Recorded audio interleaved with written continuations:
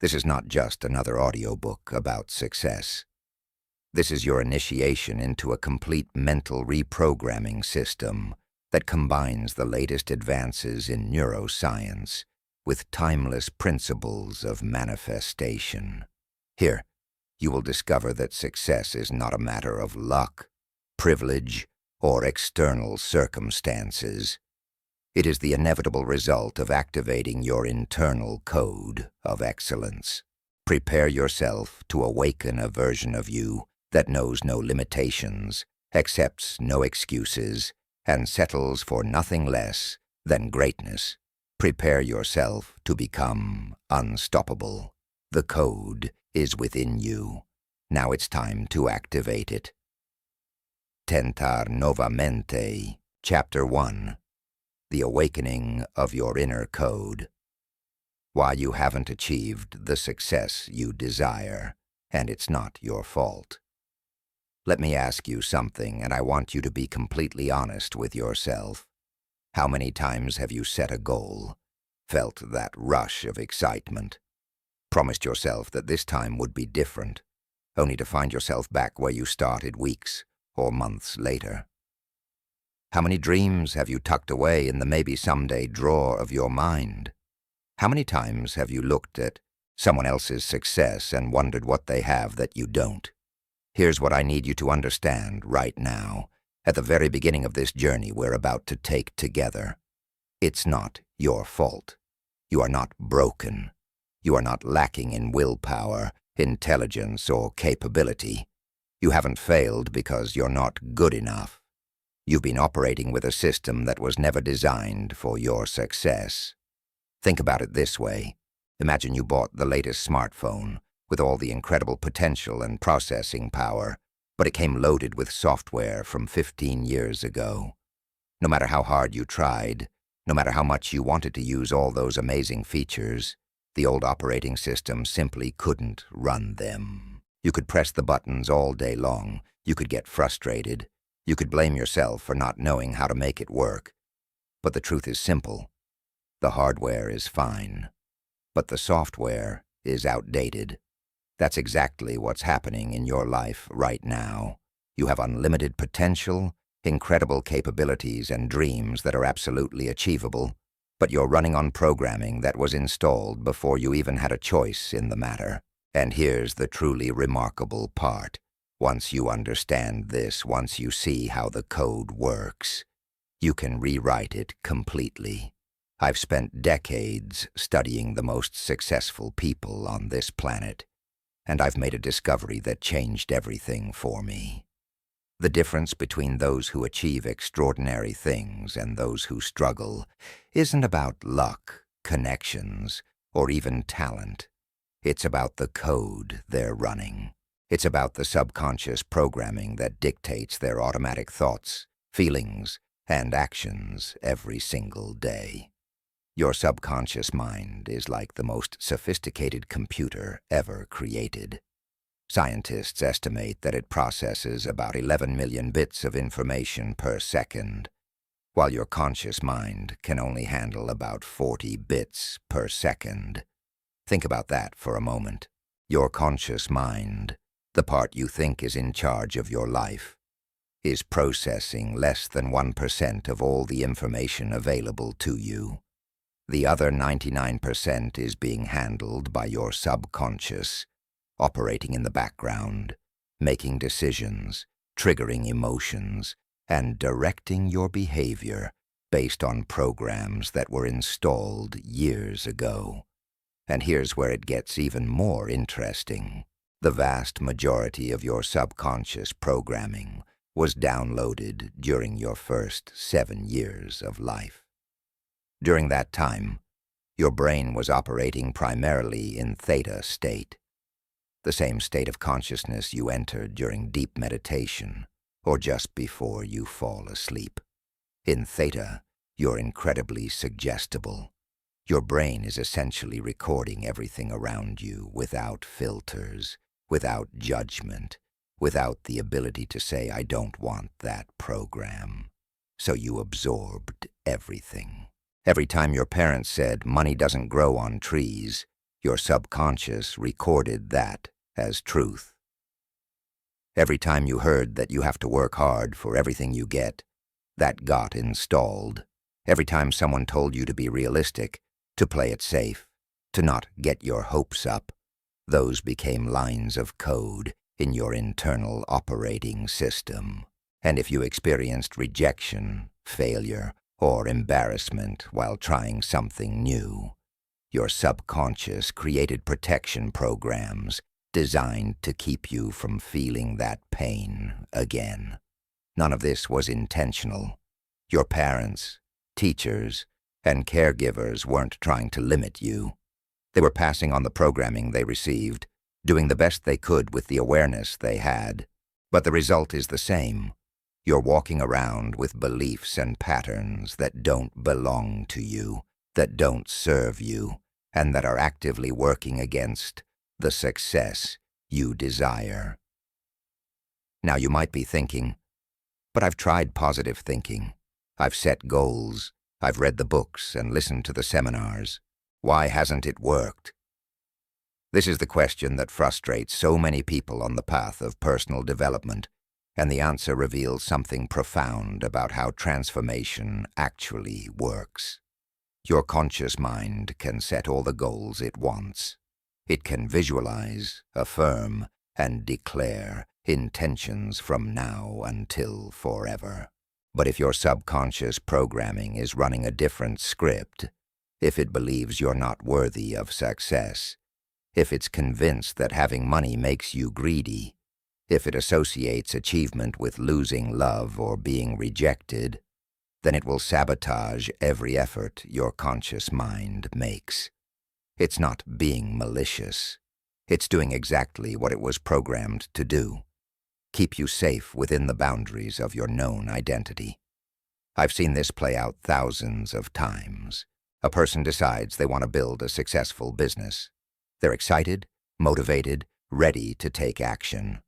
But somewhere in their subconscious, there's a program that says, people like us don't become wealthy, or money corrupts, or I'm not smart enough to run a business. So what happens? They procrastinate, they self-sabotage, they find perfectly reasonable excuses for why now isn't the right time. They work hard, but somehow never break through to the next level. And they blame themselves, thinking they lack discipline or drive, never realizing they're fighting against invisible programming that's running the show. This is what I call living in the default code. It's the autopilot mode that the majority of people never wake up from. They go through life reacting to circumstances, repeating patterns, wondering why things never seem to change, not realizing that they're simply running the same program over and over again, getting the same results. But here's where everything shifts. The moment you become aware that you have programming, that you're running code that was installed without your permission, you gain access to something incredibly powerful, the ability to change it. Awareness is the first step in any transformation. You cannot change what you cannot see. And right now, just by reading these words, just by beginning to understand how your mind actually works, you're starting to see the code. Let me share something with you that might sound strange at first, but stay with me, because this is crucial. The person you think you are, the identity you've been carrying around, the beliefs about what you can and cannot do, they're all just programming. They feel real. They feel like who you are, but they're not. They're simply patterns of thought and emotion that have been reinforced so many times, they've become automatic. They've carved neural pathways in your brain, and your brain, being the efficient organ it is, loves to travel down familiar pathways. It requires less energy. It's predictable. It's safe. Your brain doesn't care if those pathways lead to success or failure, happiness or misery. It just knows they're familiar, and familiar equals safe in the language of the subconscious. This is why you can know what you should do, genuinely want to do it, and still find yourself doing the opposite. It's not a lack of willpower. It's neurobiology. It's programming running in the background, pulling you back to the familiar pattern like a rubber band that's been stretched too far. I remember when this truth first hit me. I had been struggling for years, working incredibly hard, setting goals, pushing myself, and yet I kept hitting the same ceiling. No matter what I did, I couldn't break through. I would get close to a breakthrough, feel that excitement building, and then somehow, mysteriously, things would fall apart. A deal would collapse. An opportunity would vanish. I'd make a mistake that seemed to come out of nowhere, and I was exhausted from fighting against myself. Then I discovered something that changed the entire game. I realized I had a subconscious belief that success meant losing connection with the people I loved. Growing up, I had watched successful people in my family become isolated, work themselves to exhaustion, sacrifice relationships for achievement. My subconscious had made a simple equation: success equals loneliness. So every time I got close to a higher level of success, my subconscious would hit the brakes, create sabotage, pull me back to the familiar level where I felt safe and connected. Once I saw that program running, once I brought it into conscious awareness, I could finally do something about it. I could question it. I could look for evidence that contradicted it. I could install a new program, one that said success and deep relationships aren't just compatible, they enhance each other. And everything began to shift. This is what I want you to understand. Right now, in this moment, there are programs running in your subconscious that are determining the boundaries of what you believe is possible for you. They're setting the thermostat for how much success, love, abundance, and joy you allow yourself to experience. And most of them are invisible to you because they're operating below the level of conscious awareness. But they leave clues. They show up in your life as patterns. The same type of relationship problems showing up with different partners, the same financial struggles showing up in different forms, the same self-sabotage appearing just when you're about to break through, the same emotional reactions triggered by different situations. These aren't coincidences. They're not bad luck. They're your programming in action, creating results that match the code. And here's what makes this moment so powerful, so full of possibility. The science is absolutely clear on this. Your brain is neuroplastic. That means it can change, rewire, create new pathways at any age. You are not stuck with the programming you received. You are not condemned to repeat the same patterns forever. You have the ability to become the programmer instead of simply running the program. Every thought you think, every emotion you feel, every action you take, is either reinforcing old neural pathways or creating new ones.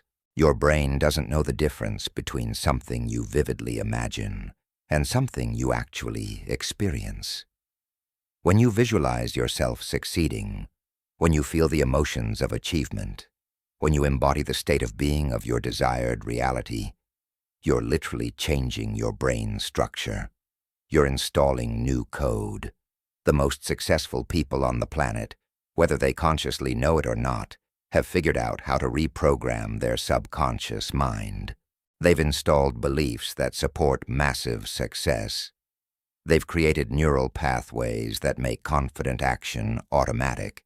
They've cultivated emotional states that magnetize opportunities. And they've aligned their entire being, conscious and subconscious, toward their desired outcomes. This isn't mystical or magical, even though the results can seem miraculous. This is how the system works. This is the code behind all extraordinary achievement, and you have the same access to this code that anyone else does. The only difference is whether you know it exists, and whether you're willing to do the work of rewriting it. Now, I want to be clear about something important. Understanding this isn't enough. Knowing intellectually that you have programming doesn't automatically change it. If it did, everyone who's ever read a self-help book would be living their dream life. Knowledge is just the beginning. The real transformation happens when you move from knowing to being, when you shift from understanding the concept to embodying the new code. This is why this audiobook is structured the way it is. This isn't just information for your conscious mind to collect and file away. Every chapter is designed to speak directly to your subconscious, to begin the process of installation while you're in the relaxed, receptive state before sleep. Your brain naturally moves into theta and delta states as you drift towards sleep, the same states where your original programming was installed. By listening to this content during this time, you're creating the optimal conditions for deep reprogramming. But it starts here, with awareness, with understanding that you've been living in someone else's code, running programs that were never meant to create the life you desire, and with the recognition that this isn't a judgment or a failing. It's simply how the human mind works. We all receive programming. The question is whether we become aware of it and choose to change it, or whether we remain on autopilot our entire lives, wondering why we can't seem to break free from the same patterns. You're here because something in you knows there's more. Something in you recognizes that you're capable of extraordinary things, that you have gifts to share with the world, that you're meant for a level of success and fulfillment you haven't yet experienced. That knowing isn't delusion. It's not wishful thinking. It's your true potential trying to break through the limited programming you've been running. And that's what this journey is about. Not just learning new concepts or collecting new ideas, but fundamentally changing the code you're operating from, installing new beliefs that align with success, creating new neural pathways that make empowered action automatic, cultivating emotional states that attract opportunities like a magnet, and ultimately becoming the person who naturally, effortlessly lives at the level of success you desire. The code is in you. It's always been in you, but it's been dormant, buried under layers of limiting beliefs and protective programming. Your job isn't to become someone new. Your job is to remember and activate what's already there, waiting to be unleashed. As you continue through this audiobook, as you absorb each chapter and allow the concepts to sink deeper and deeper into your subconscious mind, you're beginning a process of awakening. You're starting to see the invisible patterns that have been running your life. You're becoming aware of the code, and with that awareness comes power. The power to choose differently, the power to install new programming, the power to become unstoppable. This is your awakening moment. This is where you stop being a victim of unconscious programming and start becoming the conscious creator of your reality. This is where you recognize that everything you've experienced up until now has simply been preparation for this moment, where you finally take control of your internal code and align it with the success that's meant for you. You are not broken. You never were. You've simply been running old software that couldn't support the incredible potential you carry within you. But now you know. Now you see. And now you can begin the process of rewriting every limiting belief, every self-sabotaging pattern, every program that has kept you small. The journey to becoming unstoppable begins with this single recognition. You have a code, and you can change it. Everything else builds from here. In the chapters ahead, we'll dive deep into exactly how to reprogram your subconscious, how to install new beliefs, how to create the neural pathways of success, how to elevate your vibration, and how to become the person who naturally attracts and achieves extraordinary results. But tonight, As you drift towards sleep, let this truth settle into the deepest parts of your consciousness. You are ready for this transformation. Your old programming served its purpose, keeping you safe within a familiar identity, but that identity was never the real you. It was just code. And now, it's time to rewrite it. Now it's time to activate the unstoppable version of yourself that's been waiting for this exact moment. Welcome to your awakening. Welcome to the beginning of your transformation. Welcome to the activation of your unbreakable success code. Chapter 2, The Quantum Science of Inevitable Success. How quantum physics explains why you attract exactly what you vibrate. What if everything you've been taught about reality is incomplete? What if the solid fixed world you see around you is actually far more fluid, far more responsive to your consciousness than you ever imagined? What if success isn't something you chase or struggle for, but something you tune into, like finding the right frequency on a radio? I know this might sound abstract, maybe even mystical, but stay with me, because what I'm about to share with you has been proven in laboratories around the world. This isn't wishful thinking or New Age fantasy. This is cutting-edge science that explains exactly why some people seem to effortlessly attract success, while others struggle despite working twice as hard.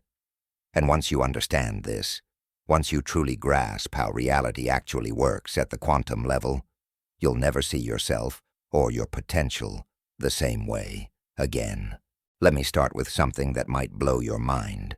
At the subatomic level, the fundamental building blocks of everything you see, touch, and experience exist in a state called superposition.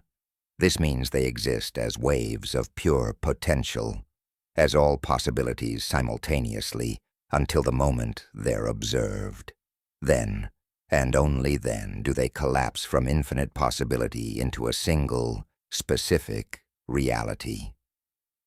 Think about that for a second. The chair you're sitting on, the device you might be holding, your own body, everything is made of these subatomic particles, and at their core, they exist as waves of possibility until consciousness interacts with them. The act of observation, of awareness, literally collapses potential into physical reality. This was proven in one of the most famous experiments in quantum physics, the double-slit experiment. Scientists discovered that electrons behave as waves of possibility when not being observed. But the moment someone observes them, they collapse into particles with specific locations. The observer affects the observed. Consciousness influences matter. Your awareness shapes reality. Now, before your logical mind starts arguing with this, before it tries to dismiss this as irrelevant to your daily life, let me connect the dots for you. If consciousness affects matter at the quantum level, if observation collapses possibility into specific reality, then what does that say about your thoughts, your beliefs, your dominant state of being? What does that say about the consciousness you're bringing to your life every single day? You are not a passive observer of a fixed reality.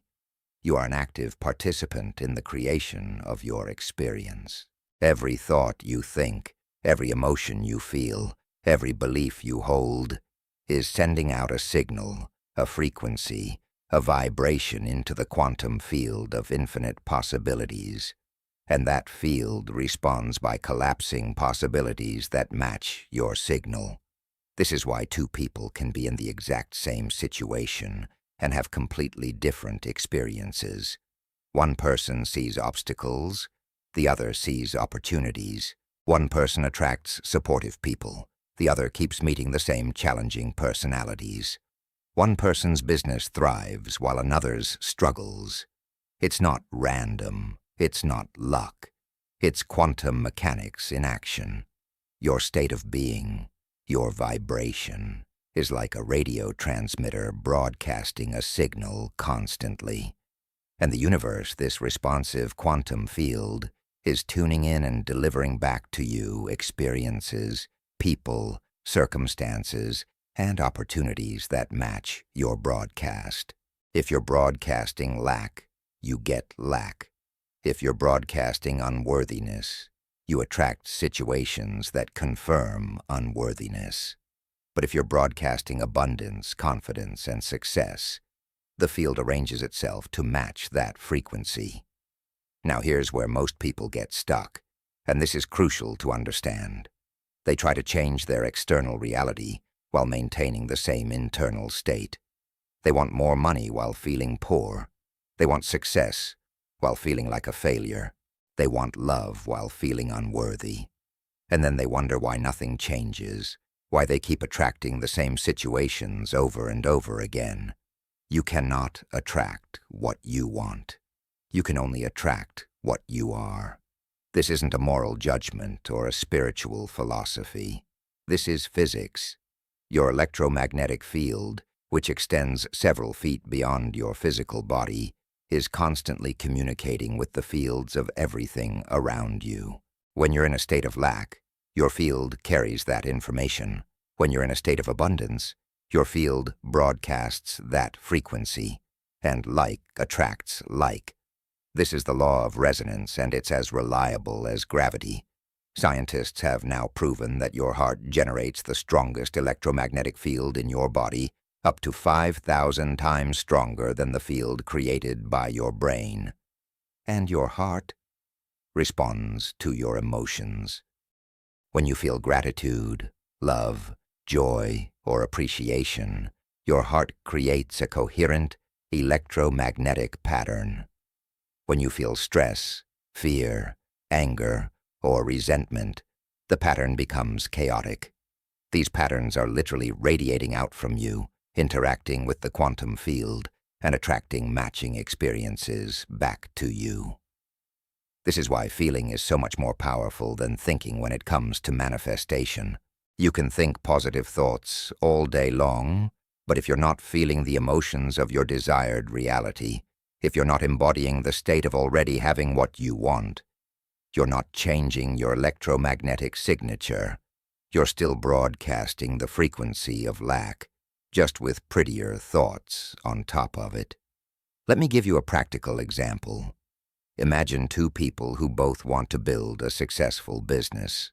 Person A thinks about success, sets goals, makes vision boards, and affirms that they will be successful. But underneath all of that, they feel anxious about money, worried about failure, and uncertain about their abilities. Every time they think about their business, their body tenses up, their stomach tightens, and stress hormones flood their system. Person B, on the other hand, has learned to embody the state of success before it manifests physically.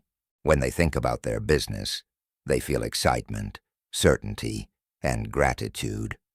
They've practiced generating the emotions of achievement so consistently that their body doesn't know the difference between imagining success and experiencing it.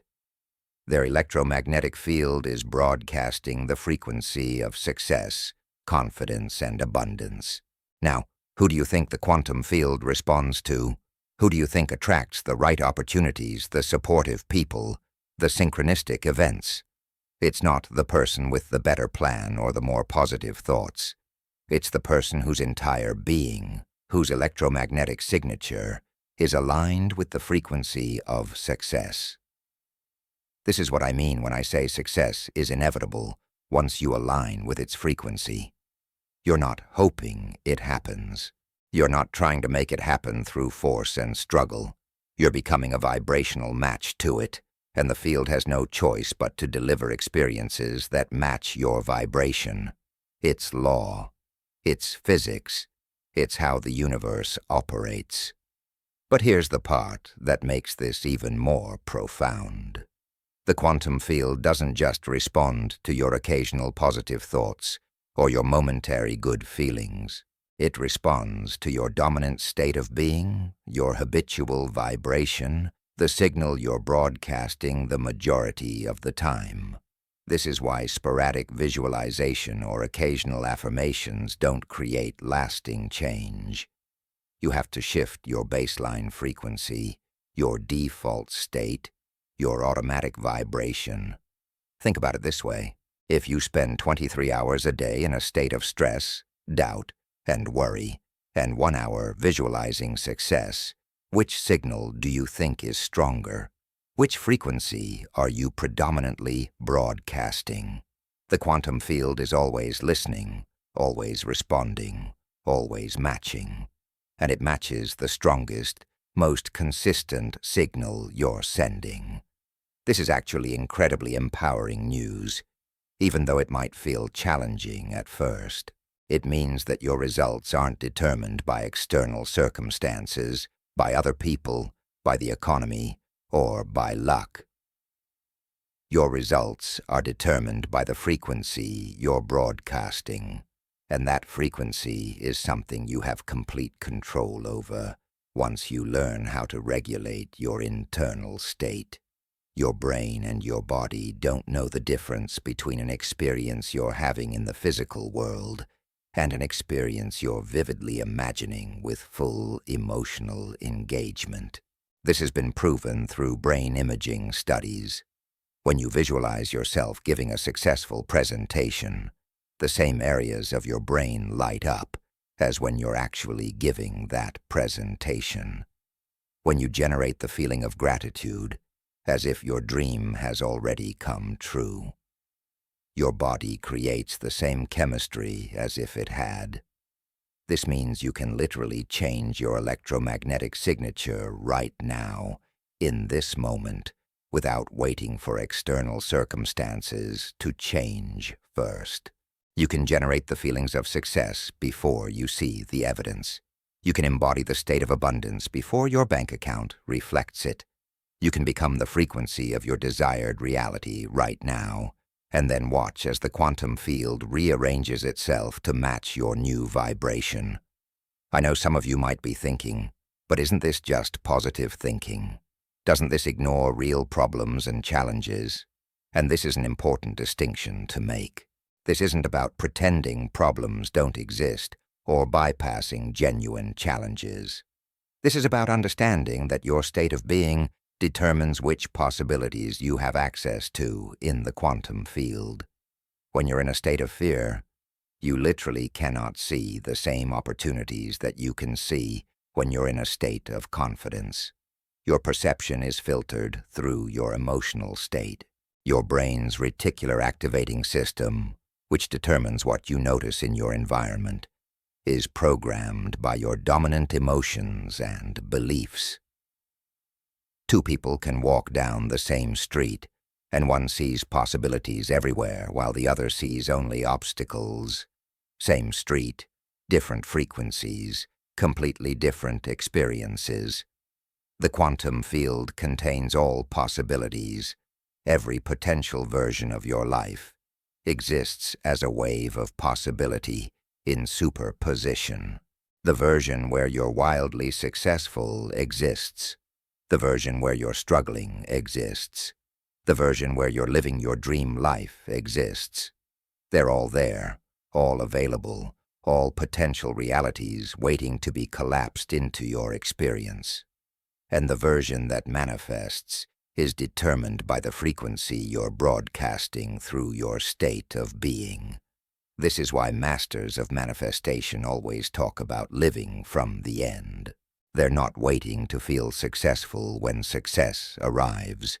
They're generating the state of success now, which collapses the successful possibility from the quantum field into their physical reality. They're not trying to attract what they want. They're becoming what they want, and then the external world has no choice but to reflect that internal state. Let me share something that happened to me that made this absolutely clear. I was trying to grow my business, working incredibly hard, doing all the right actions, but hitting a ceiling I couldn't break through. I was stressed, anxious, constantly worried about money, and feeling behind. One day, I had an insight that changed everything. I realized I was trying to create success from a state of lack. Every action I took was fueled by fear of not having enough, anxiety about falling behind, and doubt about my abilities.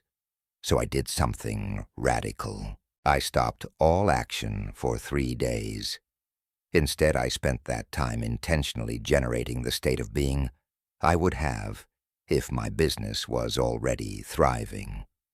I felt the relief, the confidence, the gratitude, the excitement. I embodied success before seeing any evidence of it, and I made a commitment to never take action from a state of lack again, to only move forward when I was aligned with the frequency of success. Within 2 weeks, everything shifted. New clients appeared. Opportunities I couldn't have predicted opened up. People started referring business to me without me asking. My income doubled, then tripled. And the most amazing part was that it felt easy, natural, like things were flowing to me instead of me struggling to make them happen. I hadn't changed my strategy or my skills. I had changed my frequency, and the quantum field responded. This is the secret that successful people intuitively understand, even if they can't always articulate it. They've learned to regulate their internal state regardless of external circumstances. They've learned to maintain the frequency of success even before seeing evidence of it. They've learned to be the person they want to become before the world reflects it back to them. And because they can hold that frequency consistently, the quantum field has no choice but to collapse possibilities that match it. Your body is the most sophisticated piece of quantum technology in existence. Every cell in your body is responding to the signals your thoughts and emotions send. When you're in a state of stress, your body produces cortisol, suppresses your immune system, and literally shuts down your creative thinking. When you're in a state of elevated emotion like joy, gratitude, or love, your body produces chemicals that heal, regenerate, and enhance your cognitive abilities. But it goes deeper than that. Your DNA is not fixed. Epigenetics has proven that your genes can be turned on or off based on signals from your environment, and your thoughts and emotions are part of that environment. You're not a victim of your genetics or your past. You're a dynamic, responsive system that's constantly being influenced by the frequency you're broadcasting from your consciousness. Every thought you think sends a cascade of chemical signals through your body. Every emotion you feel changes your biological state. And that biological state, that chemical signature, that electromagnetic field, is constantly communicating with the quantum field of possibilities.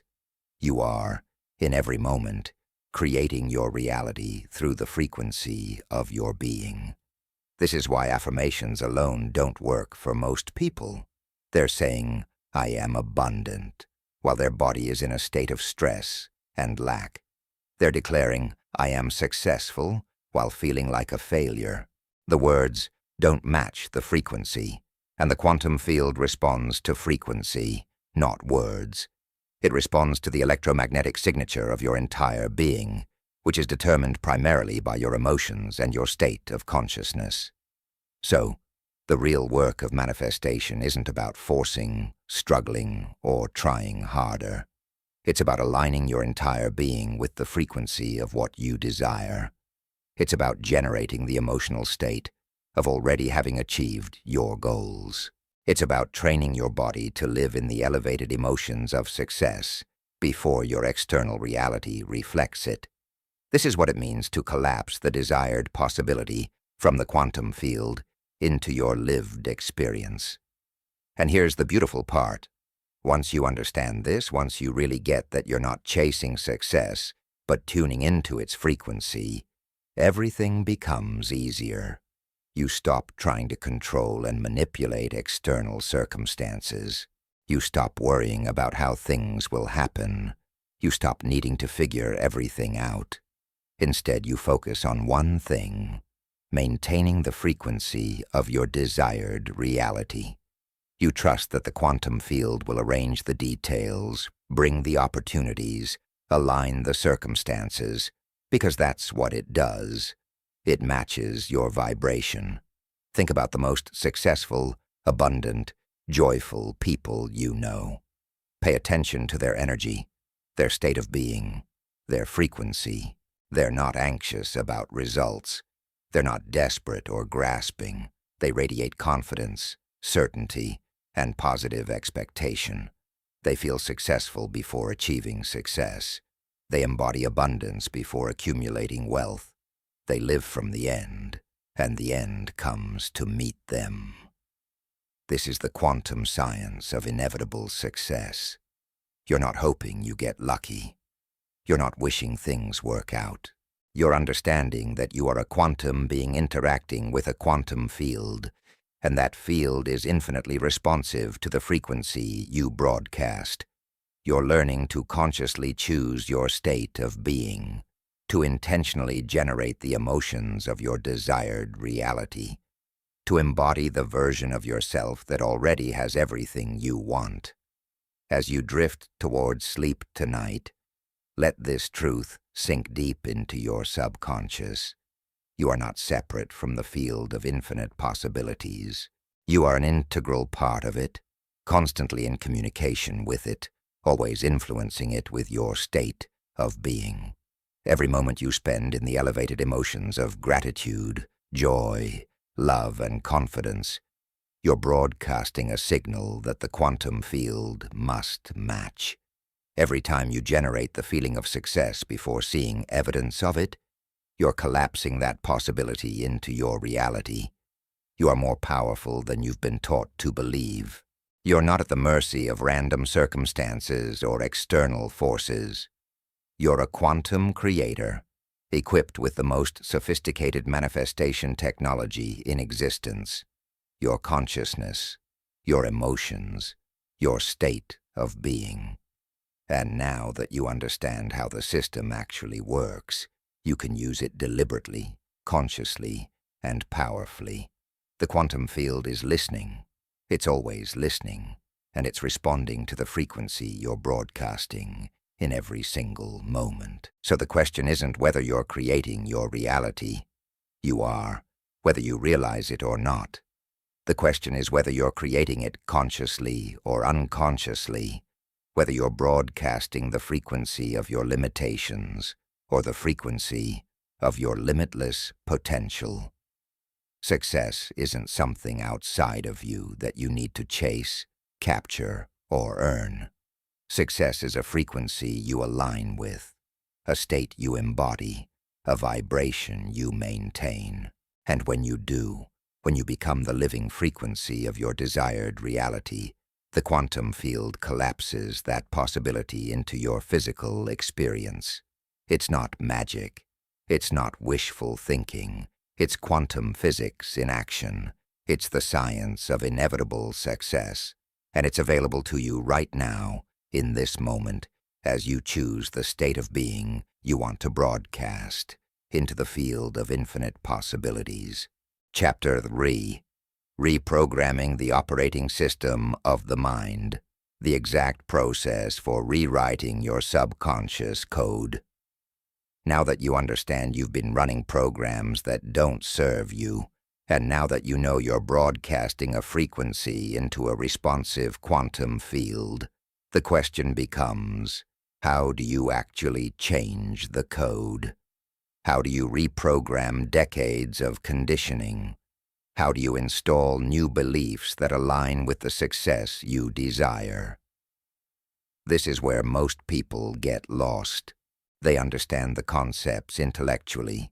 They get excited about the possibilities, but they don't know how to bridge the gap between understanding and transformation.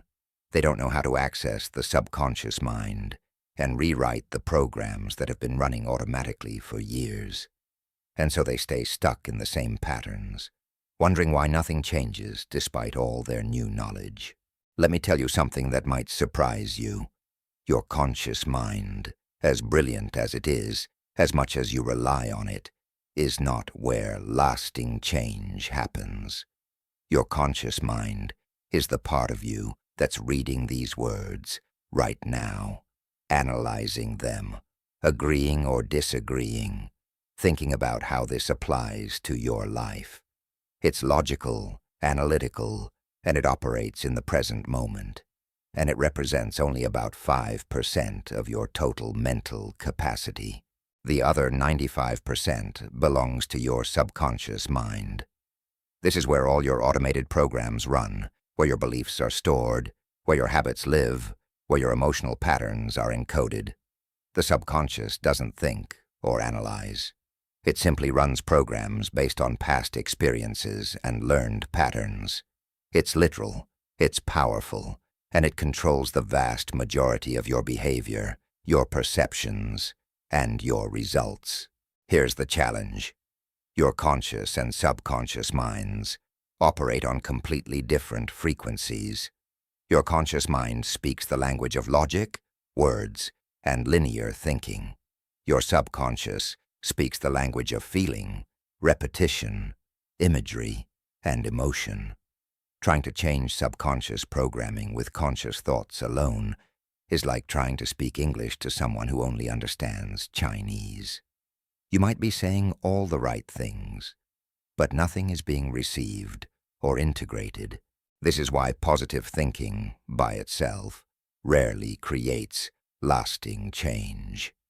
You can consciously think positive thoughts all day long, but if your subconscious is running programs of unworthiness, lack, or fear, those subconscious programs will override your conscious intentions every single time. It's not a battle you can win through willpower alone, because willpower is a conscious mind function, and the conscious mind simply isn't strong enough to override decades of subconscious conditioning. So how do you actually reach the subconscious? How do you communicate with it in a language it understands? How do you install new programs that will run automatically, just like the old ones did? This is the exact process that separates those who transform their lives from those who remain stuck in understanding without application. The first key is repetition. Your subconscious learns through repetition. Every program you're currently running was installed through repetition. You heard that money doesn't grow on trees hundreds of times, and it became a subconscious belief. You experienced certain emotions in specific situations repeatedly, and your body learned to automatically recreate those emotions when similar situations arise. Your subconscious is essentially a recording device, and whatever gets recorded most frequently becomes your automatic programming. This means that to install new programs, you need to repeat new thoughts, new feelings, and new behaviors consistently until they become automatic. One visualization isn't enough. One affirmation isn't enough. One day of thinking differently isn't enough.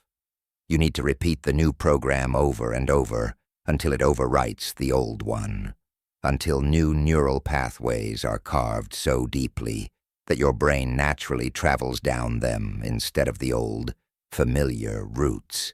But here's where it gets more sophisticated.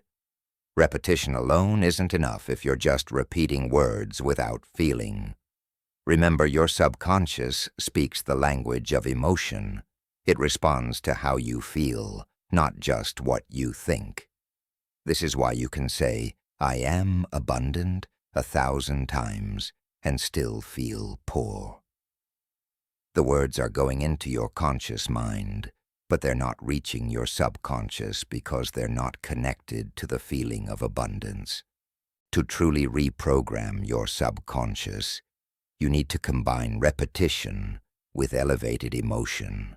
You need to think the new thought while feeling the emotion that thought would create if it were already true. You need to visualize your desired reality while generating the feelings of already living it. When you do this, when you marry thought with corresponding emotion, you create a powerful signal that your subconscious receives, records, and begins to accept as the new program. Let me break this down into a process you can understand and apply. When you want to install a new belief, let's say, I am worthy of extraordinary success. You can't just repeat those words mechanically.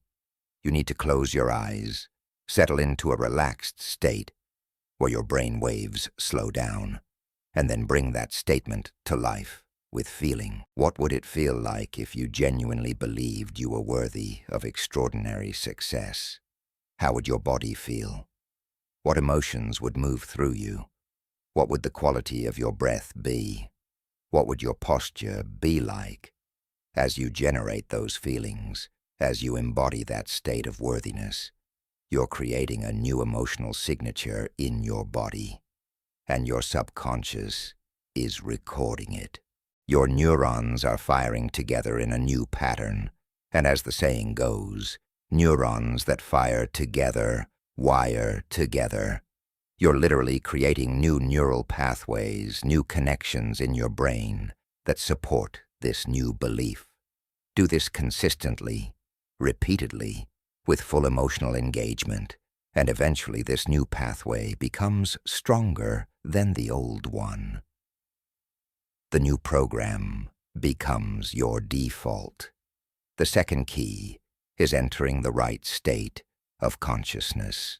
Your brain operates at different frequencies throughout the day. When you're wide awake, alert, and actively thinking, you're in beta state. This is the state where your conscious mind is dominant and your analytical mind is running the show. Beta is great for logical tasks, but it's terrible for reprogramming because your critical factor, the gatekeeper between your conscious and subconscious, is fully active and rejecting anything that doesn't match your current beliefs. But when you slow down, when you relax deeply, when you're in that delicious state right before sleep or just after waking, your brain shifts into alpha and theta states. In these states, your conscious mind steps back, your critical factor relaxes, and your subconscious becomes highly receptive. This is the same state you were in during your first 7 years of life, when all your original programming was installed, and it's the optimal state for installing new programs now. This is why meditation is so powerful for reprogramming. When you meditate, when you slow your breathing, relax your body, and quiet your mind, you naturally shift into alpha and theta states. Your subconscious becomes accessible. Your brain becomes neuroplastic and ready to create new connections. And whatever you focus on in this state, whatever you visualize, whatever you feel, gets recorded directly into your subconscious without the interference of your critical, conscious mind. This is also why listening to content like this before sleep is so effective. As you drift towards sleep, your brain naturally moves through alpha into theta and eventually delta. Your subconscious is wide open, receiving everything without resistance. The concepts, the suggestions, the new ways of thinking are being installed directly into your operating system. You're literally being reprogrammed while you rest.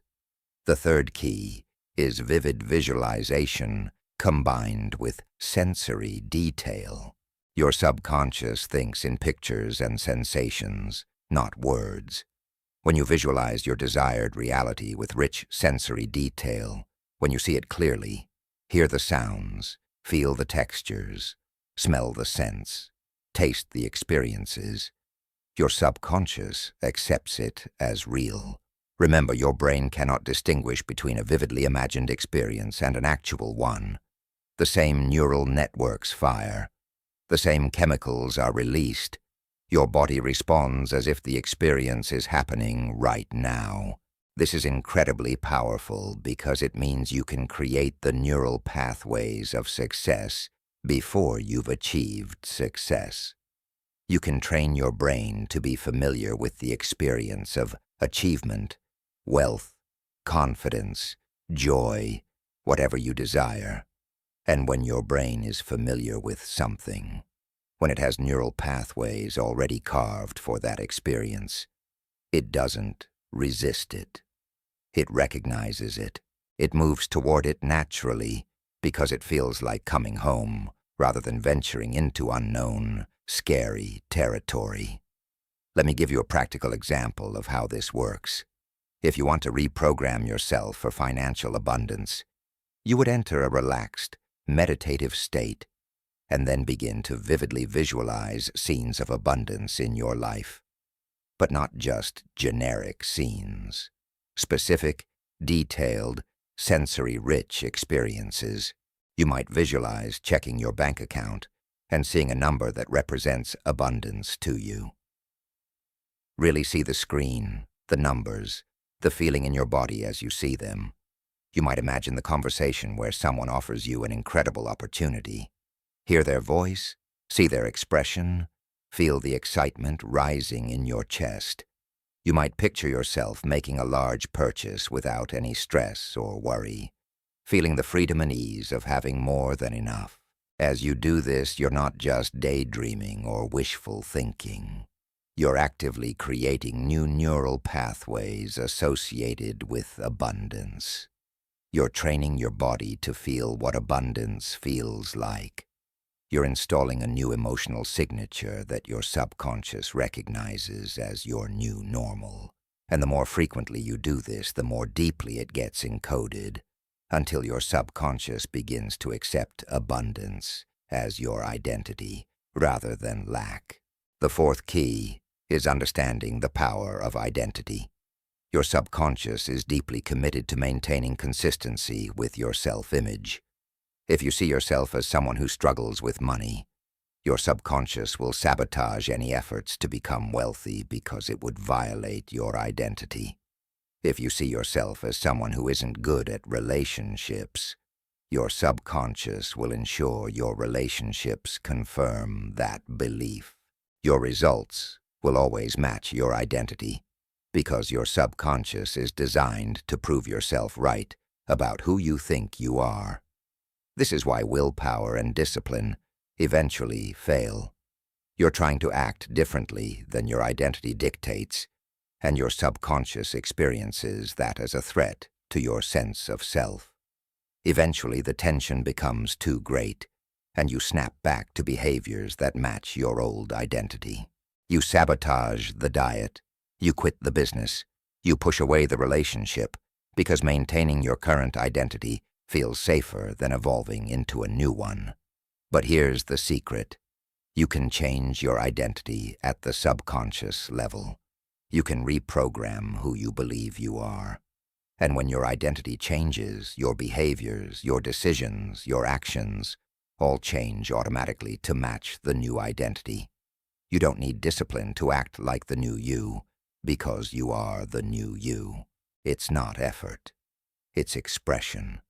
To change your identity, you need to make a clear decision about who you're choosing to become. And then you need to consistently think, feel, and act as that person would. Not occasionally, not when you feel motivated. Consistently, every day. You need to ask yourself throughout the day, what would the abundant version of me think right now? How would the successful version of me respond to this? How would the confident version of me feel in this situation? And then you need to embody those thoughts, responses, and feelings, even before seeing external evidence of the new identity. This is where most people struggle, because it feels inauthentic at first. It feels like you're pretending or faking it. But understand this. Your current identity also felt strange at one point, before it became familiar.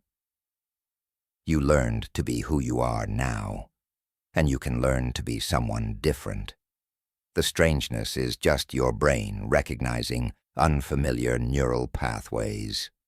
The more you travel those new pathways, the more natural they become, until eventually the new identity feels more real than the old one. The fifth key is the strategic use of language and suggestion. The words you say to yourself matter because your subconscious is always listening. Every time you say, "I'm so stupid," "I never have enough money," "I always mess things up," "I'm not good at that," you're giving your subconscious a direct command. And your subconscious, being literal and obedient, says, "Okay, I'll make sure that's true." It doesn't argue. It doesn't question. It accepts and executes. This is why you need to become absolutely vigilant about your self-talk, not from a place of judgment or self-criticism, but from a place of understanding that you're programming yourself with every word. When you catch yourself speaking negatively about yourself or your capabilities, stop. Don't beat yourself up about it. Just stop and reframe. "I'm not good at this yet, but I'm learning. Money has been tight, but I'm now opening to abundance. I made a mistake, and I'm growing from it." This isn't toxic positivity or denial. It's conscious programming. Your subconscious is particularly receptive to suggestions given in the present tense, as if they're already true. Not "I will be successful," but "I am successful." Not "I want to be confident," but "I am confident." The subconscious doesn't process future tense the same way. When you say "I will be," you're putting the desired state perpetually in the future, always out of reach.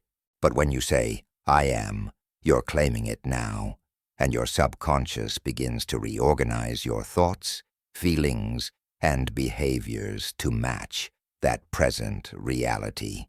Combine this present tense language with deep feeling, and you have a powerful reprogramming tool. "I am abundant," said mechanically, does nothing. "I am abundant," said with the feeling of abundance, with gratitude, with the embodied sense of having more than enough, creates a new neural pathway and a new emotional signature that your subconscious records as your new program. The sixth key is consistency over intensity. Many people get excited about reprogramming. They dive in intensely for a few days or weeks, and then they stop when they don't see immediate results. But here's what you need to understand. You're competing against years or decades of old programming. Those old neural pathways are deep, well-traveled highways in your brain. The new pathways you're creating are just small trails at first. They need consistent reinforcement to become highways themselves. It's better to spend 10 minutes every single day in deliberate reprogramming than to spend 2 hours once a week. Your subconscious responds to consistency. It's recording what you do repeatedly, not what you do intensely occasionally. This is why daily practice, even if brief, is essential. Every day that you visualize your new reality, every day that you embody your new identity, every day that you speak your new truth, you're strengthening those new neural pathways and weakening the old ones. Eventually, there's a tipping point. The new pathway becomes stronger than the old one. The new program runs more automatically than the old one. And suddenly, you find yourself naturally thinking, feeling, and acting in ways that align with your desired reality without effort. This is when you know the reprogramming has taken hold at the subconscious level. It's no longer something you're trying to do. It's who you've become. The seventh key is patience with the process and trust in the invisible changes happening. You won't see evidence of new programming immediately. In fact, for a while, your external reality might not reflect the internal changes you're making at all. This is where most people give up. They decide it's not working because they don't see results fast enough. But understand this, the changes are happening long before you see evidence of them. Every time you repeat a new thought with feeling, neurons are connecting. Every time you visualize your desired reality, neural pathways are forming. Every time you embody your new identity, your brain is rewiring. This is happening at the cellular level, invisible to your conscious perception, but absolutely real. And it's cumulative. Every repetition matters. Every practice session counts. Every moment of alignment is shifting your internal code. Think of it like planting a seed. You plant it, you water it, you give it sunlight, but for a while, you see nothing. If you dug up the seed every day to check if it was growing, you'd kill it. But if you trust the process, if you continue to nurture it, even when you see no evidence above ground, eventually a sprout breaks through, and then growth becomes visible and rapid. The same is true for reprogramming. Trust the invisible process. Stay consistent. The evidence will come. There's something else important to understand about reprogramming. Resistance is normal. Your ego, which is essentially your current identity, will resist change because change feels like death to the ego. You might find yourself suddenly doubting this process, becoming cynical, feeling like it's not working, wanting to quit. These are all signs that your old programming is fighting for survival. Don't let this resistance discourage you. Actually recognize it as evidence that you're reaching deep enough to threaten the old programs. That's exactly where transformation happens. When resistance arises, acknowledge it, thank it for trying to keep you safe in the familiar, and then consciously choose to continue anyway. You're not fighting against yourself. You're simply choosing the new program over the old one. Repeatedly, consistently, until the new one becomes dominant. Every time you choose the new thought, the new feeling, the new behavior despite resistance, you're casting a vote for your new identity. Cast enough votes, and the election is won. As you lie here tonight, absorbing these words, your subconscious is already beginning to integrate this understanding. You now know that lasting change doesn't come from your conscious mind alone. You know that you need to speak the language of the subconscious. Repetition, emotion, visualization, relaxed states, identity level shifts, conscious language, and consistent practice. You know that the process works, even when you can't yet see the evidence. You know that resistance is normal and doesn't mean failure. Most importantly, you now understand that you're not trying to become someone new. You're removing the false programming that has covered up who you truly are. Underneath all the limiting beliefs, the fear-based patterns, the unworthiness programs, there's a version of you that's powerful, capable, abundant, and unstoppable. That's not something you need to create. It's something you need to uncover by removing the code that has kept it hidden. Your subconscious is listening right now. In this relaxed state, as you move towards sleep, it's recording these new possibilities.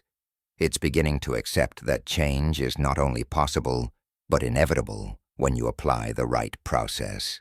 It's preparing to receive new programs that align with the extraordinary life you're meant to live. And with every night that you return to this practice, with every day that you apply these principles, you're rewriting your operating system line by line, program by program, until the new code becomes your natural way of being. The reprogramming has already begun. The transformation is already in motion. You are already becoming the person who lives the life you desire. Trust the process. Stay consistent, and watch as your internal changes begin to manifest as external reality, exactly as they must, exactly as the laws of mind and universe guarantee. Chapter 4. The State of Being of the Unstoppable. How to become the person who already has everything you desire. There's a moment in every transformation where everything shifts. It's not when you learn something new. It's not when you understand a concept intellectually. It's when you stop trying to get what you want and start being who you need to be to have it. It's when you realize that manifestation isn't about attracting things to you. It's about becoming the person to whom those things naturally flow. This is the most profound secret of success that most people never grasp. They spend their entire lives chasing, pursuing, striving for the things they want, never understanding that the universe doesn't respond to what you want. It responds to who you are.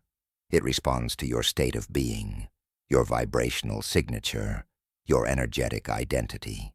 And until you shift your state of being to match the reality you desire, you'll keep chasing, keep struggling, keep wondering why success seems to come so easily to others while you have to fight for every inch of progress.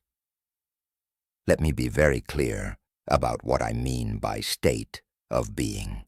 I'm not talking about your mood, which changes throughout the day. I'm not talking about temporary feelings that come and go based on circumstances. I'm talking about your baseline frequency, your default energetic state, the electromagnetic signature you broadcast consistently, regardless of what's happening around you. This is your being, and it determines everything you experience. Think about someone you know who is genuinely successful, not just in terms of money, but in terms of their overall life experience. Really think about them for a moment. How do they carry themselves? What's the quality of their energy? How do they respond when challenges arise? How do they talk about opportunities? How do they make decisions? You'll notice something consistent about their state of being. They operate from confidence, certainty, abundance, possibility thinking. It's not something they turn on and off. It's who they are at their core. Now think about someone who constantly struggles, who seems to attract problem after problem, who never quite breaks through to the success they claim to want. Again, notice their state of being. There's an underlying frequency of lack, worry, doubt, victimhood. They might occasionally feel hopeful or motivated, but their baseline state, the frequency they return to again and again, is one of struggle and limitation, and their external reality perfectly matches that internal state. This isn't coincidence, this isn't luck. This is the law of resonance in action. Your state of being is a broadcast signal, and reality responds by delivering experiences that match that signal. If your dominant state is lack, you experience lack. If your dominant state is abundance, you experience abundance. If your dominant state is confidence, opportunities that require confidence appear. If your dominant state is fear, situations that trigger fear manifest, always, without exception. The external world is simply a mirror reflecting your internal state back to you. Here's what makes this challenging for most people to accept. Your current state of being was created by your past experiences. You've been conditioned to feel a certain way, think a certain way, perceive reality a certain way based on everything that's happened to you. Your state of being is essentially the sum total of all your past programming, all your beliefs, all your emotional patterns. It's the accumulated result of your history, and most people remain trapped in their history, constantly recreating the same experiences because they can't shift out of the state of being that their past created. But here's the liberating truth. You have the power to choose a new state of being right now, in this moment, regardless of your past, regardless of your current circumstances. You don't have to wait for your external reality to change before you change your internal state. In fact, you can't wait for external change, because external change only comes as a result of internal transformation. You have to be it before you see it. You have to embody the state of having achieved your goals before the physical evidence appears. This is what separates masters of manifestation from everyone else. They've learned to generate elevated emotional states, independent of external circumstances. They don't need to see money in their bank account to feel abundant. They don't need to see evidence of success to feel successful. They don't need permission from the world to embody confidence. They understand that their state of being creates their reality, not the other way around. So they consciously, deliberately choose their state, and then they trust the universe to match it. Let me tell you exactly how to do this, because this is where theory becomes practice, where understanding becomes transformation. The process of shifting your state of being is actually simpler than you think, but it requires commitment and consistency. It requires you to stop being a victim of circumstances and start being a creator of your experience. It requires you to take full responsibility for your internal state, regardless of what's happening externally. The first step is getting crystal clear on the specific state of being you need to embody. This isn't about the things you want. It's about who you need to be to naturally have those things. If you desire financial abundance, what's the state of being of someone who is abundant? They feel secure, generous, free, grateful, expectant of good things. They don't worry about money. They don't stress about bills. They make decisions from a place of having more than enough. That's the state you need to embody. If you desire success in your career or business, what's the state of being of someone who is successful? They feel confident, valuable, capable, excited about opportunities. They expect things to work out. They trust their abilities. They take bold action without overthinking. They see setbacks as temporary and learning experiences rather than evidence of their limitations. That's the state you need to embody. If you desire fulfilling relationships, what's the state of being of someone who has love?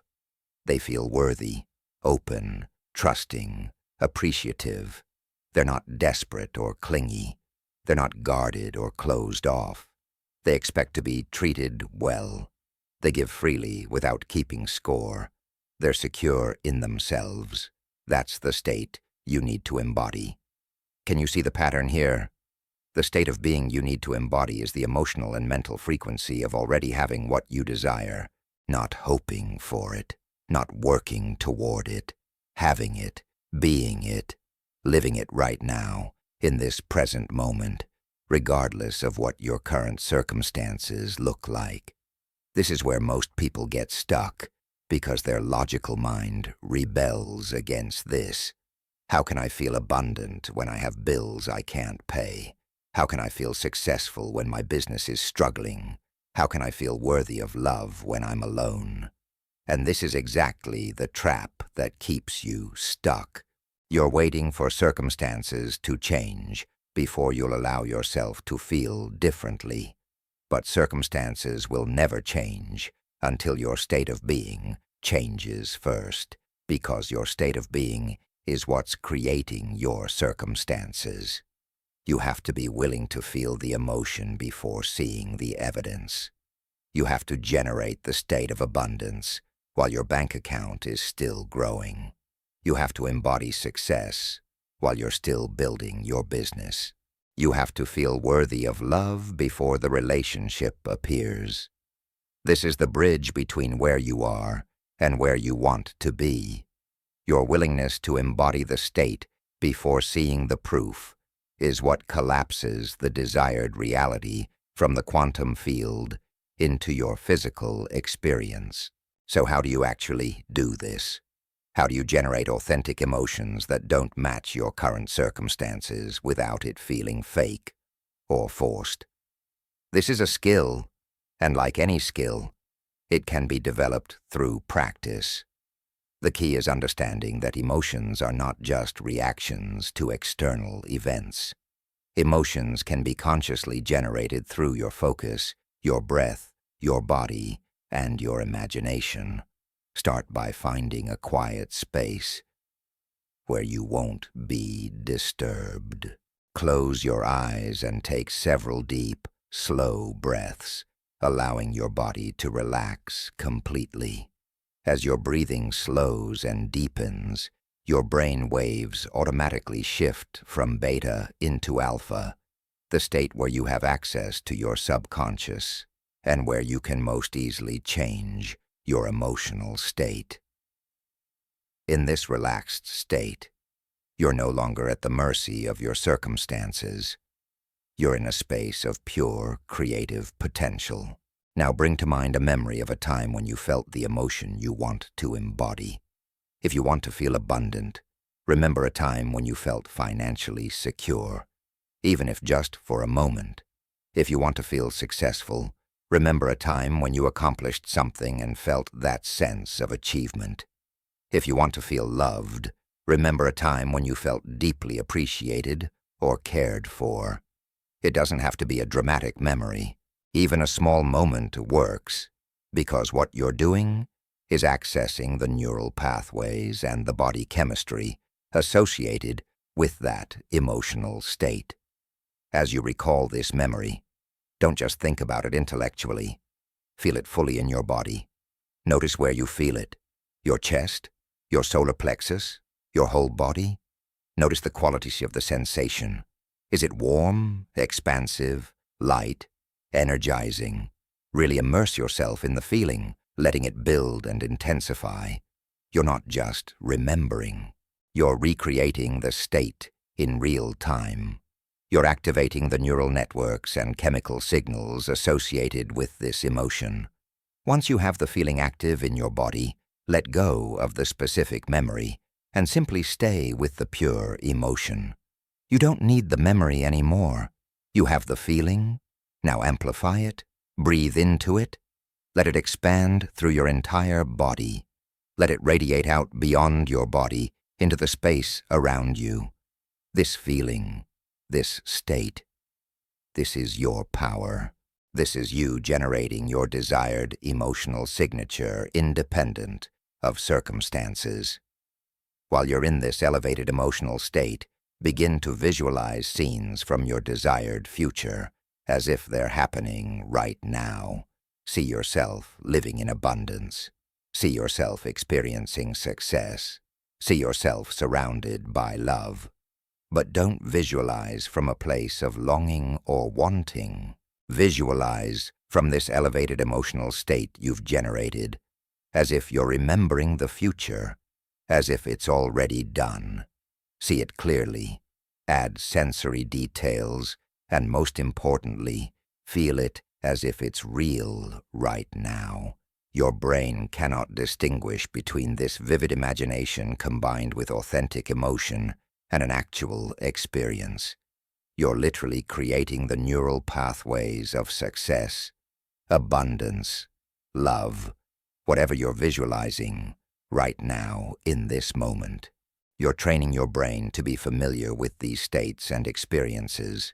You're installing a new program that says, this is normal, this is who you are, this is your reality. Do this daily, not when you feel like it, not when you're motivated, daily. Because remember, you're competing against years of old programming. Every day that you spend time in this practice, you're strengthening the new neural pathways and weakening the old ones. You're shifting your baseline state of being, degree by degree, until the elevated state becomes your new normal. But here's the crucial part that most people miss. This practice isn't just something you do during meditation or visualization. The real work is maintaining this state of being throughout your day, in your normal activities, especially when circumstances challenge it. This is where your commitment to your new identity gets tested. This is where you prove to yourself and the universe that you're serious about this transformation. When you check your bank account and the number isn't what you want it to be, you have a choice.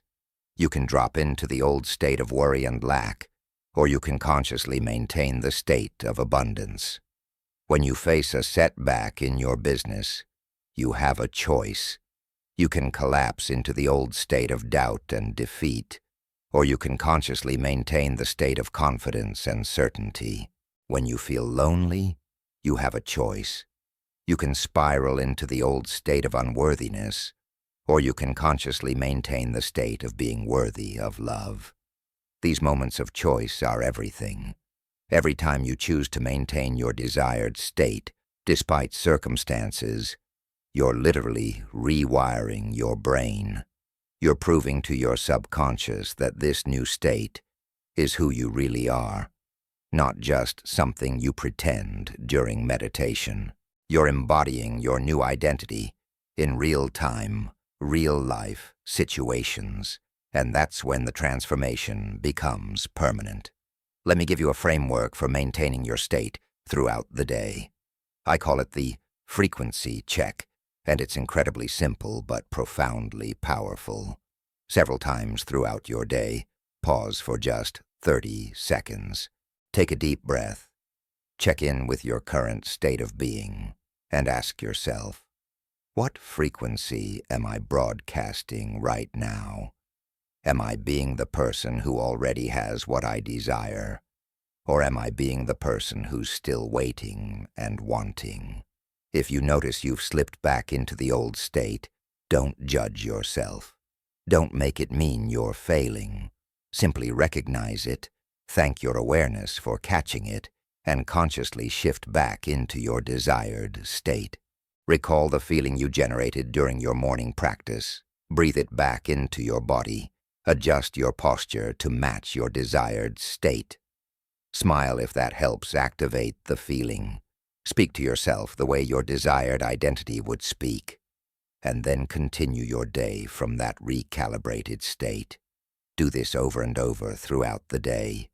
At first, it will feel like you're constantly course-correcting because you're not used to maintaining elevated states.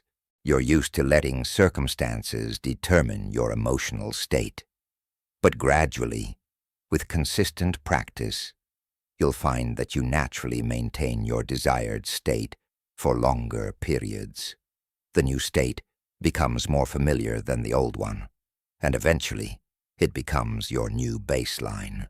Now let's talk about something that's absolutely critical to understand: the difference between genuine embodiment and spiritual bypassing. Embodying a new state of being doesn't mean pretending problems don't exist or suppressing difficult emotions. It doesn't mean putting on a fake smile while you're suffering inside. That's bypassing, and it doesn't work because your subconscious and your electromagnetic field broadcast your true state, not your pretended state. Genuine embodiment means you acknowledge reality as it currently is while simultaneously holding the frequency of your desired reality. You see the current bank balance and you don't deny it, but you don't make it mean you're destined to struggle financially. You acknowledge the setback in your business and you don't minimize it, but you don't let it convince you that you're not meant to succeed. You feel the loneliness and you don't ignore it, but you don't let it prove that you're unlovable. You can see what is while being what you're becoming. You can acknowledge the present moment while embodying the state of your desired future. This isn't contradiction. This is conscious creation. You're not lying to yourself about reality. You're choosing which aspect of the quantum field you're collapsing into reality through your state of being. There's also something important to understand about the role of gratitude in shifting your state of being. Gratitude is one of the most powerful emotional states for manifestation because it implies having. You can't be grateful for something you believe you lack. Gratitude puts you in the frequency of abundance, of already having received, of being blessed with good things. And that frequency attracts more things to be grateful for. But here's the advanced practice: being grateful not just for what you currently have, but for what you desire as if you already have it. This is the gratitude of the fulfilled future. when you generate genuine gratitude for your desired success, as if it's already achieved, for your desired abundance as if it's already in your account, for your desired relationship as if you're already in it, you're embodying the state of having. You're living from the end. And the quantum field must respond to that frequency. Try this right now as you're listening. Think about something you deeply desire. Now feel gratitude for it as if you already have it. Not gratitude for it coming in the future, but gratitude for it being yours right now. Thank the universe for this blessing in your life. Feel the relief, the joy, the satisfaction of having received it. Let that feeling fill your entire being. This is the state of being of the person who has what you want. This is the frequency you need to maintain. When you live in this state of grateful embodiment, something remarkable happens. You stop being desperate. You stop chasing. You stop trying to force and control and manipulate circumstances, because people who have what they want don't behave that way. They're relaxed. They're confident. They're open, but not attached. They take inspired action without anxiety. They trust the process without needing to control every detail.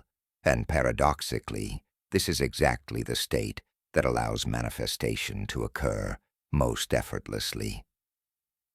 Desperation repels what you desire. Neediness pushes it away. Trying too hard creates resistance, but embodiment attracts. Being pulls toward you.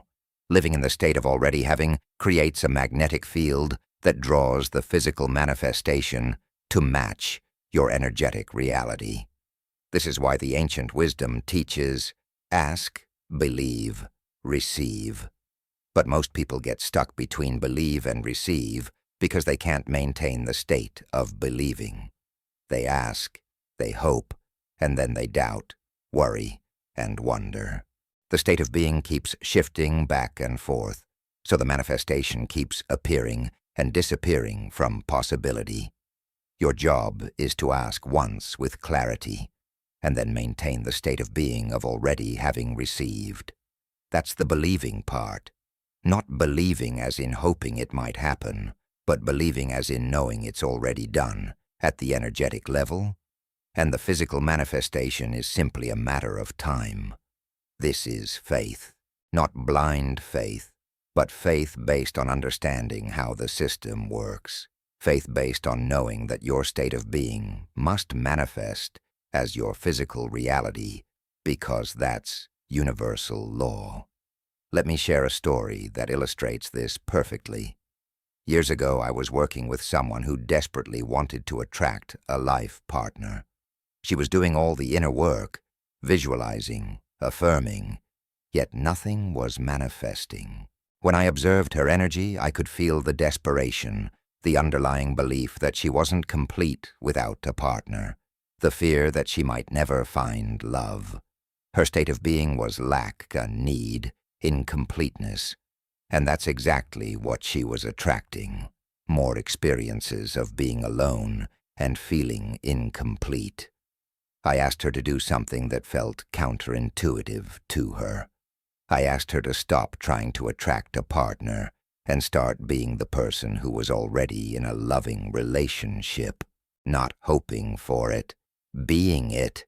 I asked her to feel every day as if she was already loved, already cherished, already in the relationship she desired, to make decisions from that state, to carry herself with that energy, to speak with that certainty.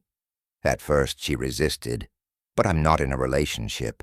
How can I feel that way? And I explained what I'm explaining to you now. The feeling comes first, then the physical reality follows. Your state of being creates your experience, not the other way around. So she committed to the practice.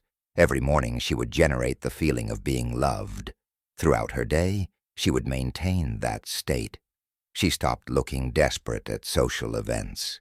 She stopped checking dating apps obsessively. She simply lived as someone who was already complete. already loved, already fulfilled.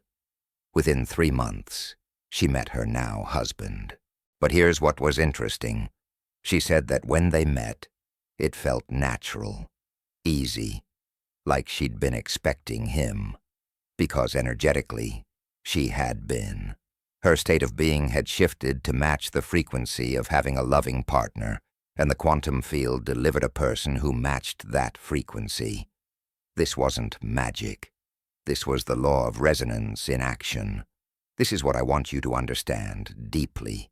Your desired reality already exists as a possibility in the quantum field. It's there, right now, waiting to be collapsed into your physical experience. The only thing standing between you and that reality is your state of being. Change your state, and you change which possibility manifests. It's that simple. Not always easy, but absolutely simple. Now let's talk about the concept of embodied identity, which takes this understanding even deeper. Your identity is the story you tell yourself about who you are. It's the collection of beliefs, characteristics, and qualities you attribute to yourself. And your subconscious is fiercely committed to proving your identity right. If you identify as someone who struggles financially, your subconscious will create situations that confirm that identity. If you identify as someone who's unlucky in love, your subconscious will sabotage relationships to maintain that identity. If you identify as someone who never finishes what they start, your subconscious will ensure you quit before completion. This is why changing your identity at the deepest level is the most powerful form of transformation. When your identity shifts, everything shifts automatically because your entire system reorganizes to prove your new identity right. You don't have to force new behaviors. You don't have to discipline yourself into new actions. The new behaviors and actions flow naturally from your new identity. So how do you shift your identity? You start by deciding who you're choosing to become, not who you hope to become someday, not who you wish you were, who you're deciding to be starting right now. This is a choice, a declaration, a line in the sand. You're claiming a new identity regardless of what evidence your current life presents. Let's say you decide your new identity is I am someone who creates extraordinary wealth effortlessly. That's your declaration. Now every decision you make, every thought you think, every action you take needs to align with that identity. When faced with a choice, you ask yourself, what would someone who creates extraordinary wealth effortlessly do in this situation? And then you do that thing, even if it feels uncomfortable, even if your old identity protests. When negative thoughts arise, thoughts that contradict your new identity, you don't fight them or judge them. You simply observe them as remnants of your old programming, thank them for trying to keep you safe in the familiar, and then consciously choose thoughts that align with your new identity. I am someone who creates extraordinary wealth effortlessly. These opportunities are perfect for me. I trust my ability to succeed. Money flows to me naturally. When emotions arise that don't match your new identity, fear of failure, doubt about your capabilities, anxiety about money, you don't suppress them. You feel them, acknowledge them, and then you consciously generate the emotions that your new identity would feel. Confidence, certainty, excitement, gratitude. You're training your emotional body to match your new identity. This process of identity shifting requires moment-to-moment awareness. You're essentially becoming the observer of your own thoughts, emotions, and behaviors, and you're consciously choosing which ones align with your new identity and which ones belong to your old self. It's like you're editing the movie of your life in real time, keeping the scenes that match your new identity and cutting the ones that don't. And here's what's remarkable. The more consistently you embody your new identity, the more evidence starts appearing in your external reality that confirms it. You start noticing opportunities you would have missed before. You start attracting people who see you as your new identity. You start making decisions that someone with your new identity would make. And those decisions lead to results that further prove your new identity right. This creates a positive feedback loop. Your new identity creates new behaviors. New behaviors create new results. New results strengthen your new identity. And the cycle continues, building momentum, until your new identity is so firmly established that going back to the old one would feel as strange and uncomfortable as the new one felt at the beginning. But you have to be patient with this process. Your old identity didn't form overnight, and your new one won't either. There will be moments where you slip back into old patterns. There will be days where maintaining your new identity feels exhausting. There will be times when your external reality seems to contradict everything you're claiming about yourself. These are all normal parts of the transformation process. The key is to not let temporary setbacks convince you to abandon your new identity. Every master, every successful person, every person who's transformed their life has gone through this phase where the internal identity has shifted, but the external reality hasn't caught up yet. This is the gap that faith has to bridge. This is where you prove to yourself and the universe that you're committed to your transformation, regardless of appearances. One of the most powerful practices for solidifying your new identity is to start and end each day with identity reinforcement. In the morning, before you do anything else, spend a few minutes in a relaxed state, affirming your new identity, not just saying the words, but feeling the truth of them in your body. I am someone who creates extraordinary wealth effortlessly. I am powerful beyond measure. I am worthy of everything I desire. I am unstoppable. Feel each statement as truth. Let it resonate through your entire being. At night, before you sleep, review your day through the lens of your new identity. Notice the moments where you successfully embodied it. Celebrate those moments. Acknowledge yourself for choosing your new identity over your old programming. And for the moments where you slipped back into old patterns, don't judge yourself. Simply recognize them as information, as opportunities to strengthen your awareness, and recommit to your new identity for tomorrow. As you do this night after night, you're using the powerful state before sleep to reinforce your new identity at the subconscious level. You're essentially programming yourself while you're in the optimal state for reprogramming, and you're ending your day by confirming your new identity, which means it's the last thing your subconscious processes before going into the deep states of sleep, where integration and consolidation happen.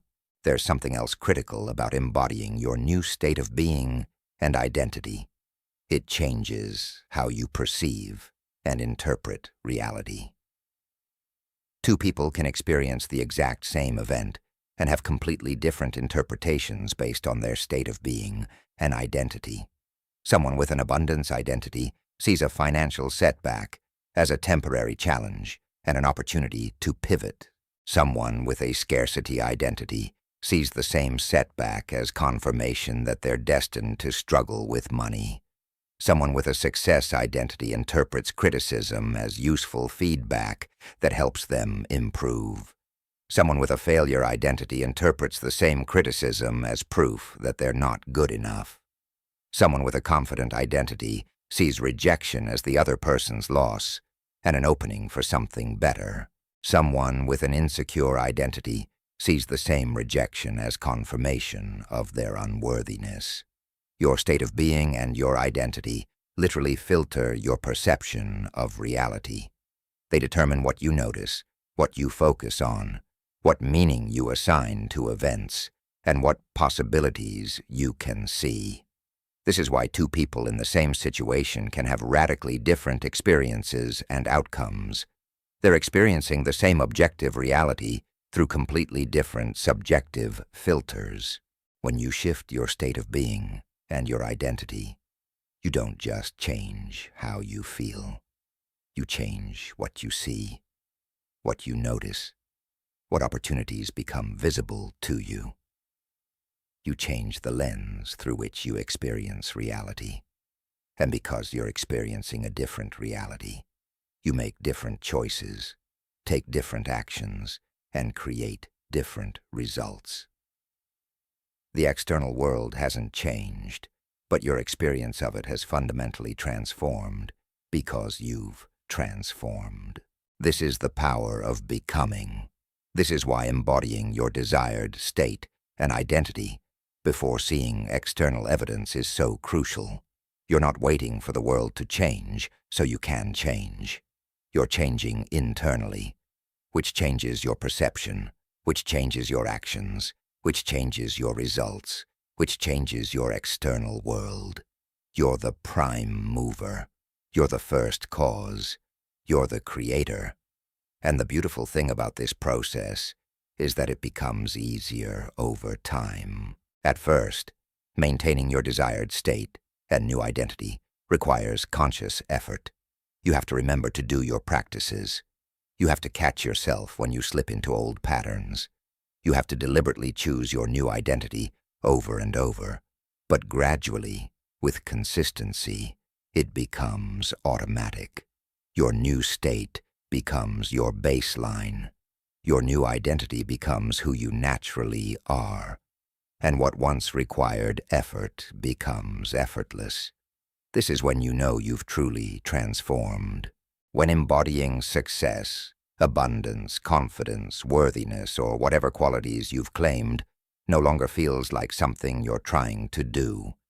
It simply feels like who you are. When maintaining an elevated emotional state no longer requires conscious effort, because elevated emotions are your new normal.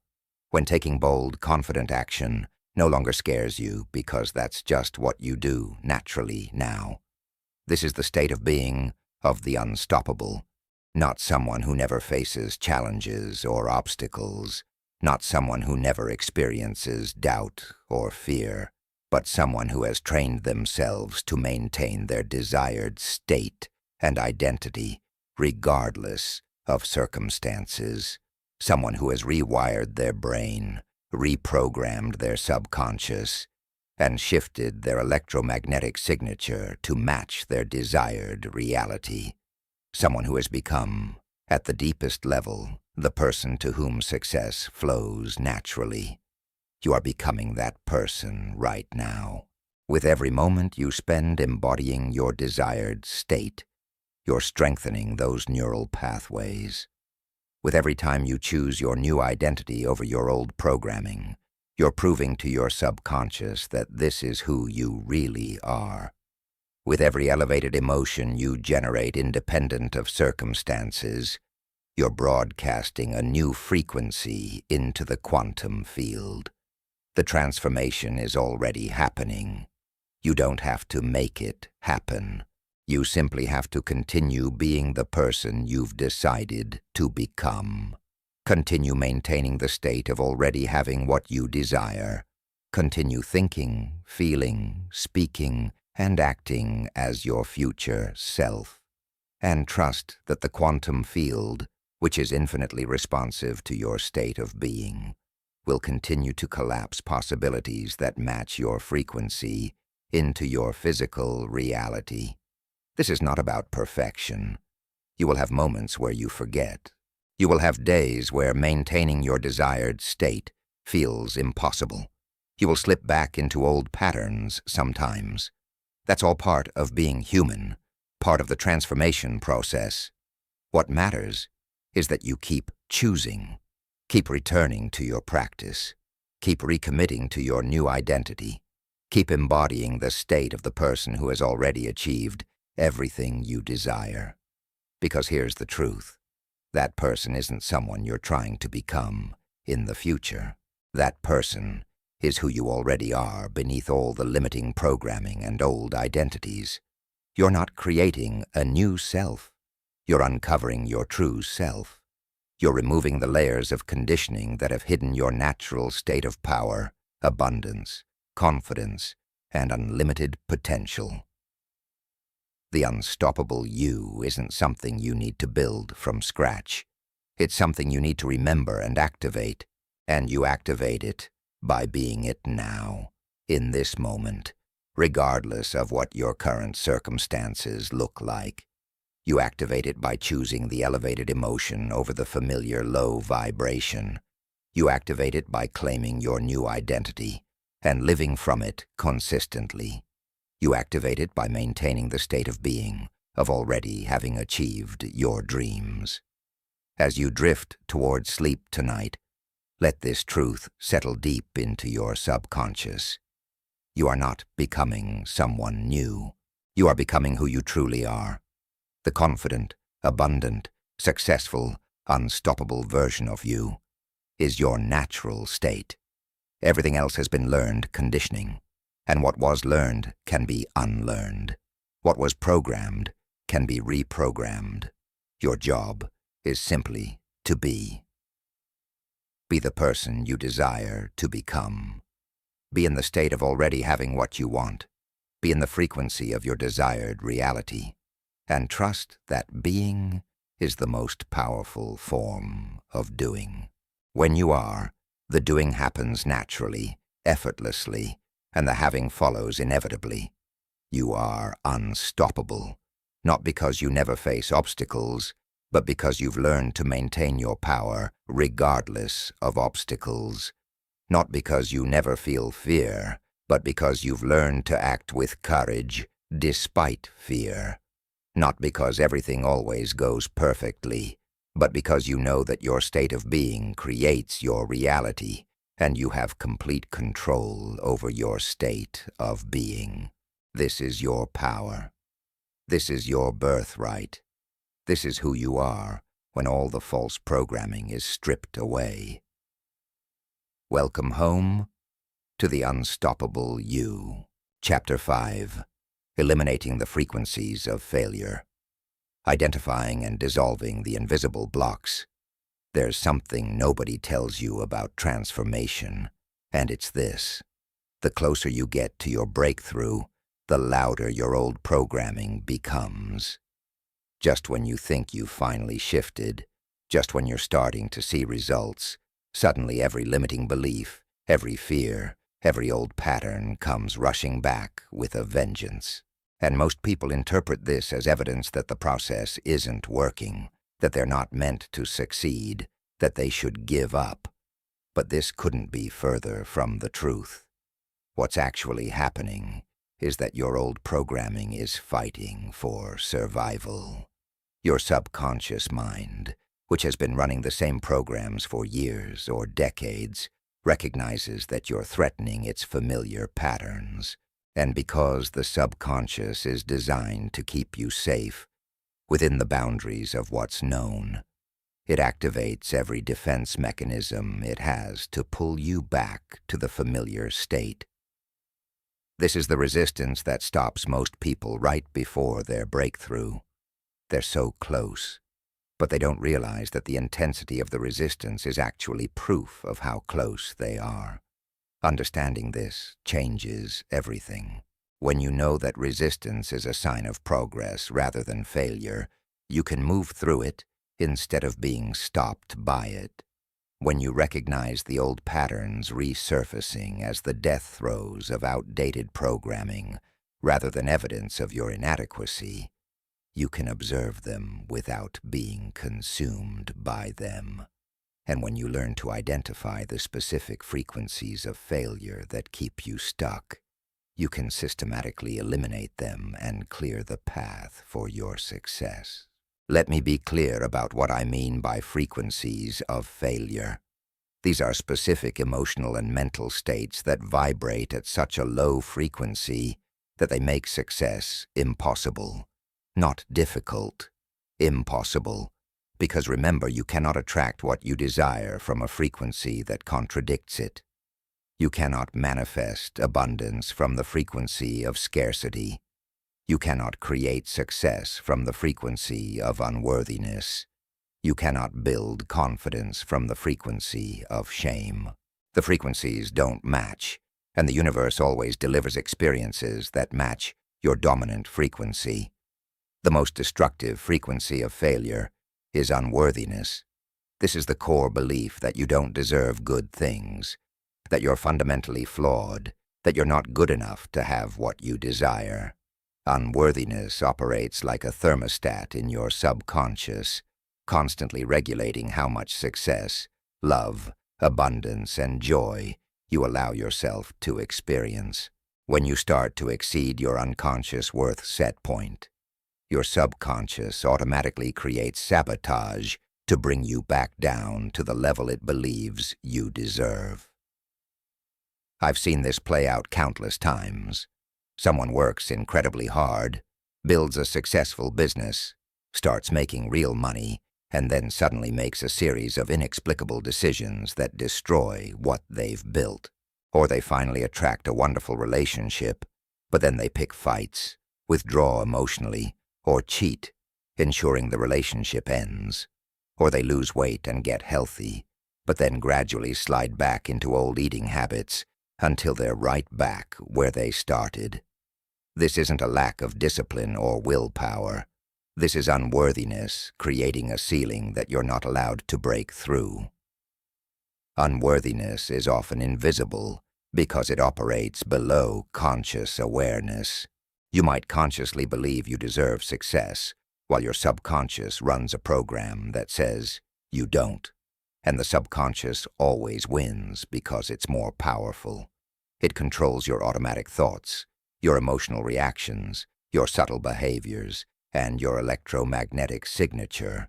You can consciously want something desperately, while your subconscious ensures you never get it or never keep it, because, at the deepest level, you don't feel worthy of it. So how do you identify unworthiness in yourself? Pay attention to your self-talk, especially in moments of stress or failure. What do you say to yourself when you make a mistake? When someone criticizes you? When something goes wrong? If your inner voice is harsh, critical, and condemning, that's unworthiness speaking. If you immediately blame yourself and label yourself as stupid, incompetent, or worthless, that's unworthiness. If you're harder on yourself than you would ever be on anyone else, that's unworthiness. Another way unworthiness shows up is in your inability to receive. When someone compliments you, do you deflect it, minimize it, or immediately point out your flaws? When someone offers to help you, do you refuse because you don't want to be a burden? When good things happen, do you immediately wait for the other shoe to drop because you don't trust that you can have good without something bad following?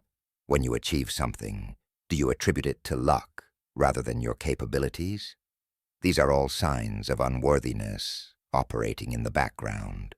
The frequency of unworthiness needs to be transmuted, and transmutation is different from suppression. You don't make unworthiness go away by pretending you feel worthy when you don't. You don't eliminate it by forcing positive thoughts on top of deep feelings of inadequacy. You transmute it by bringing it into conscious awareness, understanding where it came from, feeling it fully without judgment, and then consciously choosing a different truth. Start by acknowledging that unworthiness is a learned belief, not an inherent truth about you. You weren't born feeling unworthy. You learned it from experiences, from messages you received, from conclusions you drew about yourself based on how you were treated. And what was learned can be unlearned. Unworthiness is just a program running in your subconscious, and like any program, it can be deleted and replaced. The next step is to feel the unworthiness fully. This might seem counterintuitive, but here's why it's essential. Emotions that are suppressed don't go away. They go underground, where they continue to influence you from the shadows. When you allow yourself to actually feel the sensation of unworthiness in your body, when you locate it, breathe into it, and give it space without trying to fix it or make it go away, something remarkable happens. The charge begins to dissipate. The emotion moves through you instead of staying stuck inside you. As you feel the unworthiness, ask it, what are you trying to protect me from? What are you afraid will happen if I feel worthy? Often unworthiness is a protection mechanism. If you don't believe you deserve good things, you won't risk going after them, which means you won't face rejection or failure. If you keep yourself small, you won't be judged or criticized. Your subconscious created unworthiness to keep you safe, but it's a prison disguised as protection. Once you understand the protective intention behind the unworthiness, you can thank it and release it. Thank you for trying to keep me safe, but I don't need this protection anymore. I am willing to risk rejection because I know my worth isn't determined by other people's opinions. I am willing to fail because I know failure is feedback, not a reflection of my value. I am choosing to feel worthy because I understand that worthiness is my birthright, not something I have to earn. Then you consciously install a new program of worthiness, not by simply repeating affirmations, but by generating the feeling of worthiness in your body. Close your eyes, relax deeply, and imagine that you're breathing in worthiness with every inhale. Feel it entering your body as a warm, golden light that fills every cell. Feel yourself expanding, becoming more solid, more present, more powerful. Feel the truth that you are inherently worthy simply because you exist, not because of what you've accomplished, or what you have, or who loves you. You're worthy because you're a conscious being, a piece of the infinite universe experiencing itself. Practice generating this feeling of worthiness daily, especially in moments when unworthiness tries to resurface. Every time you catch yourself in self-criticism, pause, take a breath, and consciously choose worthiness instead. Every time you achieve something and your mind tries to minimize it, stop and fully acknowledge your accomplishment. Every time someone compliments you, receive it fully instead of deflecting. You're training your nervous system and your subconscious to operate from worthiness instead of inadequacy. The second major frequency of failure is fear, particularly the fear of failure and the fear of success. These might seem like opposites, but they're both rooted in the same underlying pattern: the fear of being seen, judged, and found lacking. Fear is a survival mechanism, and it's incredibly powerful because it's designed to keep you alive. But in the modern world, your survival isn't actually threatened by taking risks, trying new things, or putting yourself out there. Your ego's survival is threatened. Your identity is threatened, but you're not in physical danger. Yet your body doesn't know the difference.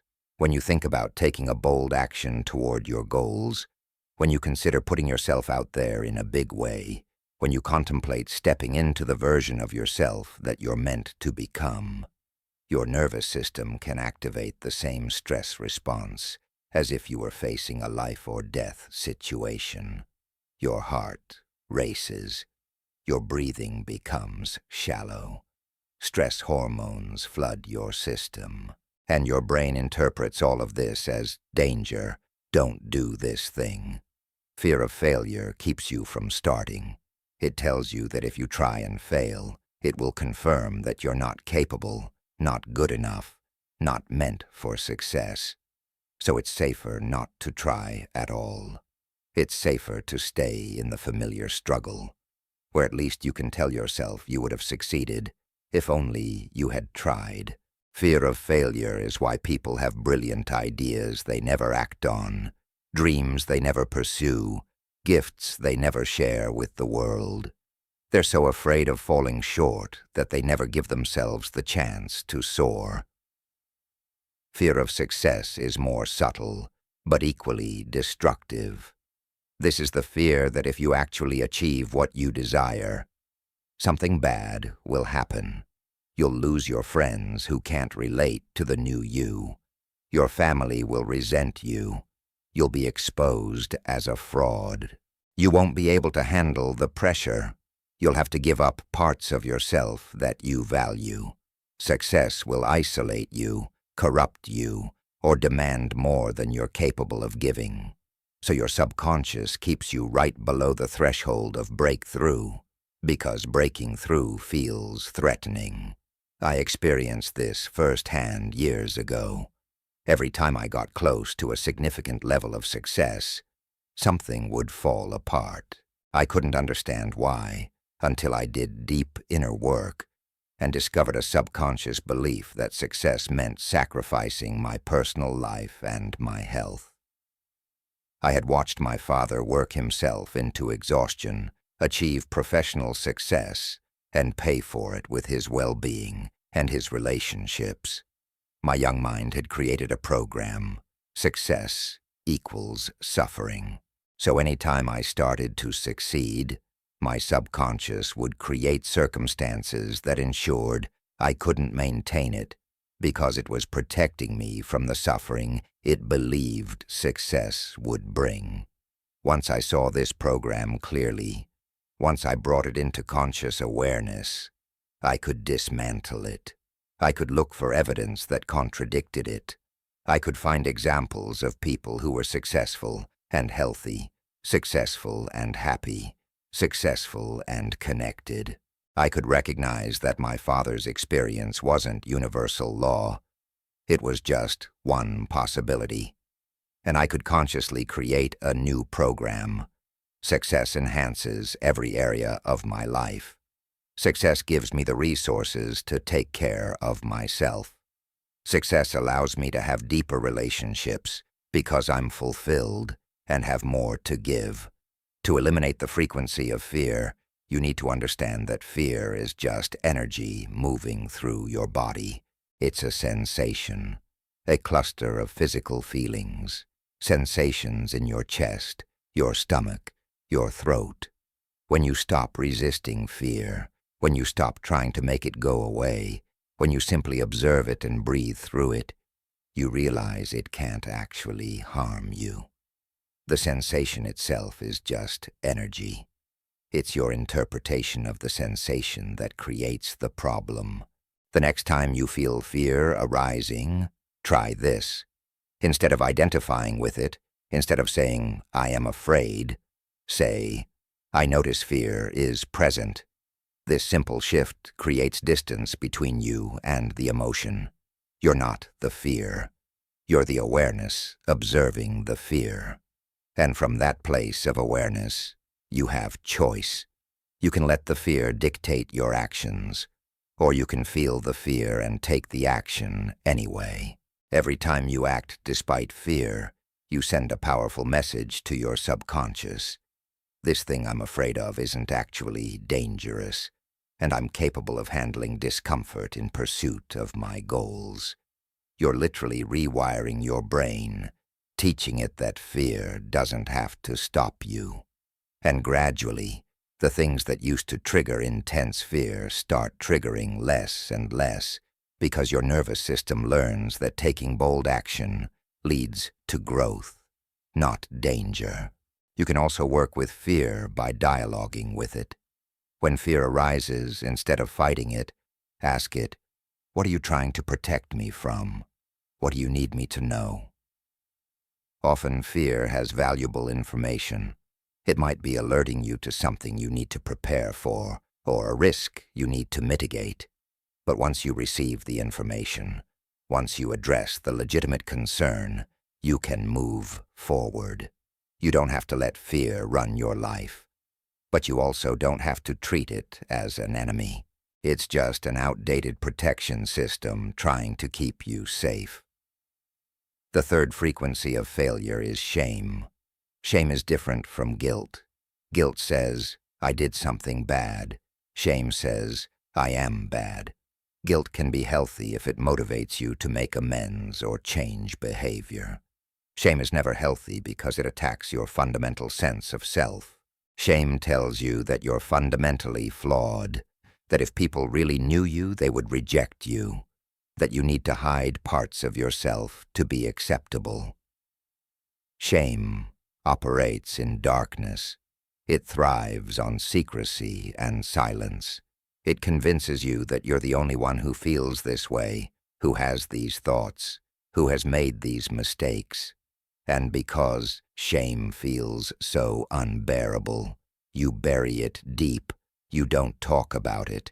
You don't even fully acknowledge it to yourself. But buried shame doesn't disappear. It leaks out in your behavior, your relationships, your self-sabotage, your inability to fully show up as yourself. Shame keeps you playing small, because if you're small and invisible, no one will look too closely. Shame keeps you from pursuing your dreams because achieving them would put you in the spotlight where your perceived flaws might be exposed. Shame keeps you from authentic connection because true intimacy requires being fully seen, and shame is convinced that being fully seen means being rejected. The only way to eliminate shame is to bring it into the light. Research shows that shame cannot survive being spoken aloud in the presence of empathy.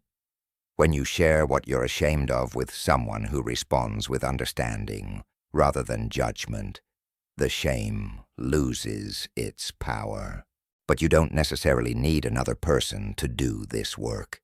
You can be that compassionate presence for yourself. Start by identifying what you're ashamed of. What aspects of yourself do you hide? What mistakes do you replay in your mind with harsh criticism? What parts of your past do you desperately wish were different? Write them down if that helps. Bring them into conscious awareness. And then, instead of judging yourself, practice radical self-compassion. Speak to yourself the way you would speak to a dear friend who confided the same thing to you. You're human. You've made mistakes. Everyone has. Those mistakes don't define you. You've done the best you could with the awareness you had at the time. You're learning. You're growing. You're worthy of love and belonging exactly as you are, including your imperfections, including your past. This isn't about excusing harmful behavior or avoiding responsibility.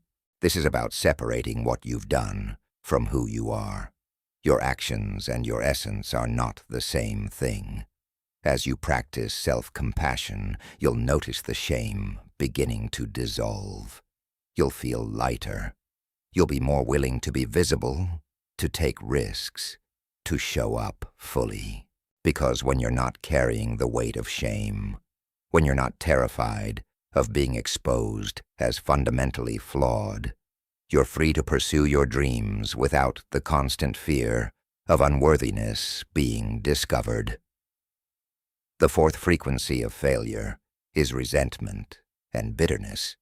These emotions are like drinking poison and expecting someone else to suffer. When you hold on to resentment toward people who have hurt you, toward life for the circumstances you've faced, toward yourself for mistakes you've made, you're not punishing them. You're punishing yourself. You're locking yourself into the frequency of victimhood, and from that frequency, empowerment and success are impossible. Resentment says, life happened to me, and I'm powerless. It keeps you focused on the past, replaying what went wrong, who did what, how unfair it all was, and as long as you're vibrating in resentment, you cannot simultaneously vibrate in the frequency of creation and possibility. The two states are incompatible. You cannot be a victim and a creator at the same time. You have to choose. This doesn't mean that bad things didn't happen to you. This doesn't mean people didn't hurt you or circumstances weren't difficult. But holding on to resentment doesn't change the past. It only ruins the present and limits the future. Forgiveness, on the other hand, sets you free. Not because the other person deserves forgiveness, but because you deserve peace. Forgiveness is not about condoning what happened or pretending it didn't hurt. Forgiveness is about releasing the emotional charge so that the past no longer has power over your present. It's about taking back your energy from the people and situations that hurt you and redirecting that energy toward creating the life you desire. Every moment you spend in resentment is a moment you're not spending in creation. It's a waste of your precious life force. To practice forgiveness, you don't have to feel warm and fuzzy toward the person who hurt you. You simply have to be willing to release them from the energetic prison you've been keeping them in your mind. You have to be willing to stop replaying the story of how they wronged you.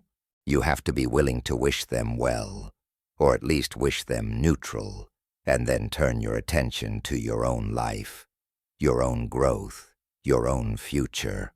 One powerful practice is to write a letter to the person you resent, expressing everything you feel, holding nothing back. Then burn the letter. You're not actually sending it to them.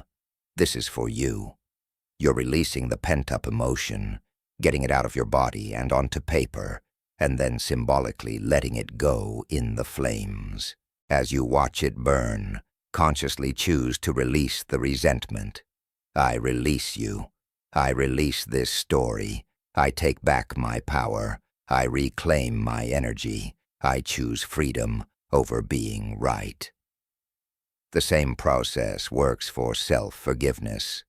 Write a letter to yourself acknowledging the mistakes you've made, the ways you've fallen short, the harm you've caused yourself or others.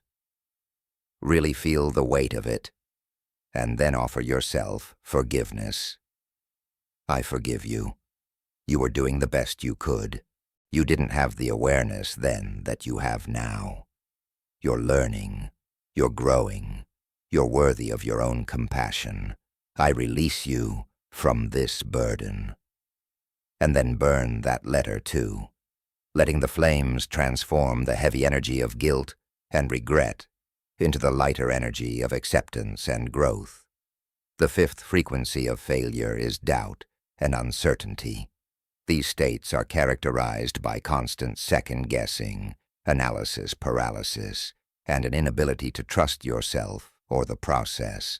Doubt keeps you stuck in the planning phase, endlessly preparing, researching, getting ready to get ready, but never actually moving forward. Uncertainty has you constantly looking outside yourself for validation, permission, or proof before you're willing to commit. Doubt is useful in small doses. It can help you assess risks, consider consequences, and make wise decisions. But chronic doubt is destructive.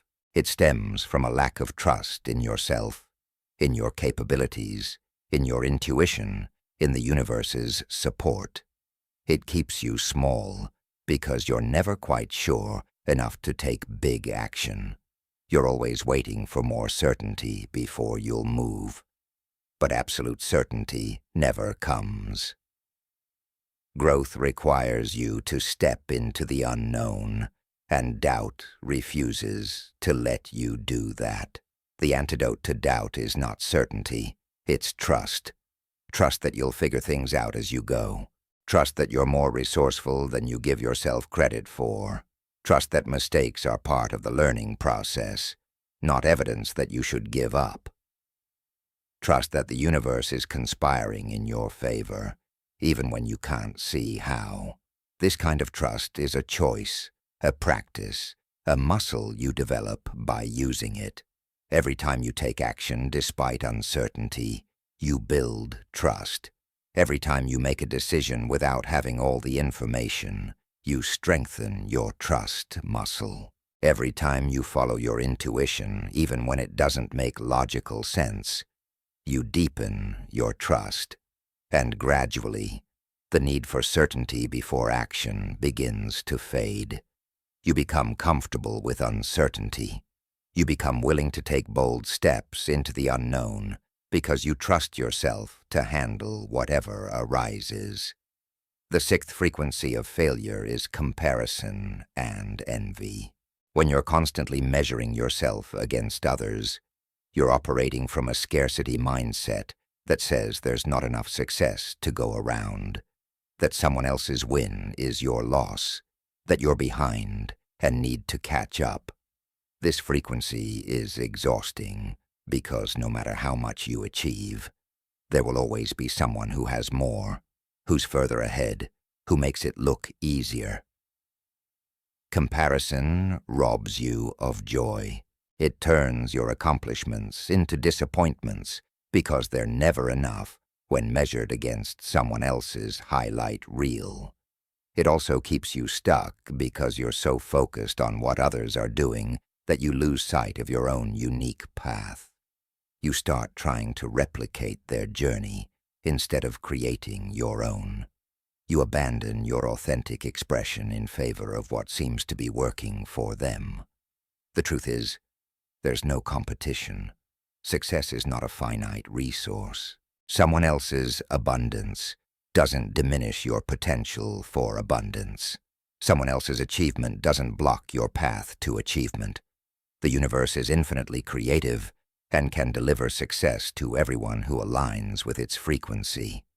There's enough for everyone, and in fact, other people's success should inspire you because it proves that what you desire is possible. To eliminate the frequency of comparison, practice celebrating others genuinely. When you see someone achieve what you desire, instead of feeling envious, feel excited that it's happening in your reality. Their success is evidence that the quantum field can deliver that result. If it's possible for them, it's possible for you. Their manifestation is actually a positive sign for your own, because you're witnessing the frequency you want to attune to.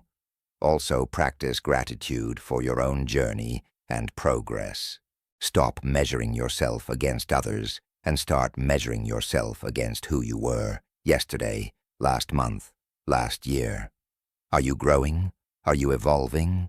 Are you moving closer to your goals? Then you're on track. Your timeline is not anyone else's timeline. Your path is not anyone else's path. And the moment you fully accept that, the moment you commit to running your own race, you free yourself from the prison of comparison. The seventh frequency of failure is complacency and settling. This is the state of accepting less than you desire, because reaching for more feels too hard, too risky, or too far out of reach. Complacency kills dreams slowly. It whispers that where you are is good enough, that you should be grateful for what you have, and stop wanting more, that ambition is greedy, and you should just be content. But there's a difference between gratitude for what you have and settling for less than you're capable of. You can appreciate your current reality while simultaneously reaching for more. In fact, that's the ideal state, grateful for what is, excited about what's coming. Complacency, on the other hand, is the resignation that comes from giving up on your dreams. It's the slow death of possibility, and it vibrates at a frequency that ensures nothing new can enter your experience. Complacency often shows up after you've been trying for a while without seeing results. You get tired, you get discouraged, and you start telling yourself stories to justify giving up. Maybe this isn't meant for me. Maybe I'm asking for too much. Maybe I should just accept my life as it is. But this is just your old programming, trying to keep you in the familiar. It's fear disguised as wisdom. It's resignation disguised as maturity. To eliminate complacency, You need to reconnect with your desire. Why do you want what you want? What would having it make possible in your life? How would you feel? Who would you become? Let yourself want it fully, without apology, without justification. Your desires are not random. They're placed in your heart for a reason. They're the universe's way of calling you toward your expansion, your evolution, your full expression. Reignite the fire by visualizing your desired reality vividly again. Feel the excitement. Feel the passion. Feel the aliveness of moving toward something that matters to you. And then recommit to the process, not because you're not grateful for what you have, but because you're honoring the part of you that knows you're capable of more, meant for more, ready for more. All of these frequencies of failure, unworthiness, fear, shame, resentment, doubt, comparison, and complacency operate like anchors, keeping you tethered to a limited reality. And here's what's important to understand. You don't have to eliminate all of them completely before you can succeed. You don't have to be perfect, or healed, or past all your issues. You simply have to become aware of these frequencies when they're active and consciously choose to shift out of them. This is a daily practice. These old patterns don't disappear overnight. They'll resurface, especially when you're under stress or facing challenges. But each time you notice them and choose differently, you weaken their hold. Each time you catch yourself in unworthiness and choose worthiness instead, you're rewiring your brain. Each time you feel fear and take action anyway, you're building new neural pathways. Each time you release resentment and choose forgiveness, you're raising your frequency. Over time, with consistent practice, you'll notice that these frequencies of failure arise less frequently and have less power over you. You'll catch them sooner, you'll move through them faster, and eventually they become so unfamiliar that you barely recognize them because you've shifted your baseline frequency so significantly that the old states feel foreign. This is the work. This is how you clear the path for your success. Not by being perfect, but by being aware. Not by never feeling negative emotions, but by not camping out in them. Not by pretending the old patterns don't exist, but by transmuting them when they arise. You're becoming the conscious observer of your own frequency, and you're learning to course correct in real time. As you rest tonight, as these words settle into your subconscious, know that you're already in the process of eliminating these frequencies of failure. Your awareness of them is the beginning of their dissolution. Your willingness to look at them honestly is the first step toward freedom from them. And your commitment to choosing differently, moment by moment, day by day, is what will ultimately clear them from your system entirely. You are worthy. You are capable. You are deserving of everything you desire. The old frequencies that have told you otherwise are just programs, and programs can be deleted. The feelings that have kept you stuck are just energy, and energy can be transmuted. The patterns that have limited you are just habits, and habits can be changed. Your success is not blocked by external circumstances. It's not blocked by lack of resources or opportunities. It's only blocked by these internal frequencies of failure. And now that you know what they are, now that you can recognize them, now that you have tools to eliminate them, nothing can stop you. The path is clear. The way is open. All that remains is for you to walk it, one conscious choice at a time, one elevated frequency at a time, one moment of awareness at a time. The frequencies of failure are dissolving. The frequencies of success are activating. You are becoming unstoppable. Chapter 6. The Emotional Alchemy of Success.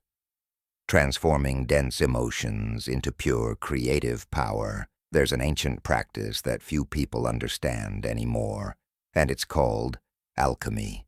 The alchemists of old were searching for a way to transform lead into gold, but what most people don't realize is that this was never just about physical metals. It was always a metaphor for spiritual and emotional transformation. The lead represents your dense, heavy, contracted emotions like anger, sadness, frustration, and disappointment. The gold represents the elevated, expansive emotions of joy, love, gratitude, and creative power. And the process of transformation, the alchemy itself, is what I'm about to teach you. Most people have been taught to suppress, avoid, or distract themselves from uncomfortable emotions. When anger arises, push it down. When sadness comes, numb it with entertainment or substances. When fear appears, pretend it's not there. This approach doesn't work because emotions are energy, and energy cannot be destroyed, only transformed. When you suppress an emotion, you don't make it disappear. You simply trap it in your body where it becomes stuck energy, creating tension, pain, illness, and unconscious patterns that sabotage your success. The path of alchemy is different. It's about meeting your emotions fully, understanding them, and then consciously transforming them into fuel for your growth and manifestation. This is one of the most powerful skills you can develop, because life will always present situations that trigger emotional responses. The question isn't whether you'll experience challenging emotions. The question is what you'll do with them when they arise. Will you let them pull you down into lower frequencies, or will you use them as raw material for your ascension? Let me start with anger, because it's one of the most misunderstood and misused emotions. Anger gets a bad reputation in spiritual and personal development circles. People talk about releasing anger, letting go of anger, transcending anger, as if anger itself is the problem. But anger isn't inherently negative. Anger is life force energy moving through you. It's power. It's the part of you that says, "This is not acceptable," and wants to create change. The problem isn't anger. The problem is what most people do with it. Unconscious anger becomes rage, violence, cruelty, or passive aggression. It lashes out and harms others. It burns bridges and destroys relationships. It gets trapped in the body and creates health problems.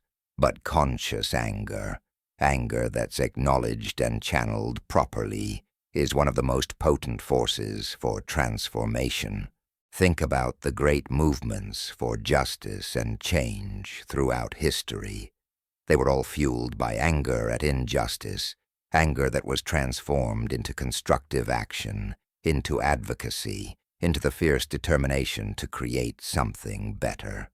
You can do the same thing with your personal anger. When you feel anger arising, instead of expressing it unconsciously or suppressing it, pause. Take a few deep breaths. Feel where the anger lives in your body. Usually it's in your chest, your solar plexus, your jaw, your hands. Notice the sensations, the heat, the tension, the energy wanting to move. And then ask yourself, what is this anger telling me? What boundary needs to be set? What situation needs to change? What action needs to be taken? Anger is almost always pointing toward something that needs your attention. Maybe someone crossed a boundary, and you need to communicate clearly about what's acceptable. Maybe you've been tolerating a situation that isn't serving you, and it's time to make a change. Maybe you've been betraying yourself by staying small or silent, and anger is the signal that it's time to step into your power and speak your truth. When you understand the message behind the anger, you can use the energy of it to take aligned action. Here's the alchemical practices for transforming anger. Once you've identified what needs to change or what action needs to be taken, channel all that fiery energy into creating the solution. Feel the intensity of the anger, the strength of it, the power of it, and direct it toward your goal. Let it fuel your determination. Let it strengthen your resolve. Let it burn through any hesitation or fear that might stop you from taking necessary action. Anger is fuel. Use it to propel yourself forward, rather than letting it consume you or harm others. I remember a time when I was passed over for an opportunity I had worked incredibly hard for. The anger was intense. I felt betrayed, undervalued, dismissed. My first instinct was to lash out, to tell them exactly what I thought of their decision, to burn that bridge in spectacular fashion. But I caught myself. I felt the anger fully. I acknowledged its validity, and then I asked, how can I use this energy? The answer was clear. Channel it into building something even better on my own terms. That anger became the fuel that drove me to create my own opportunity, one that eventually surpassed what I had been rejected from. The anger didn't destroy me. It transformed me. Now let's talk about sadness, because this is another emotion that people desperately try to avoid. Sadness feels heavy. It feels like weakness. It feels vulnerable. And in a culture that values positivity and productivity above all else, sadness is seen as something to fix quickly and move past. But sadness is not a problem to be solved. Sadness is a natural response to loss, to disappointment, to the gap between what you hoped for and what actually happened. And when you allow yourself to fully feel sadness, something profound occurs. Sadness is the heart's way of releasing attachment. It's the emotional process of letting go.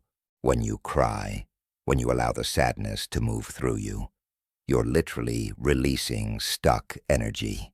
Tears carry stress hormones and toxins out of your body. The shaking or sobbing that sometimes accompanies deep sadness is your nervous system discharging tension. Sadness is cleansing.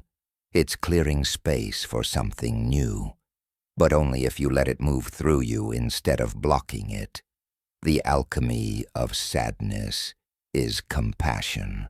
When you meet your sadness with kindness instead of judgment, when you hold yourself gently through the grief, when you acknowledge that yes, this hurts, and it's okay to hurt, something shifts. The sadness doesn't have to harden into bitterness or depression.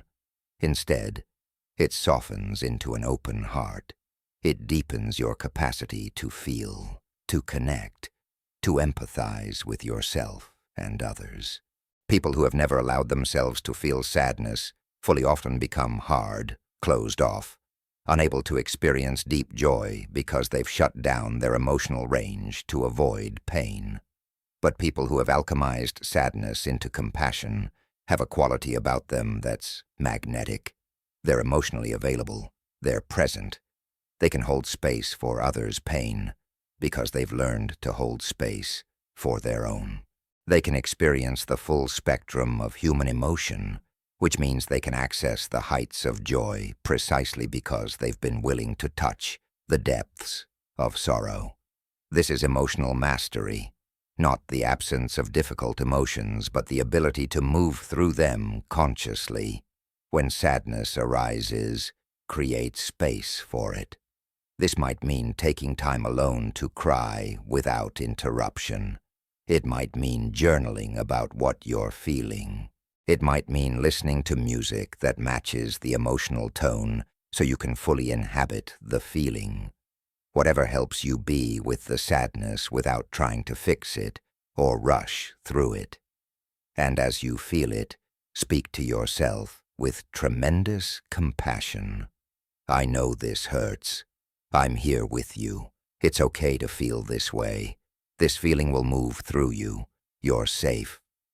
After the sadness has moved through, after the tears have been released, Notice what's left.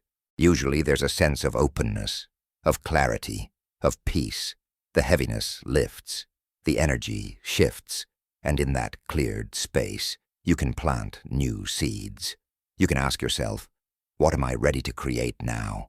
What am I opening to? What new possibility is emerging? Sadness clears the field. What you plant in that cleared field determines what grows next. Let's move to frustration, which is one of the most common emotions people experience on the path to success. Frustration is what you feel when you're taking action, but not seeing results as quickly as you want. When you're working hard, but hitting obstacles. When you know where you want to go, but can't figure out how to get there. Frustration is the gap between your current reality and your desired reality feeling too wide, taking too long to close. Most people let frustration stop them. They interpret frustration as a sign that something's wrong, that they're on the wrong path, that they should give up.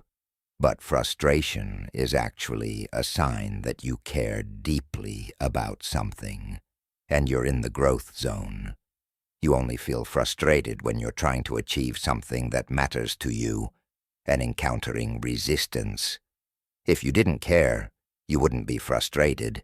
You'd be apathetic. So, frustration, properly understood, is evidence that you're engaged in something meaningful. The alchemy of frustration is innovation. When you can't do things the way you've always done them, when the familiar approach isn't working, when you keep hitting walls, you're being forced to think differently, to problem solve, to get creative, to find a new way. Some of the greatest breakthroughs in history came from frustration. Someone was frustrated enough with the current limitations that they invented something entirely new. When you feel frustration, instead of letting it spiral into defeat, ask yourself, what is this situation trying to teach me? What new approach haven't I considered? What assumption am I making that might not be true? What if the obstacle is actually pointing me toward a better path? Frustration is information. It's feedback. It's telling you that something needs to change in your approach, your strategy, or your perspective. Use the energy of frustration to fuel creative problem solving. Feel the tension of it, the restlessness, the desire for things to be different. And then channel that energy into brainstorming, researching, experimenting, trying new things. Let frustration make you resourceful instead of making you quit. Some of my best ideas have come in moments of intense frustration when I was forced to think outside the box because the inside of the box wasn't working. Now we come to one of the most challenging emotions to alchemize: disappointment. Disappointment is what you feel when you had an expectation and reality didn't meet it. When you were sure something would work out a certain way, and it didn't. When you invested time, energy, hope, and effort into something that fell through. Disappointment can be crushing because it's not just about the present moment. It often triggers old wounds, old patterns of feeling let down, old beliefs that good things don't happen for you. The danger with disappointment is that it can easily transform into hopelessness if you're not careful. One disappointment after another can convince you to stop trying, stop hoping, stop believing that things can work out. You close your heart to protect yourself from future disappointment. You lower your expectations. You settle, and in doing so, you cut yourself off from possibility. The alchemy of disappointment is wisdom and refined desire. Every disappointment contains valuable information. It tells you something about your expectations, your approach, your timing, your alignment. When something doesn't work out the way you hoped, instead of collapsing into, "Nothing ever works for me," you can ask, What is this disappointment revealing? Was I forcing something that wasn't aligned? Was my timing off? Was this outcome actually protecting me from something I couldn't see? What do I really want, and is there a better way to achieve it?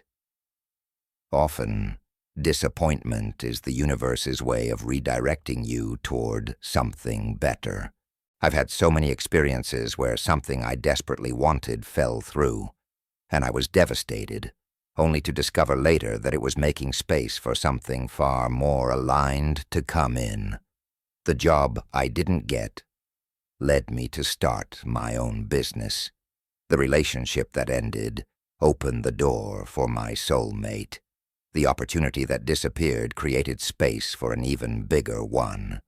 Disappointment is often hidden blessing, but you can only see that if you don't let it close your heart. When disappointment arises, feel it fully.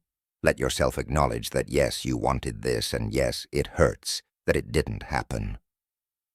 Don't bypass the genuine sadness of unmet expectations, but after you've honored the feeling, consciously choose to remain open. This didn't work out the way I hoped, but I trust that I'm being guided toward something better. This disappointment is not evidence that I'm not meant to succeed. It's simply a redirection. I remain open to the perfect opportunity. I trust the timing of my life. This is not toxic positivity. This is choosing to extract wisdom from disappointment instead of letting it poison your future. You're not pretending it didn't hurt. You're not denying the loss. You're simply refusing to let one setback convince you to give up on everything. You're alchemizing disappointment into resilient hope, the kind of hope that's been tested and has chosen to believe anyway. Let's talk about jealousy and envy, which are uncomfortable to admit but incredibly common. You see someone achieving what you want, and instead of feeling happy for them, you feel that sinking feeling in your chest. That mixture of wanting what they have and feeling bad about yourself for not having it. That comparison that makes you feel less than. Jealousy is painful because it makes you feel small, petty, and inadequate all at once. But jealousy is not a character flaw. It's information. Jealousy tells you what you desire. It points to what matters to you. You don't feel jealous about things you don't care about. If you see someone achieve something and you feel that spike of envy, it's because part of you wants that too. And that's valuable information. Rather than judging yourself for the jealousy, you can use it as a compass, pointing toward your own desires. The alchemy of jealousy is inspiration and self-alignment. When you feel jealous of someone, instead of spiraling into comparison and inadequacy, pause and ask, what is this showing me about what I want? What aspect of their success am I drawn to? And what steps can I take to create that in my own life? Transform the jealousy from a feeling that makes you small into a feeling that motivates you to expand. You can also use jealousy as evidence that what you desire is possible. If someone else can achieve it, so can you. Their success proves that the quantum field can deliver that result. They're not special or more deserving than you. They simply aligned with the frequency of that outcome, and you can do the same. Instead of seeing their success as highlighting your lack, see it as confirmation that what you want exists and is available to you too. Practice celebrating others genuinely, even when it brings up jealousy. This is advanced alchemy, when you can feel the jealousy and still choose to be happy for someone else's win. You're signaling to the universe that you believe in abundance. You're saying, there's enough for everyone, including me. And that frequency of abundance will attract abundance to you far more effectively than the frequency of jealousy and lack. Fear is another emotion that requires alchemical transformation, and we touched on this in the previous chapter. But let's go deeper into the alchemy of it. Fear in its raw state is paralyzing. It stops you from taking action. It keeps you in the familiar. It convinces you that staying safe is more important than growing. But fear, like anger, is pure energy. It's adrenaline, it's alertness, it's power that can be redirected. The alchemy of fear is courage. And courage doesn't mean the absence of fear. Courage means feeling the fear and choosing to act anyway. Every time you move forward despite fear, you transmute that fear energy into power. You prove to yourself that you're capable of handling discomfort. You expand your capacity. You rewire your nervous system to understand that fear is not a stop sign. It's just sensation. One practice I use for fear is to reframe it as excitement. Physiologically, fear and excitement are almost identical. Your heart races. Your breathing quickens. Energy surges through your body. The only difference is the story you tell about the sensation. If you label it fear, you contract and retreat. If you label it excitement, you expand and move forward. When you notice fear arising before taking bold action, say to yourself, "This isn't fear, this is excitement. My body is getting ready for something amazing." Another powerful alchemy practice for fear is to dialogue with it. Close your eyes, feel where the fear lives in your body, and imagine that it has a voice. Ask it, "What are you afraid of? What do you think will happen?" Let the fear speak. Often you'll hear responses like, "You'll fail, you'll be rejected, you'll look stupid, you'll lose everything."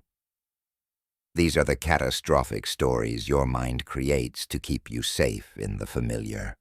Once you've heard the fear's concerns, respond with compassion and reason.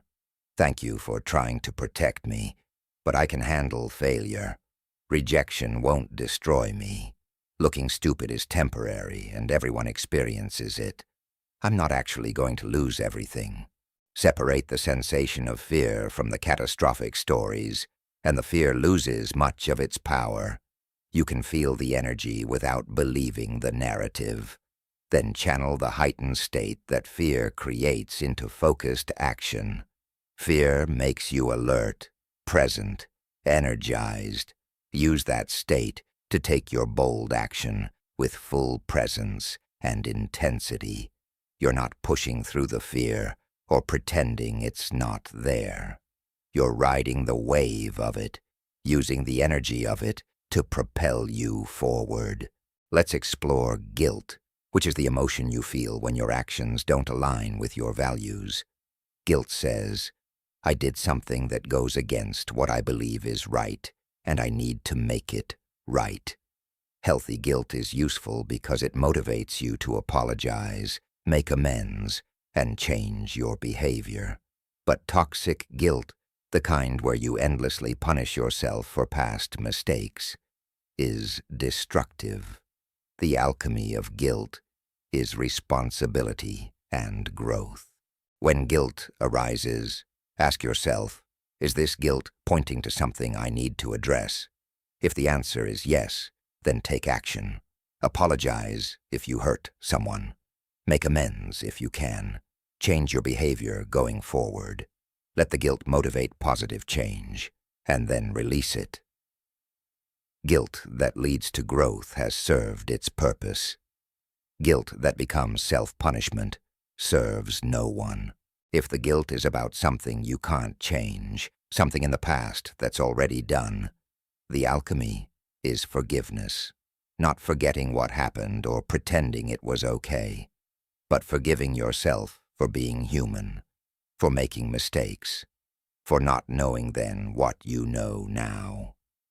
Self-forgiveness is not letting yourself off the hook. It's acknowledging that you're doing better now, that you've learned, that you're committed to not repeating the pattern. Anxiety is another emotion that plagues many people, and it's particularly insidious because it's often about imagined future scenarios rather than present reality. Anxiety is fear projected forward.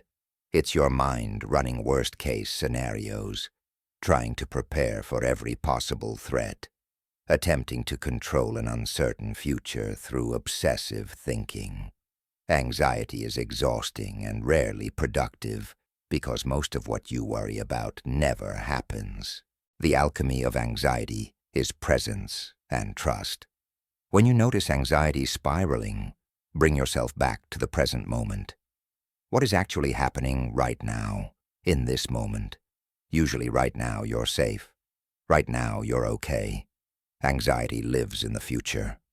Presence lives in the now. Deep breathing, feeling your body, noticing your surroundings. These practices interrupt the anxiety spiral and anchor you in reality. You can also transmute anxiety through action. Anxiety often comes from feeling powerless about the future. Taking one concrete action, even a small one, toward addressing whatever you're anxious about immediately reduces the feeling. You're moving from helpless worry to empowered action. You're proving to yourself that you can handle things. Action is the antidote to anxiety. And finally, practice trusting that you'll handle whatever comes. You've handled everything that's happened in your life so far. You've survived every difficult moment. You've figured things out. You're more resourceful and capable than your anxiety gives you credit for. Remind yourself, I trust myself to handle whatever arises. I don't need to figure everything out right now. I'll take it one step at a time.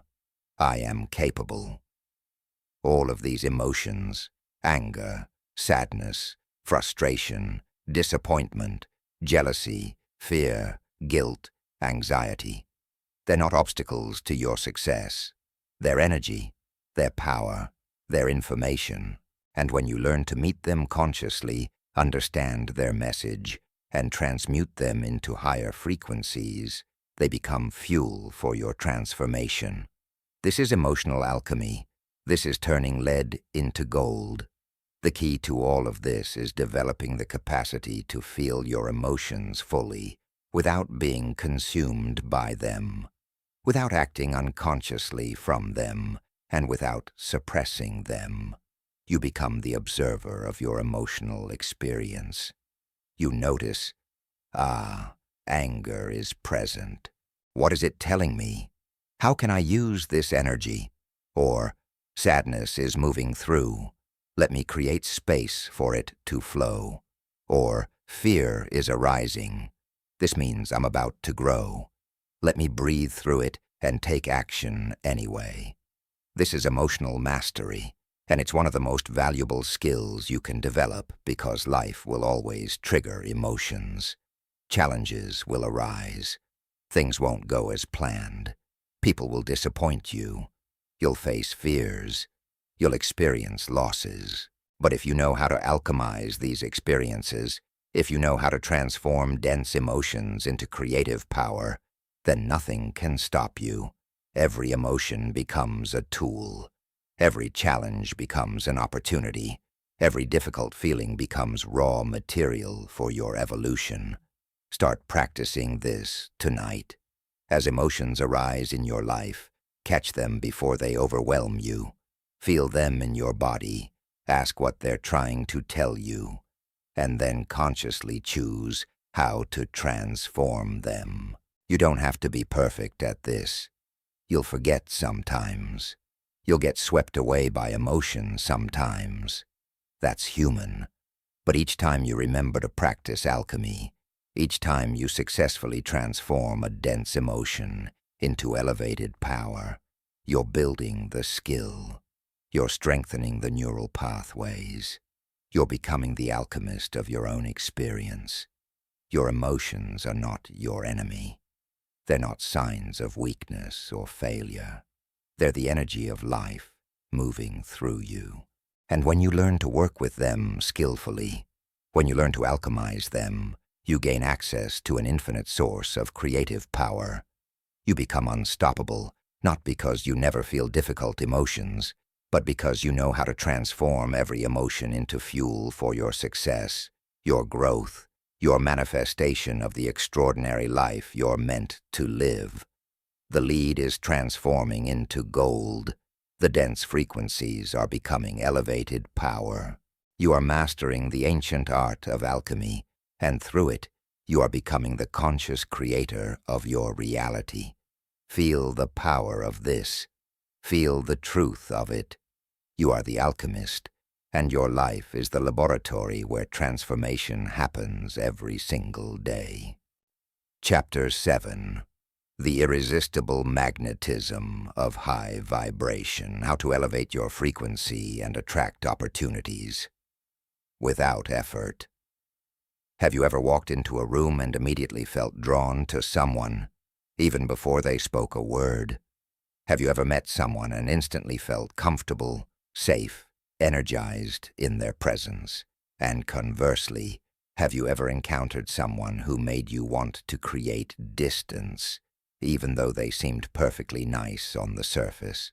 What you were sensing in these moments was their vibration, their energetic frequency, the electromagnetic signature they broadcast into the space around them. This isn't mystical nonsense. This is measurable reality.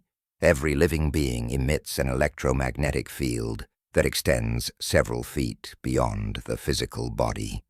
This field carries information about your emotional state, your beliefs, your health, your consciousness, and other people's nervous systems pick up on this information subconsciously, responding to your frequency before your words or actions ever come into play. This is why some people seem to attract opportunities, support, and resources effortlessly, while others struggle despite working just as hard. It's not about what they're doing.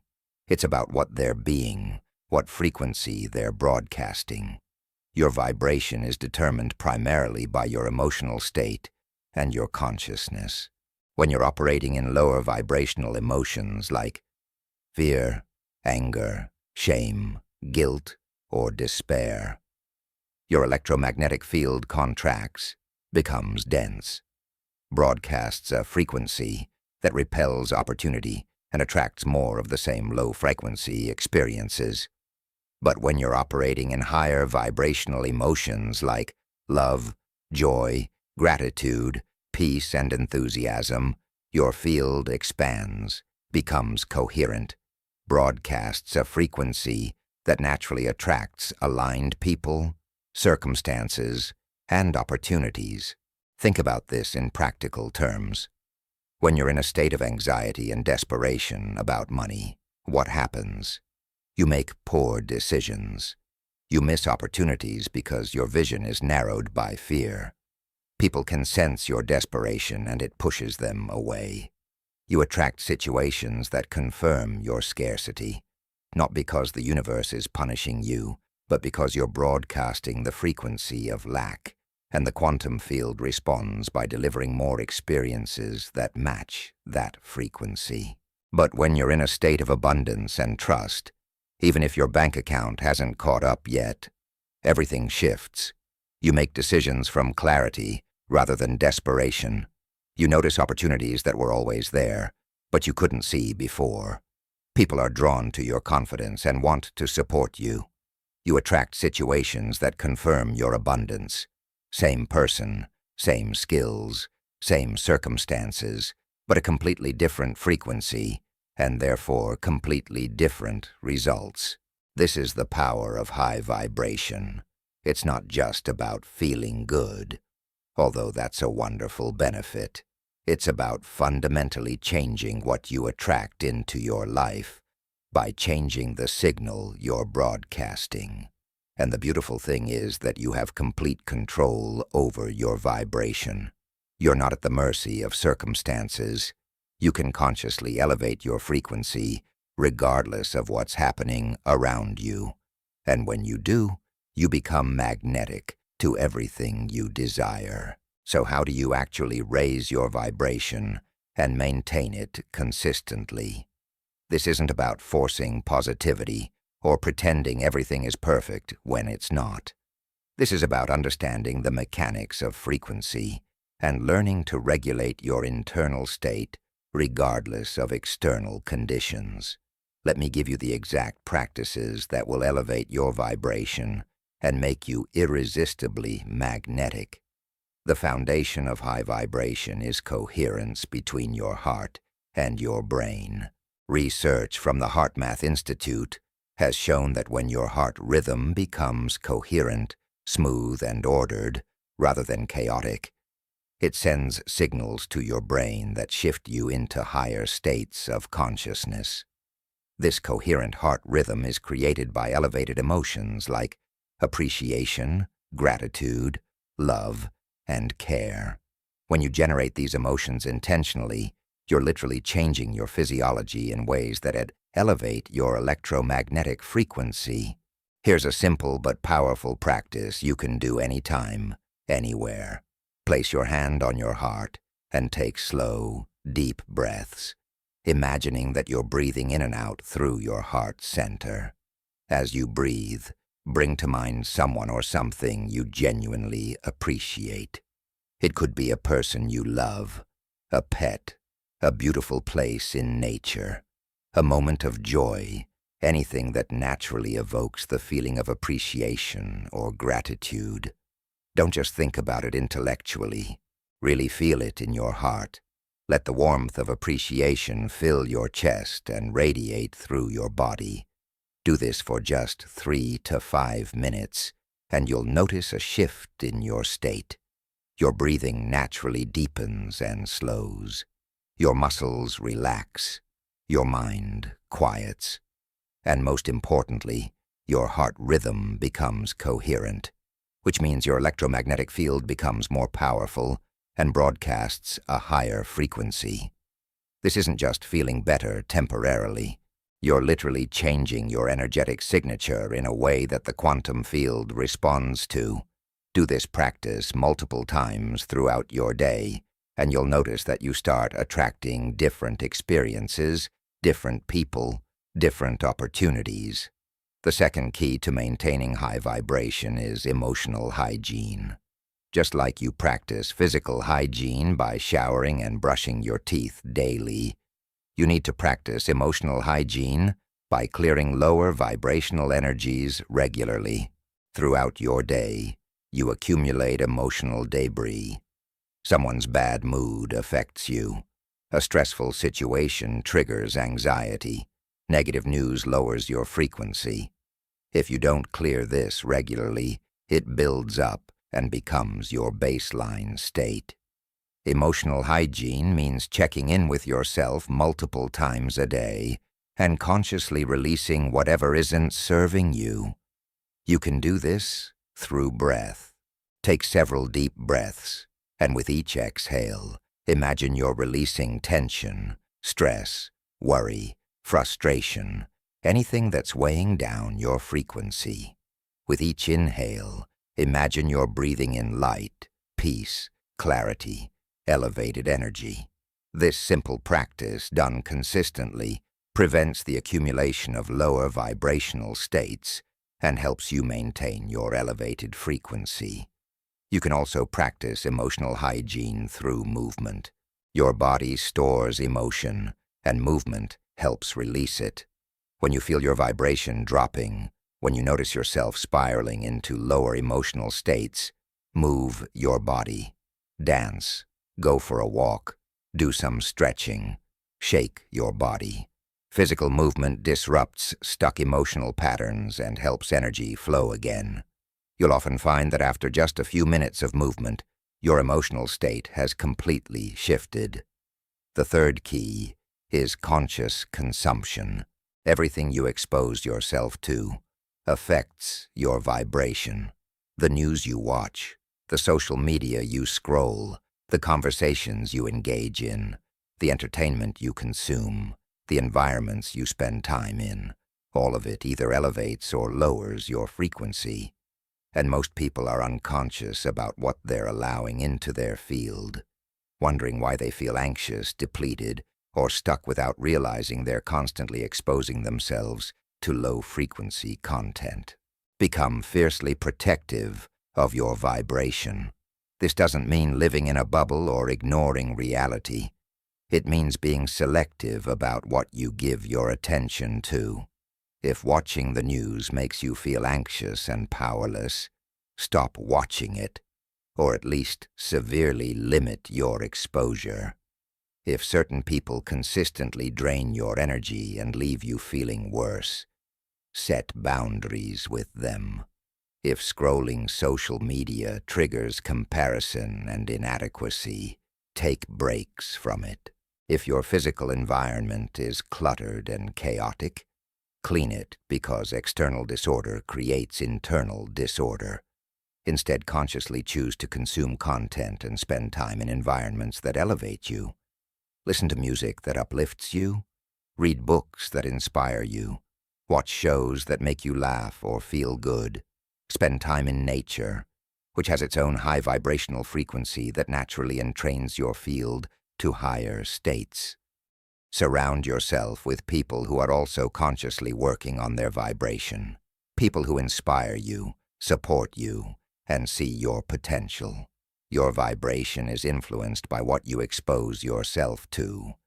So make choices that support your elevation. The fourth key is generosity and service. One of the fastest ways to elevate your vibration is to give without expectation of return.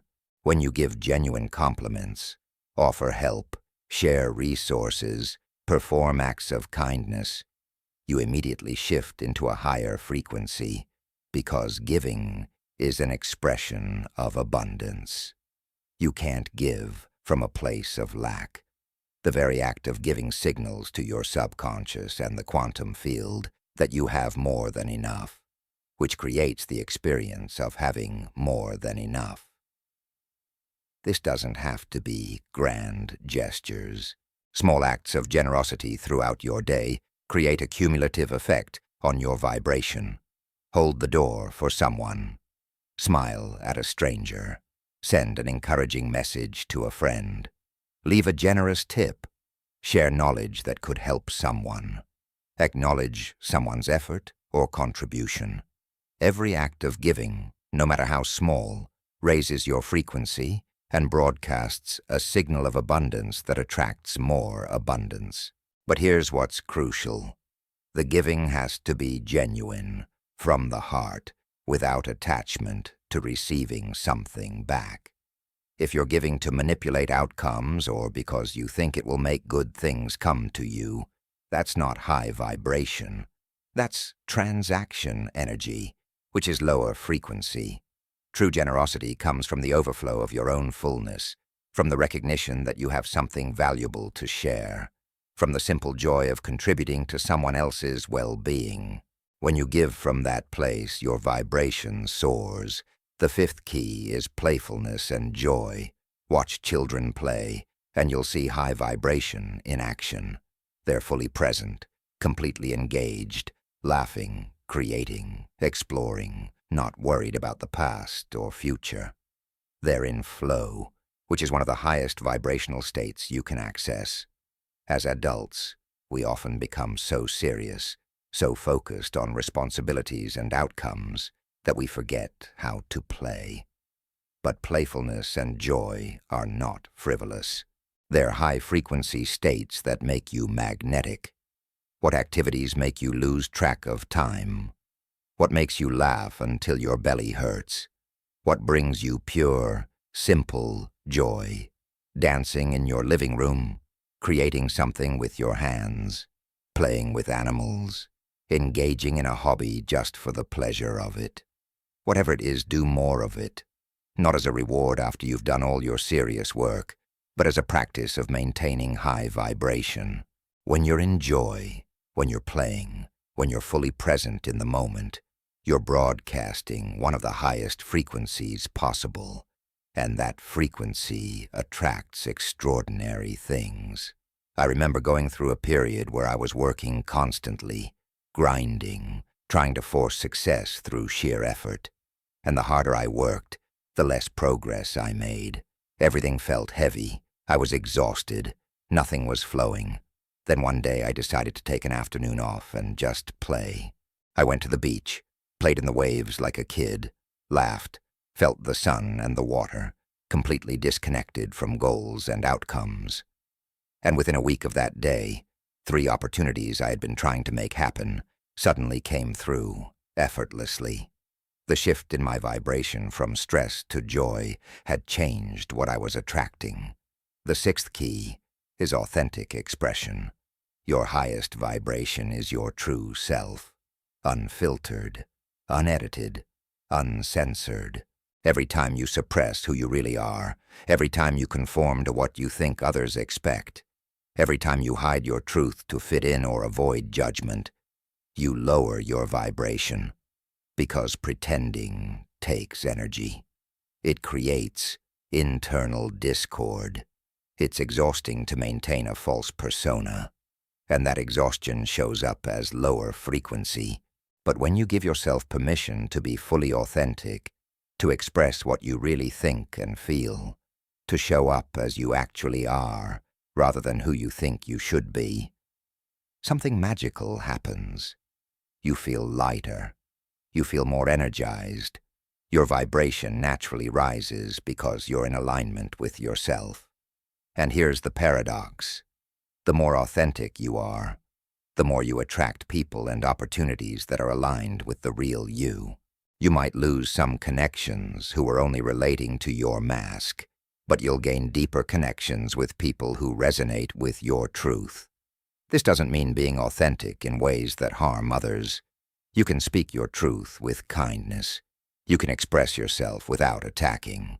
But it does mean having the courage to show up as you are, to share your real opinions, to pursue what genuinely lights you up, even if it's unconventional, to stop performing for an imaginary audience. Your authentic self vibrates at a higher frequency than any persona you could construct, because authenticity is alignment, and alignment is high vibration. The 7th key is vision and imagination. When you spend time vividly imagining your desired future, when you let yourself daydream about what's possible, when you visualize your dreams as already accomplished, you're not just wasting time or engaging in fantasy. You're actually elevating your vibration right now in this present moment by generating the emotions of your fulfilled future. Your body doesn't know the difference between imagining success and experiencing it. The elevated emotions you feel while visualizing your dreams raise your frequency immediately. Make it a daily practice to spend time in elevated imagination, not from a place of lack or longing, but from the joy of previewing your future. See yourself living your dream life. Feel the emotions of it. Appreciate it as if it's already here. This isn't about forcing or efforting. It's about letting yourself feel good now by connecting with the frequency of your desires. And the more time you spend in that elevated frequency, the more you become a match to the experiences you're imagining. The 8th key is decisive action. High vibration isn't just about feeling good in meditation or visualization. It's also about taking aligned action in the world. When you know what needs to be done, and you do it without hesitation or procrastination, your vibration rises. Decisiveness is high frequency. Clarity is high frequency. Momentum is high frequency. But indecision, procrastination, and stagnation lower your vibration because they create internal conflict and stuck energy. This doesn't mean taking frantic action or pushing yourself into burnout. It means taking clear, aligned action when you feel the inspiration or know the next step. When you receive an intuitive hit about something you should do, act on it quickly before your mind talks you out of it. When you see an opportunity, move toward it without overthinking. When you know a conversation needs to happen, have it. Action creates energy. Energy creates momentum. Momentum raises vibration. and high vibration attracts more opportunities to take inspired action toward your goals. The ninth key is presence. High vibration exists only in the present moment. When you're ruminating about the past, you lower your frequency because you're often replaying regrets, resentments, or pain. When you're anxious about the future, you lower your frequency because you're imagining problems that don't exist yet. But when you're fully present, when you're here now, aware of your breath, aware of your body, aware of your surroundings, your vibration naturally elevates. Practice bringing yourself into the present moment throughout your day. Feel your feet on the ground. Notice your breath moving in and out. Really see what's in front of you rather than being lost in thought. Taste your food. Listen fully when someone speaks. Engage completely with whatever you're doing. This practice of presence is not only higher vibration, it also allows you to notice synchronicities, intuitive hits, and opportunities that you would miss if you were lost in thought about past or future. The 10th key is maintaining high vibration consistently, which is perhaps the most important. You can raise your vibration temporarily through any of these practices, but lasting transformation comes from elevating your baseline frequency, the state you return to automatically when you're not consciously managing your energy. This requires consistency. These practices need to become part of your daily life, not occasional exercises you do when you remember. Start and end your day with practices that elevate your frequency. Morning, before you do anything else, before you check your phone or engage with the world, spend time generating elevated emotions through heart breathing, gratitude, or visualization. This sets your frequency for the day. Evening, before sleep, clear any lower frequencies you accumulated during the day through breath. Release stress and tension, and go to sleep in an elevated state so your subconscious processes from high frequency. Throughout the day, check in regularly. What's my frequency right now? Am I in high vibration or have I dropped into lower states? When you notice you've dropped, don't judge yourself. Simply use one of these practices to elevate again. Over time, you'll find that maintaining high vibration becomes more natural, more automatic. Your baseline rises, and as it does, your entire life experience transforms because you're attracting from a completely different frequency. Here's what you need to understand. High vibration is not about being positive all the time or pretending difficult emotions don't exist. You can acknowledge challenges while maintaining high vibration. You can feel temporary disappointment without dropping into chronic despair. You can experience anger without staying there. High vibration is about your ability to return to elevated states, to not take up residence in lower frequencies, to move through the full spectrum of human emotion without getting stuck in the dense ones. When you master the art of maintaining high vibration, you become magnetic in ways that seem miraculous to people who don't understand frequency. Opportunities find you. The right people appear at the right time. Resources flow to you. Problems resolve themselves. Doors open that you didn't even know existed, not because you're lucky or special, but because you've aligned your frequency with the experiences you desire. And the quantum field has no choice but to deliver matching experiences. This is not theory. This is physics. This is how energy works. Your vibration is constantly broadcasting a signal, and reality is constantly responding to that signal. Most people broadcast unconsciously, letting their frequency be determined by circumstances, other people, and habitual emotional patterns. But you're learning to broadcast consciously, to choose your frequency deliberately, to elevate yourself regardless of external conditions. As you rest tonight, feel your vibration rising. Feel yourself becoming lighter, more expansive, more powerful. Feel the magnetic quality of high frequency pulling toward you everything you desire. You don't have to chase success when you're vibrating at the frequency of success. You don't have to force opportunities when you're broadcasting the signal that attracts them naturally.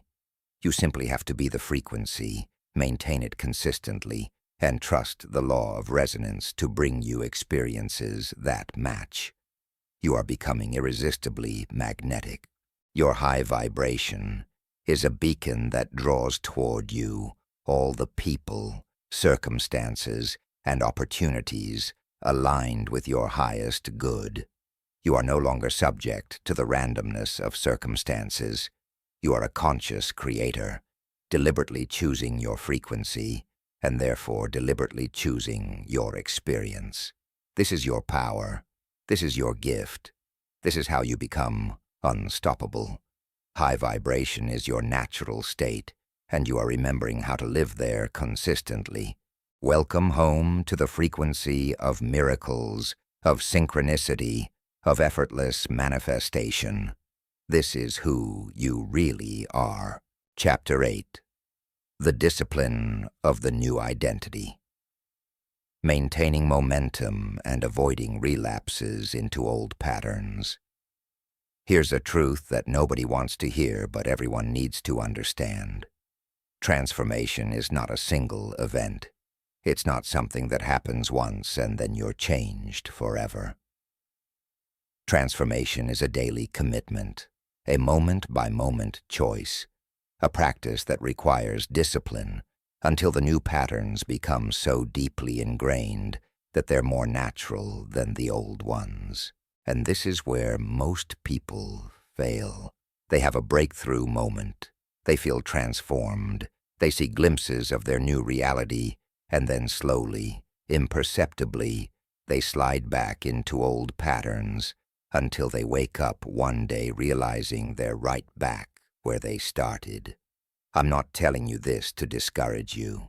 I'm telling you this to prepare you, because when you know that relapse is part of the process, when you understand that your old programming will try to reassert itself, when you're aware that maintaining your new identity requires conscious discipline, you won't be surprised or defeated when it happens. You'll recognize it as a normal part of transformation, and you'll have the tools to course correct before you lose all your progress. Think about it this way. Your old identity, the old patterns, the familiar ways of thinking and feeling and behaving, they've been your default for years or decades. They've carved deep neural pathways in your brain. They're efficient, automatic, requiring zero conscious effort. Your brain loves efficiency, so it naturally wants to travel down these well-worn pathways. Your new identity, on the other hand, is a new trail that hasn't been traveled much yet. It requires conscious effort to choose it. It feels awkward and unfamiliar, and your brain will constantly try to redirect you back to the familiar path, because that's what brains do. This is not a design flaw. This is your nervous system working exactly as it's supposed to, trying to keep you safe in the known. But safe isn't the same as fulfilling. Safe isn't the same as successful. Safe isn't the same as living your full potential. So you have to override your brain's preference for familiar patterns and consciously choose the new path over and over until it becomes the new familiar, until the new neural pathways are stronger than the old ones, until your new identity is more automatic than your old one. The discipline of the new identity begins with clear awareness of when you're operating from your old programming versus your new identity. Most relapses happen unconsciously. You don't decide to go back to your old ways. You simply stop paying attention, stop being vigilant, and the old patterns creep back in without you noticing until they've fully taken over. So the first practice is constant awareness. Throughout your day, check in with yourself. Am I thinking, feeling, and acting as my new identity right now? Or have I slipped back into my old self? This requires you to have crystal clarity about who your new identity is. Not vague ideas, but specific characteristics. How does this person think? What beliefs do they hold? How do they respond to challenges? What decisions do they make? How do they treat themselves and others? What emotions do they habitually feel? The more specific you are about your new identity, the easier it is to recognize when you're not embodying it. Let me give you an example. If your new identity is, I am someone who creates wealth effortlessly, then you know that this person doesn't stress about money. They don't check their bank account with anxiety. They don't make decisions from scarcity. They don't talk about how expensive things are or how they can't afford something. They're generous. They invest in themselves. They see opportunities everywhere. They trust that money flows to them naturally. So when you catch yourself worrying about money, complaining about costs, or feeling tight and contracted around finances, you immediately recognize, that's my old identity. That's not who I am anymore. The moment you notice you've slipped into old patterns, you have a choice point. This is the most critical moment in maintaining your new identity. You can either judge yourself for the slip, feel like a failure, spiral into, I'll never change, and let the old pattern fully take over.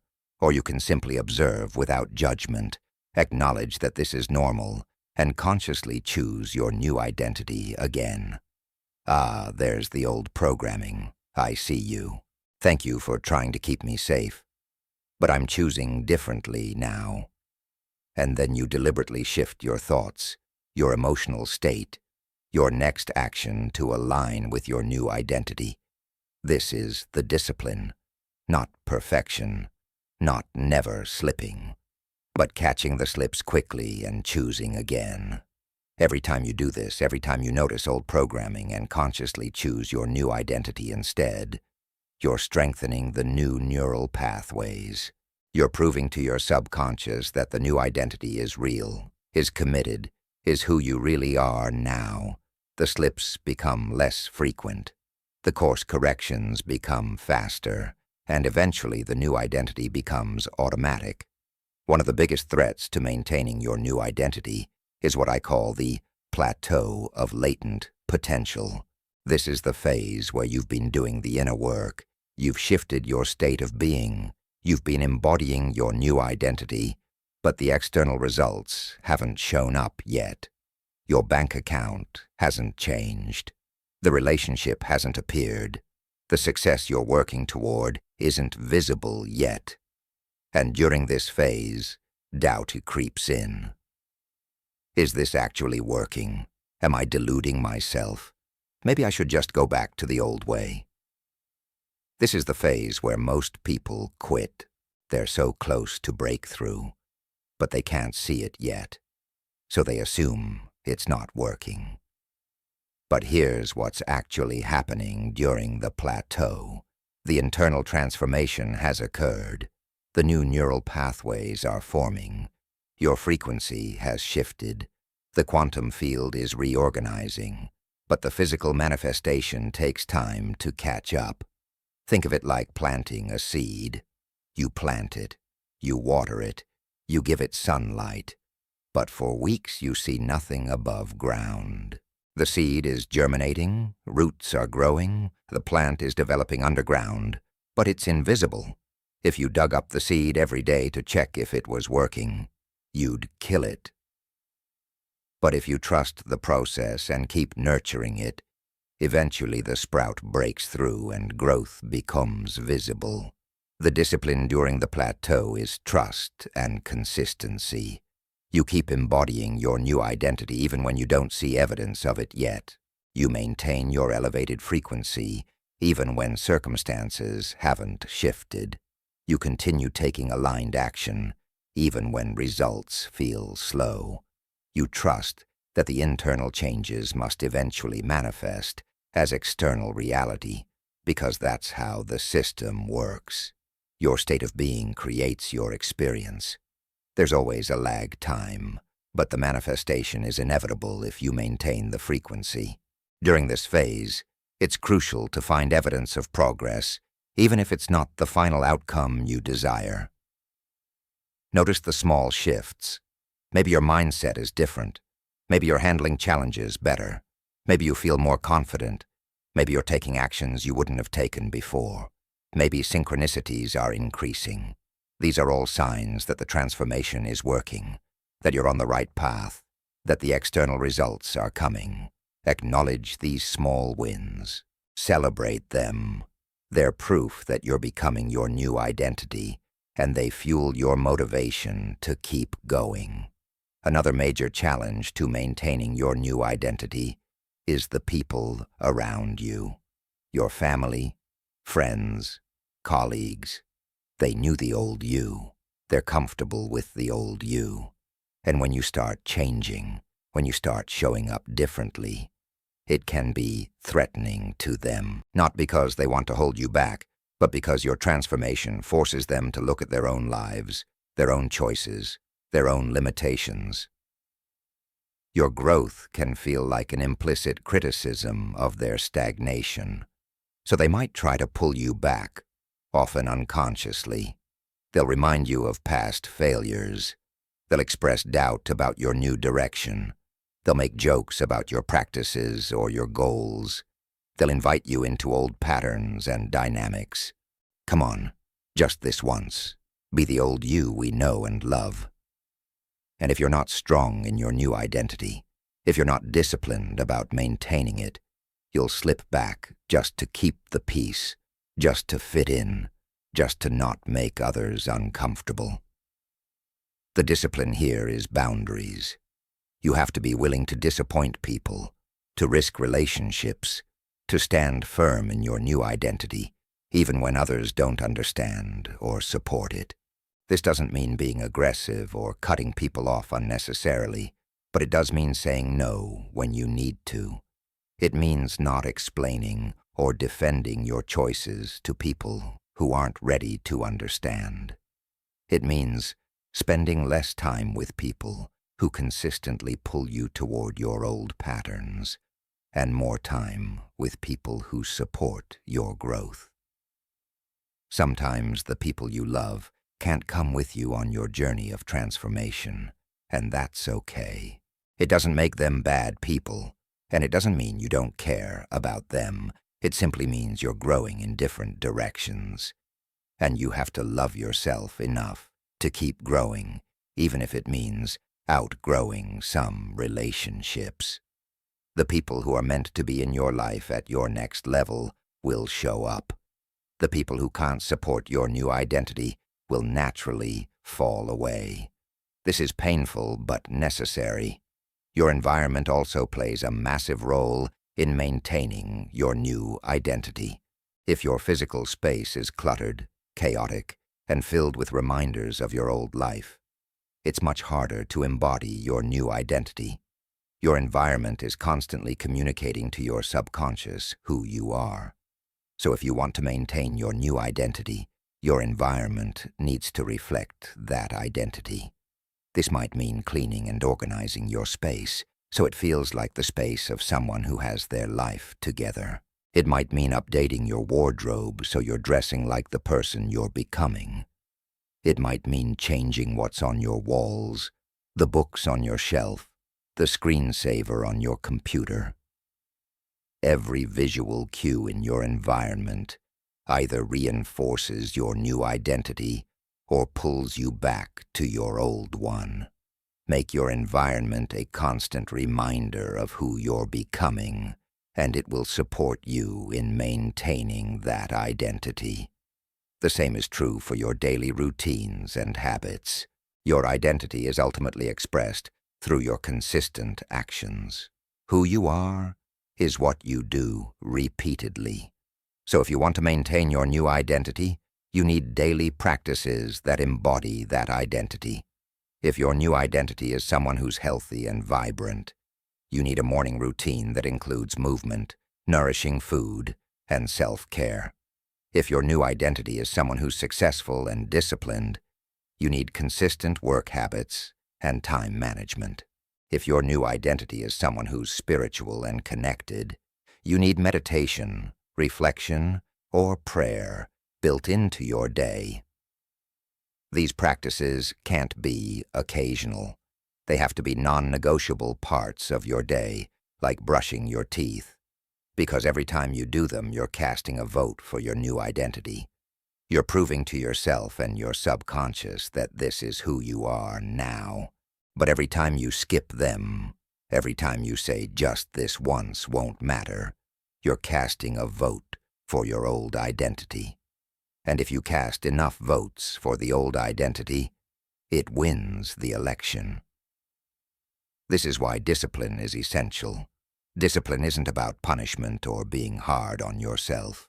Discipline is about loving your future self, enough to do what needs to be done today, even when you don't feel like it. It's about recognizing that your feelings are not facts, that motivation is not required for action, that you can choose your behavior regardless of your emotional state. On the days when you don't feel like doing your practices, those are the most important days to do them, because you're proving that your commitment to your new identity is stronger than your temporary feelings. Let me be clear about something important. Discipline doesn't mean rigidity. It doesn't mean never resting or never being flexible. It means you have a clear structure, and you honor it consistently, but you also know when to adapt. If you're genuinely sick or exhausted, rest is the disciplined choice. If something truly important comes up, adjusting your schedule is fine. The key is being honest with yourself about whether you're being flexible or making excuses. Your new identity knows the difference. One powerful practice for maintaining discipline is the 2-day rule. Never miss your important practices 2 days in a row. Life happens. You'll miss a day sometimes, but if you miss one day, you absolutely show up the next day, no matter what. Because missing 1 day is a blip. Missing 2 days starts a pattern. Missing 3 days, and you're sliding back into old habits. The 2-day rule prevents the slide before it gains momentum. Another practice is daily identity reinforcement.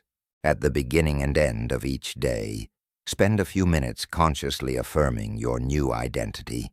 Not just saying the words, but feeling the truth of them. I am someone who creates wealth effortlessly. I am confident and capable. I am worthy of extraordinary success. I am healthy, vibrant, and strong. I am loved and supported by the universe. Say whatever statements represent your new identity, and as you say them, embody the feeling of them being true.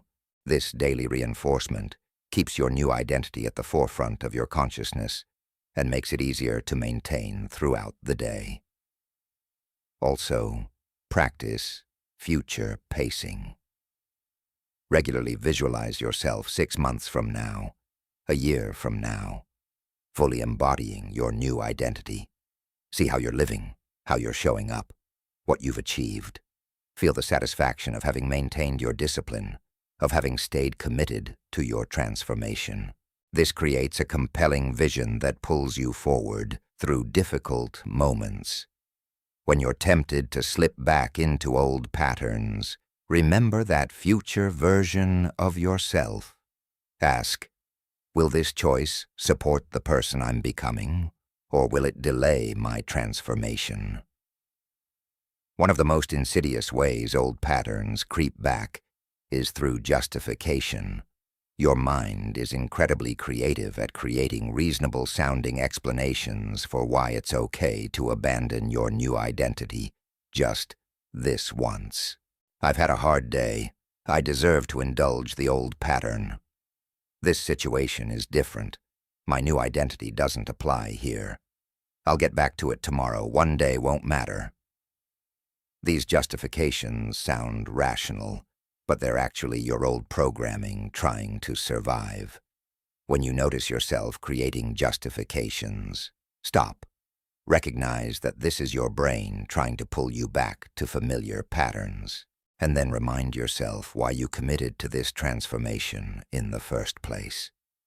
What was so painful about your old identity that you decided to change?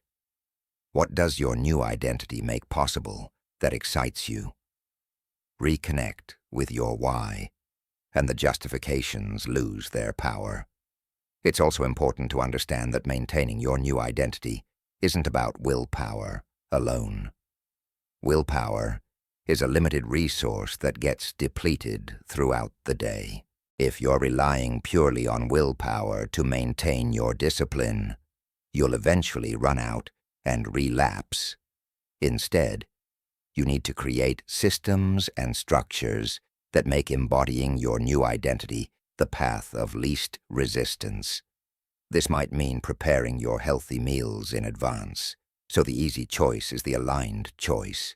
It might mean scheduling your important practices in your calendar, like appointments that can't be moved. It might mean removing temptations from your environment so you don't have to resist them. It might mean creating accountability with someone who will check in on your commitment. Make it easier to choose your new identity than to slip back into your old one, and discipline becomes much more sustainable. There's also something powerful about public commitment. When you tell people about your transformation, when you declare who you're becoming, you create external accountability. You're more likely to maintain your new identity when you know others are watching and expecting you to show up as that person. This doesn't mean you need to broadcast your journey to everyone, but sharing with a few trusted people who will support you and hold you accountable can significantly strengthen your discipline. As you progress in maintaining your new identity, you'll notice that it requires less conscious effort. The new patterns become more automatic. The new thoughts arise naturally. The new emotional states feel normal. The new behaviors happen without deliberation. This is when you know the transformation is becoming permanent. Your new identity isn't something you're trying to be anymore. It's who you actually are. The discipline hasn't disappeared, but it's been integrated so deeply that it no longer feels like discipline. It feels like authenticity. But even when you reach this level, don't become complacent. Your old programming never fully disappears. It just becomes dormant. And during times of stress, crisis, or major life changes, it can resurface. This doesn't mean you failed or lost your progress. It just means you need to recommit, to consciously choose your new identity again, to return to the practices with renewed dedication. Every time you do this successfully, you deepen your new identity even further. The journey of maintaining your new identity is ultimately about self-love. It's about loving yourself enough to not settle for less than who you're capable of becoming. It's about honoring the calling you feel toward your highest expression. It's about respecting yourself enough to keep your commitments, especially the commitments you make to yourself. Self-discipline is self-love in action. It's saying, I value my dreams more than my temporary comfort. I value my growth more than my familiar patterns. I value my potential more than my past. As you rest tonight, feel the strength of your commitment to your new identity. Feel the discipline that flows from love rather than force. Feel yourself becoming more solid, more grounded, more established in who you're choosing to be. The old patterns are weakening. The new identity is strengthening. You are becoming unstoppable, not through perfection, but through persistent choice, moment by moment, day by day, choosing your highest self over your familiar self. This is your discipline. This is your power. This is how transformation becomes permanent. You are not the person you used to be. You are becoming who you were always meant to be. And nothing, not your old programming, not other people's doubts, not temporary setbacks, nothing can stop you as long as you maintain your commitment to your new identity. You are disciplined. You are dedicated. You are unstoppable. This is who you are now. Chapter 9, Synchronicity and the Universe. Conspiring in your favor. Recognizing and following the signs that guide you to success. There's a moment in every person's transformation where they start noticing something extraordinary. Coincidences that seem too perfect to be random. The right person appearing at exactly the right time.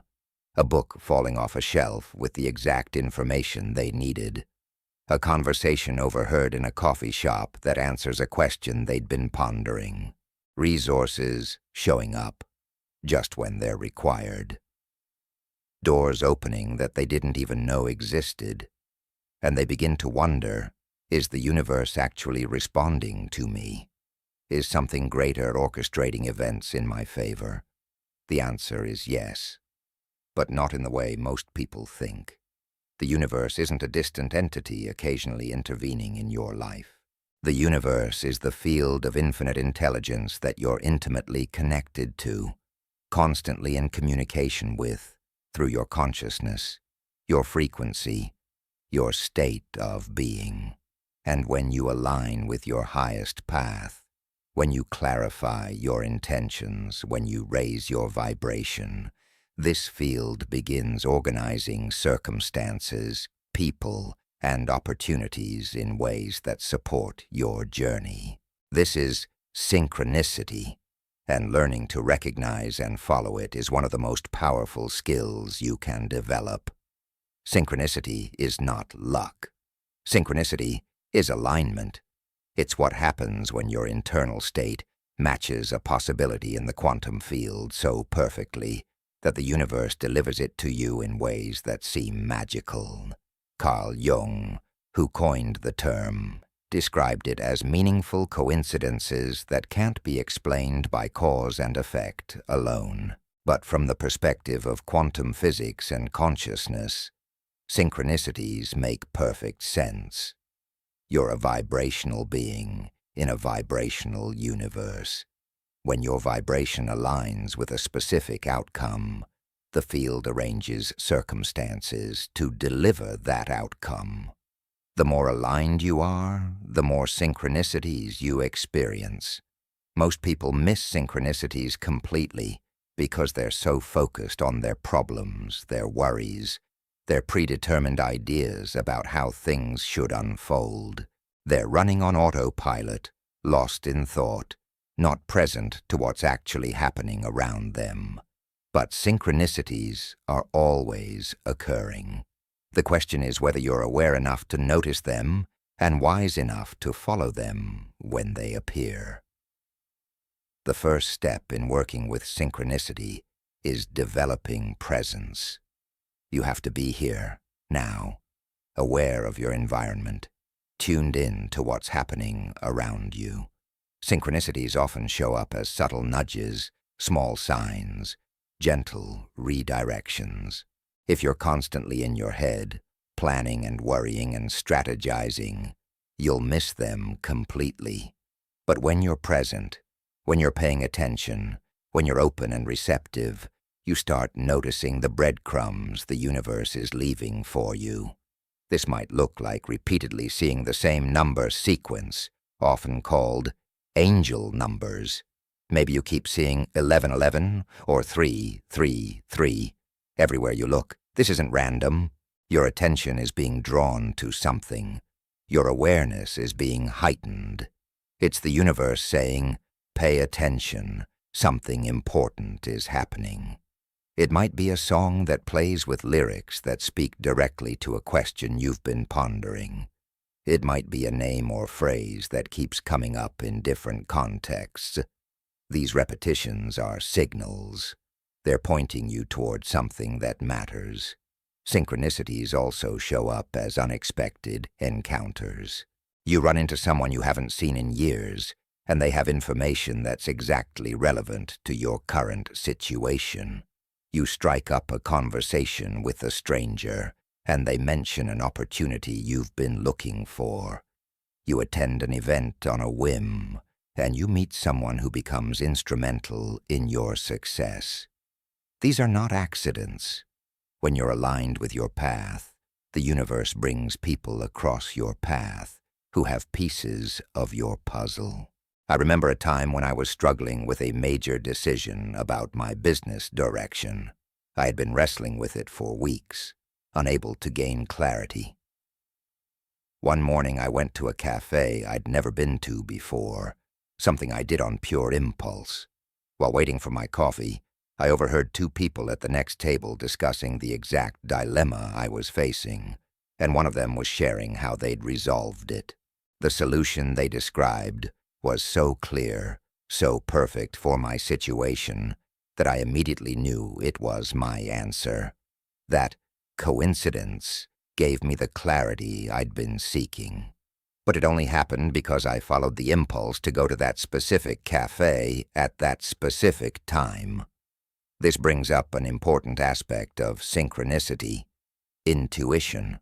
Your intuition is your internal guidance system, your direct connection to the intelligence of the universe. It speaks to you through feelings, hunches, gut instincts, sudden knowings. When you get a strong impulse to do something that doesn't make logical sense, that's often intuition guiding you toward the synchronicity. When you feel drawn to a person, a place, a book, an opportunity without rational explanation, that's the universe nudging you in the right direction. The challenge is learning to distinguish true intuition from fear, desire, or mental chatter. True intuition has a quality of calm knowing. It doesn't come with a lot of emotional charge or mental justification. It's just a quiet certainty, a clear sense of yes or no. Fear, on the other hand, is loud, urgent, accompanied by worst-case scenarios and anxiety. Desire masquerading as intuition comes with attachment and desperation. Mental chatter is noisy, contradictory, constantly changing. To develop your intuition, you need to practice listening to it and acting on it, especially in low-stakes situations. You get a feeling you should take a different route home, and you follow it. You feel drawn to call someone, and you make the call. You have an impulse to pick up a certain book, and you read it. These small acts of following your intuition build trust in your internal guidance system. And as you build that trust, your intuition becomes clearer, stronger, more reliable. You start recognizing the unique feeling of true intuitive hits, and you learn to act on them even when they don't make logical sense. When you act on synchronicities and intuitive nudges, remarkable things happen. Opportunities open, problems resolve, resources appear, paths clarify. It's like the universe is saying, yes, you're listening.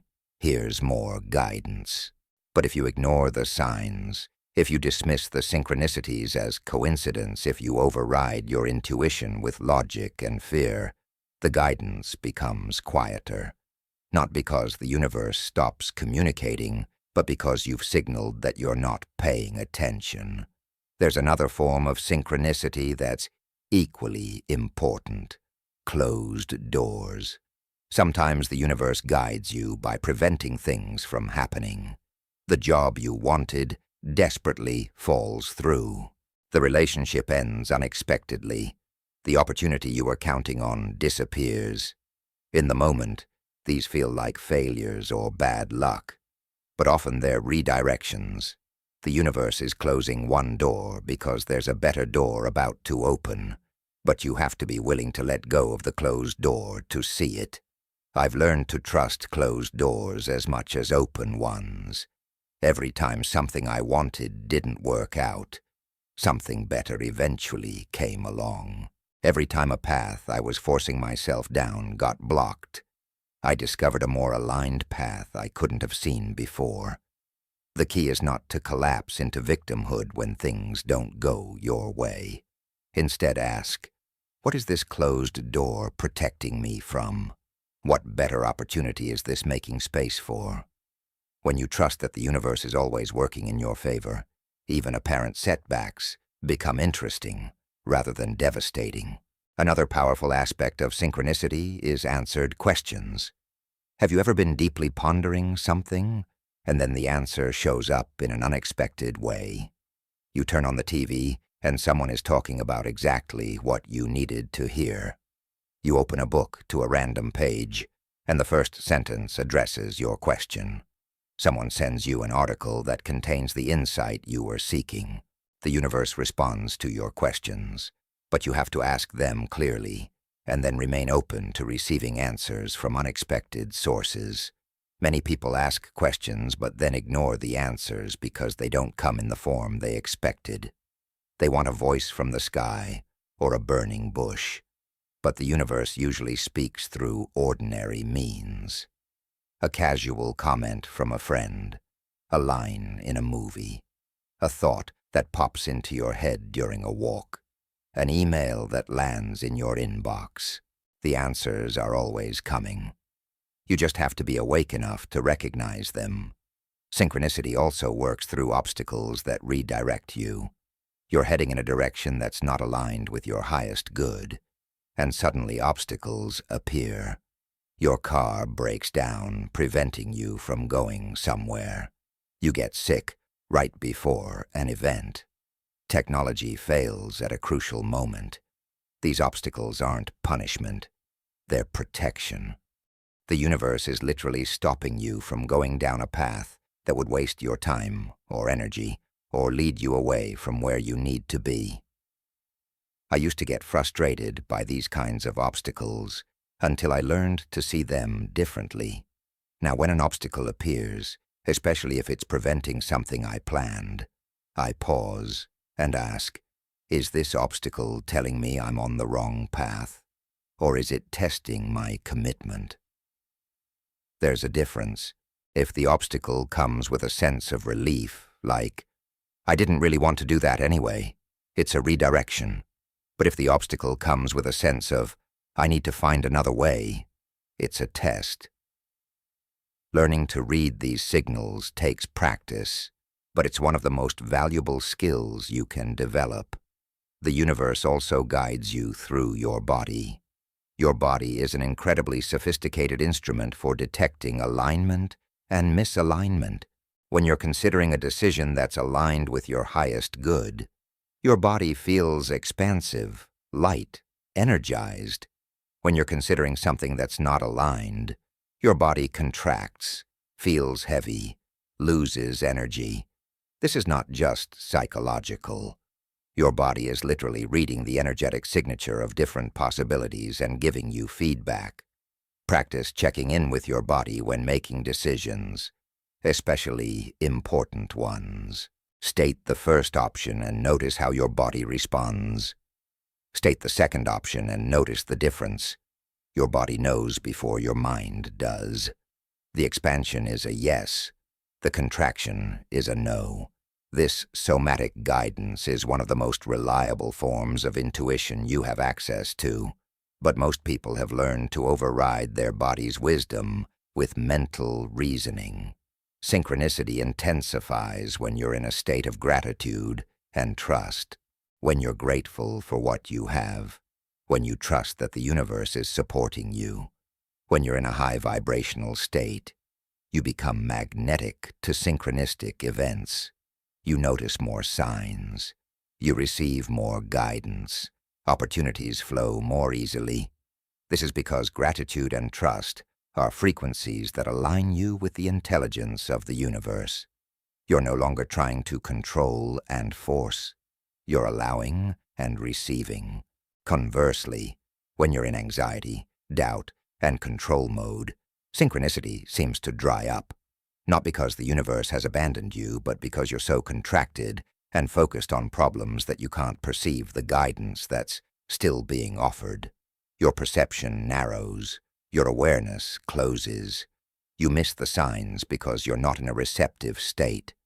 This is why maintaining high vibration isn't just about feeling good. It's about staying open to the universe's guidance. One practice that enhances your ability to work with synchronicity is keeping a synchronicity journal. Write down the meaningful coincidences, the unexpected encounters, the answered questions, the intuitive hits that proved accurate. Over time, you'll start to see patterns. You'll recognize your unique way of receiving guidance. You'll build evidence that the universe really is responding to you, which strengthens your trust and makes you even more receptive to future synchronicities. Looking back through your journal during difficult times can be incredibly powerful. When you're doubting whether this whole thing is real, when you're wondering if you're just making it all up, you have concrete evidence that no, you're not crazy. The universe has been guiding you all along. This evidence builds unshakable faith in the process. It's also important to understand that synchronicity doesn't always feel good in the moment. Sometimes, the universe guides you through challenges that force you to grow. Sometimes the synchronistic event is difficult but necessary. You lose a job that was draining you, which forces you to finally pursue your passion. A relationship ends, which opens space for your true partner. A plan falls apart, which redirects you toward your real calling. Trust that even the difficult synchronicities are serving your evolution. There's a difference between forcing and flowing. Forcing is when you have a specific plan for how things must unfold, and you push and struggle and try to make it happen through sheer willpower. Flowing is when you have clear intentions but remain open to how they manifest, following the synchronicities and guidance as they appear.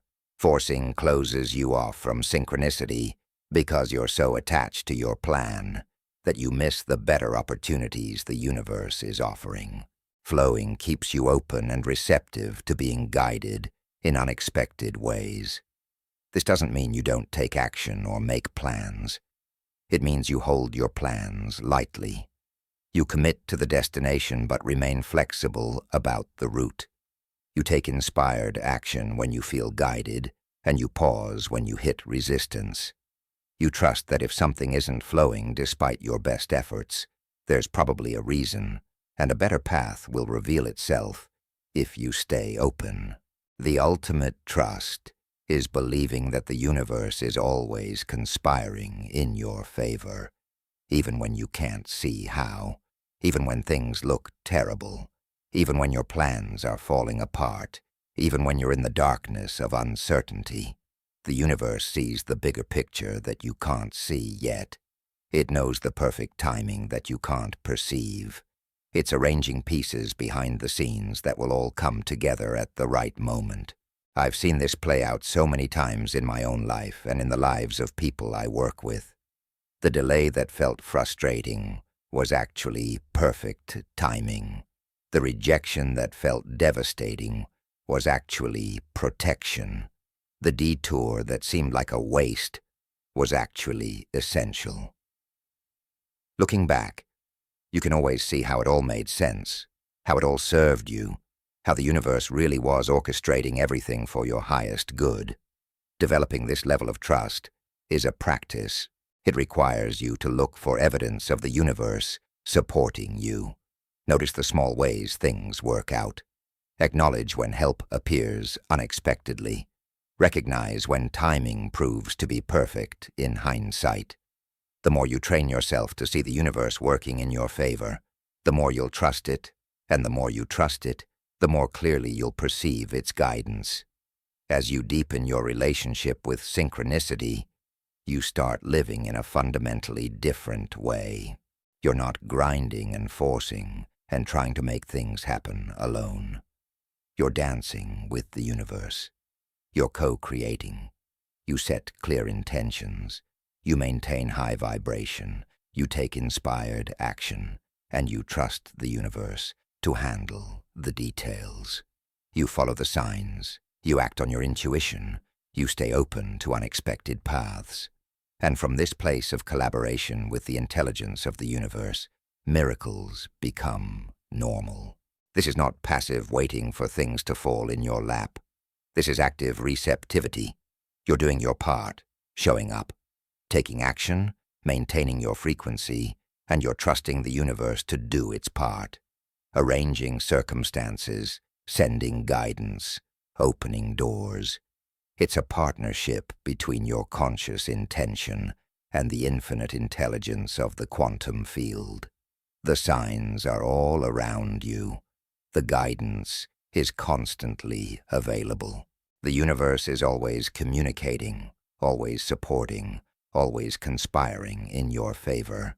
Your job is to develop the awareness to notice, the trust to follow, and the faith to believe that you're being guided even when you can't see the full picture. You're not alone on this journey. You never have been. You're being supported by forces you can't fully comprehend, guided by an intelligence that sees what you cannot, loved by a universe that wants nothing more than for you to fulfill your potential and live your extraordinary life. As you drift towards sleep tonight, set the intention to become more aware of synchronicities. Ask the universe to send you clear signs that you can easily recognize. Trust that guidance is coming, and tomorrow, pay attention. Notice the coincidences. Follow the intuitive nudges. Act on the impulses that feel aligned. The universe is speaking to you in every moment. All you have to do is listen. You are guided. You are supported. You are being led toward everything you desire. Trust the signs. Follow the flow. The universe is conspiring in your favor, always and in all ways. Chapter 10. The Unstoppable. You living in the activated code, integrating everything and becoming the force. You were born to be. Here we are, at the culmination of this journey. But this isn't really an ending, this is your beginning. Everything you've absorbed over these chapters, every concept you've understood, every practice you've learned, every insight you've gained, it has all been preparation for this moment. The moment where you recognize that you are no longer the person who started this audiobook. You have been transformed. The code within you has been activated, and now it's time to step fully into the unstoppable force you are always meant to be. Let's take a moment to acknowledge how far you've come. You've awakened to the reality that your old programming was running your life, creating the same patterns and results over and over. You've learned that you're not a passive observer of a fixed reality, but an active participant in a responsive quantum field. You've discovered how to reprogram your subconscious mind, installing new beliefs that align with the success you desire. You've learned to embody the state of being of the person who already has everything you want, generating elevated emotions independent of circumstances. You've identified and begun eliminating the frequencies of failure that kept you stuck.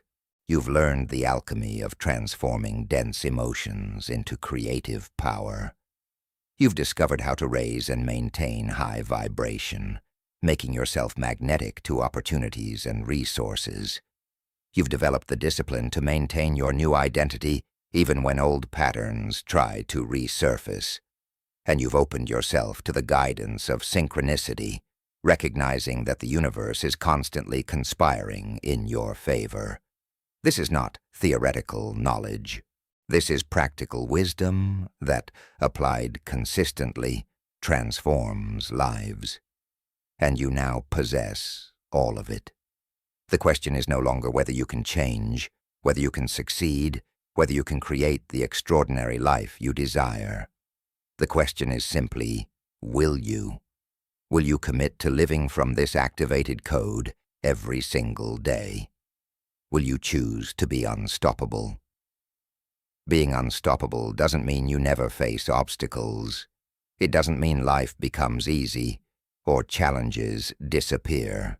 Being unstoppable means that no obstacle, no setback, no temporary failure can stop your forward momentum. You might slow down, you might need to pivot, you might have to try a different approach, but you never give up. You never go back to your old limited self. You never forget who you've become and what you're capable of.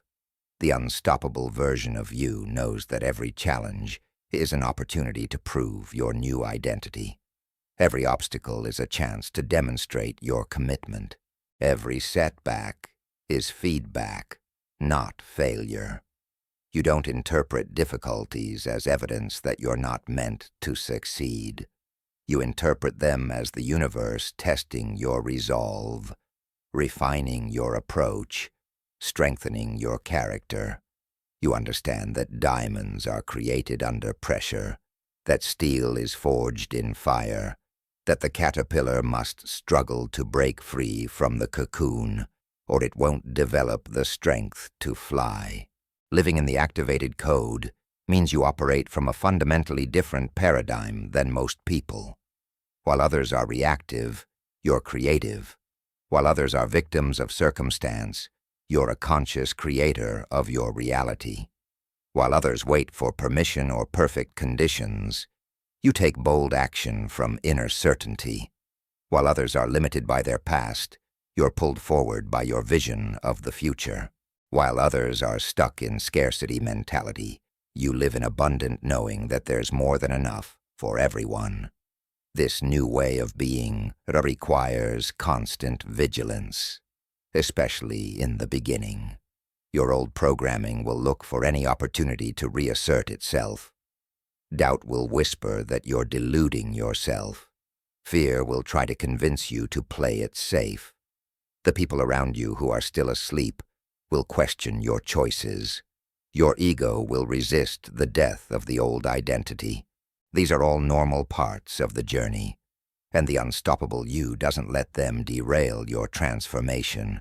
Instead, you meet these challenges with compassion and firmness. Thank you for trying to protect me, but I don't need that protection anymore. I am safe in my expansion. I am capable of handling whatever comes. I trust myself and the process. And then you return to your practices.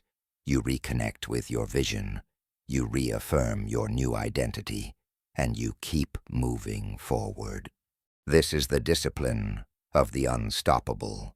Not rigid perfection, but flexible persistence. Not never falling, but always getting back up. One of the most powerful aspects of living in the activated code is that you become a beacon for others. When you embody your transformation, when you live from high vibration, when you manifest your desires, when you become unstoppable, you give others permission to do the same. Your success doesn't take away from anyone else. It actually expands what's possible for everyone around you. You become living proof that transformation is real, that the principles work, that ordinary people can create extraordinary lives. This means you have a responsibility, not a burden, but an opportunity. The responsibility to keep growing, to keep expanding, to keep pushing the boundaries of what you thought possible. Because every time you break through a limitation, you make it easier for others to break through theirs. Every time you achieve something that seemed impossible, you expand the field of possibility for humanity. Your personal transformation has ripple effects far beyond your individual life. But this responsibility starts with you. You can't help others transform if you haven't transformed yourself. You can't guide others to their unstoppable nature if you're still stuck in your limitations. So your primary focus must always be your own continued evolution, not from selfishness, but from the understanding that the greatest gift you can give the world is the fullest expression of who you are. When you shine your brightest, you illuminate the path for others. Living in the activated code also means you develop an unshakable trust in timing. You understand that there's divine timing to everything, that the universe orchestrates circumstances with precision you can't always perceive. What you want is on its way, but it arrives at the perfect moment, not necessarily when you think it should. Your job is to maintain your frequency, continue your practices, stay aligned with your vision, and trust that everything is unfolding exactly as it needs to. This trust doesn't come from blind faith. It comes from experience. Every time you've trusted and been supported, every time something worked out better than you planned, every time a closed door led to something better, every time your intuition proved accurate, these experiences build a foundation of trust that becomes unshakable. You've seen the evidence. You know the universe has your back, and that knowing allows you to relax into the journey instead of anxiously trying to control every detail. The unstoppable you also understands the power of celebration. You don't wait until you've achieved the ultimate goal to celebrate. You celebrate every step, every small win, every moment of growth. You acknowledge when you chose your new identity over your old programming. You appreciate when you maintained high vibration through a challenge. You recognize when you followed synchronicity and it led somewhere meaningful. This constant celebration keeps your frequency high and creates momentum that propels you forward. Celebration is also a form of gratitude, and gratitude is one of the most powerful frequencies for manifestation. When you're genuinely grateful for what you have and what's coming, you're in the frequency of abundance. You're acknowledging that you're blessed, supported, and that good things flow to you. And the universe responds to that frequency by sending more things to be grateful for. This creates an upward spiral of increasing abundance, joy, and success. Another key aspect of living in the activated code is maintaining beginner's mind. You never arrive at a point where you've learned everything, where you know it all, where you can coast on past insights. There's always another level of understanding, another layer of transformation, another expansion available to you.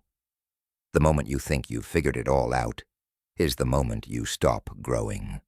The unstoppable you remains humble, curious, always open to new insights and deeper understanding. This means you continue learning, exploring, experimenting. You read books that challenge your thinking. You expose yourself to new perspectives. You try new practices. You remain coachable and teachable. You understand that wisdom comes from many sources and that the universe is always ready to teach you if you're willing to learn. This attitude of perpetual growth ensures that you never stagnate, never become complacent, never stop evolving toward your highest potential. Living in the activated code also requires you to develop emotional resilience, not the kind of resilience that hardens you or closes your heart, but the kind that allows you to feel deeply while not being derailed by your feelings. You experience the full spectrum of human emotion, the joy and the sadness, the excitement and the fear, the gratitude and the grief. But you don't let any emotion define you or determine your trajectory. You feel it, you learn from it, you allow it to move through you, and then you return to your center, to your vision, to your unstoppable nature. This emotional resilience is what allows you to take big risks without being paralyzed by fear of failure. You know that if things don't work out, you'll feel disappointed, but you won't be destroyed. You'll learn, adjust, and try again. This knowledge frees you to play full out, to go after your biggest dreams without holding back, to live boldly instead of cautiously. And paradoxically, this freedom from the fear of failure actually increases your chances of success. because you're not creating from a contracted, fearful state. The unstoppable you also understands the importance of giving back. As you experience more success, more abundance, more fulfillment, you naturally want to share it. You want to help others who are where you used to be. You want to contribute to causes that matter to you. You want to use your resources, knowledge, and influence to make a positive impact. This desire to give back is not just altruistic. It's also a powerful way to maintain and expand your own abundance, because giving keeps you in the frequency of having more than enough. This might look like mentoring someone who's just starting their transformation journey.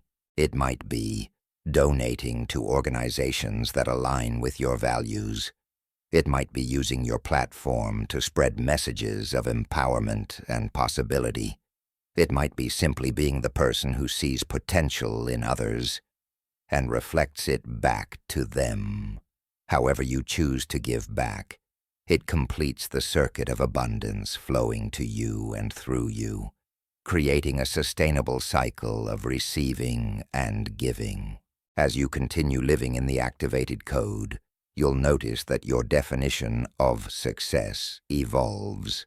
What you thought you wanted when you started this journey might shift as you grow.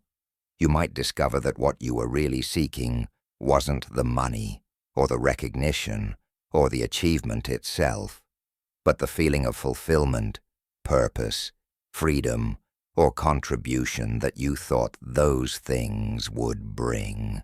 And you might find that you can experience those feelings now, while still working toward your goals, which changes your entire relationship with success. The ultimate success is not reaching a destination.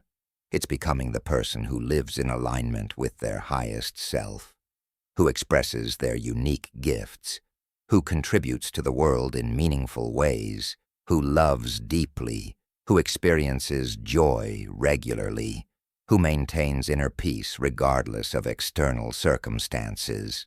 This is the success of the unstoppable you. Not just what you achieve, but who you become in the process of achieving it. There will be moments on this journey when you forget everything you've learned, when you slip back into old patterns so completely that you wonder if any of this transformation was real, when you feel like you're starting over from scratch. These moments are not failures. They're part of the spiral of growth.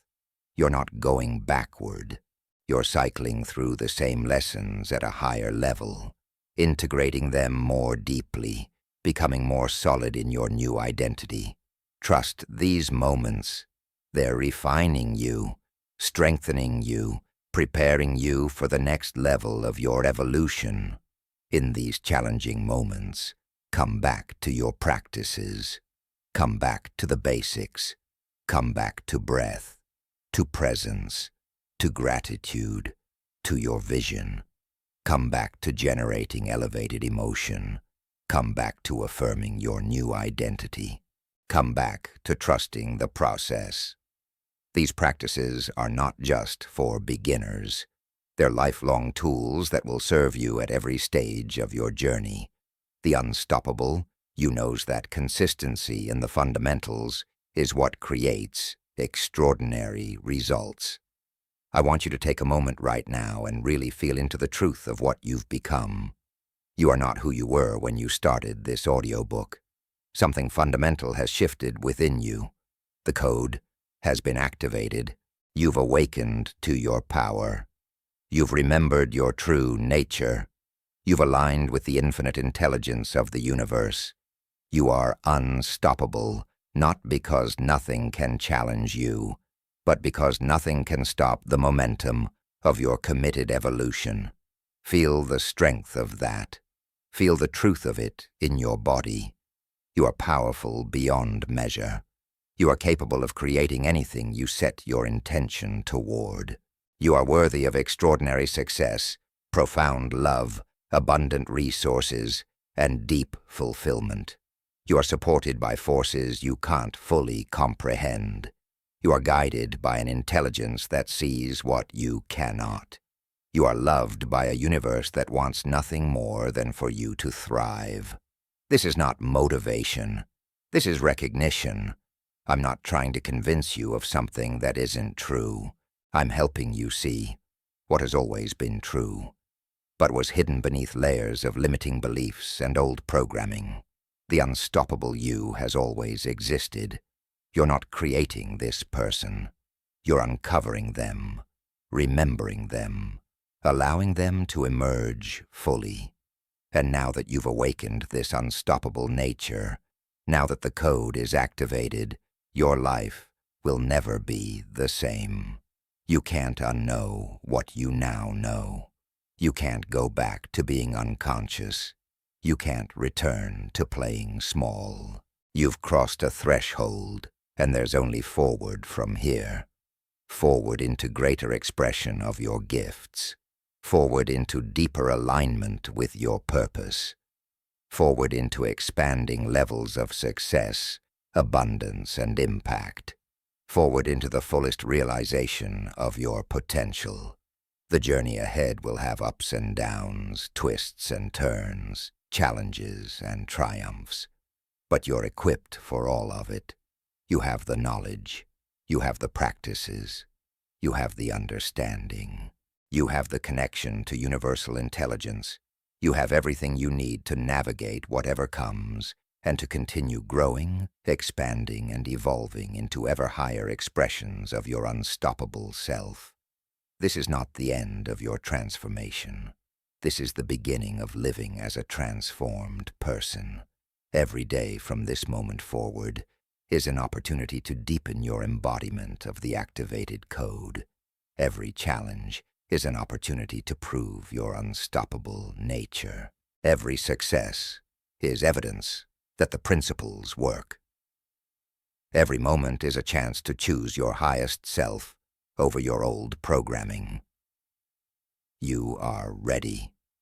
You have always been ready. The universe has been waiting for you to recognize your own power, to claim your birthright, to step into the magnificence that you are. And now you have. Now you know. Now you understand. The code is activated. The transformation is complete. And yet, it's only beginning. As you drift into sleep tonight, feel yourself integrating everything you've learned. Feel it becoming part of your cellular structure, your neural pathways, your energetic signature. Feel yourself solidifying as this new version of you. Feel the old identity dissolving completely, releasing its hold, making space for your unstoppable nature to become your natural state of being. Tomorrow when you wake as the unstoppable you. You wake with the code fully activated. You wake ready to create, to manifest, to succeed, to thrive, to become everything you've always known you could be. You wake as the person who has broken free from all limitation, who operates from infinite possibility, who knows without doubt that they are meant for extraordinary things. You are unstoppable, not because I say so, but because you've claimed it. Not because you hope to be, but because you've become it. Not because it's a future possibility, but because it's your present reality. The code is activated. The transformation is embodied. The journey continues, but from a completely new level of consciousness, capability, and certainty. Go forward from this moment knowing that you are supported, guided, and destined for success. Go forward knowing that you have everything within you that you need. Go forward knowing that the universe is conspiring in your favor. Go forward knowing that you are unstoppable. This is who you are. This is who you've always been. Welcome home to your true self. Welcome to the activated code. Welcome to your unstoppable life. The adventure is just beginning, and it's going to be extraordinary. because you are extraordinary. And now, finally, you know it. You feel it. You embody it. You are it. You are unstoppable. Now go live like it.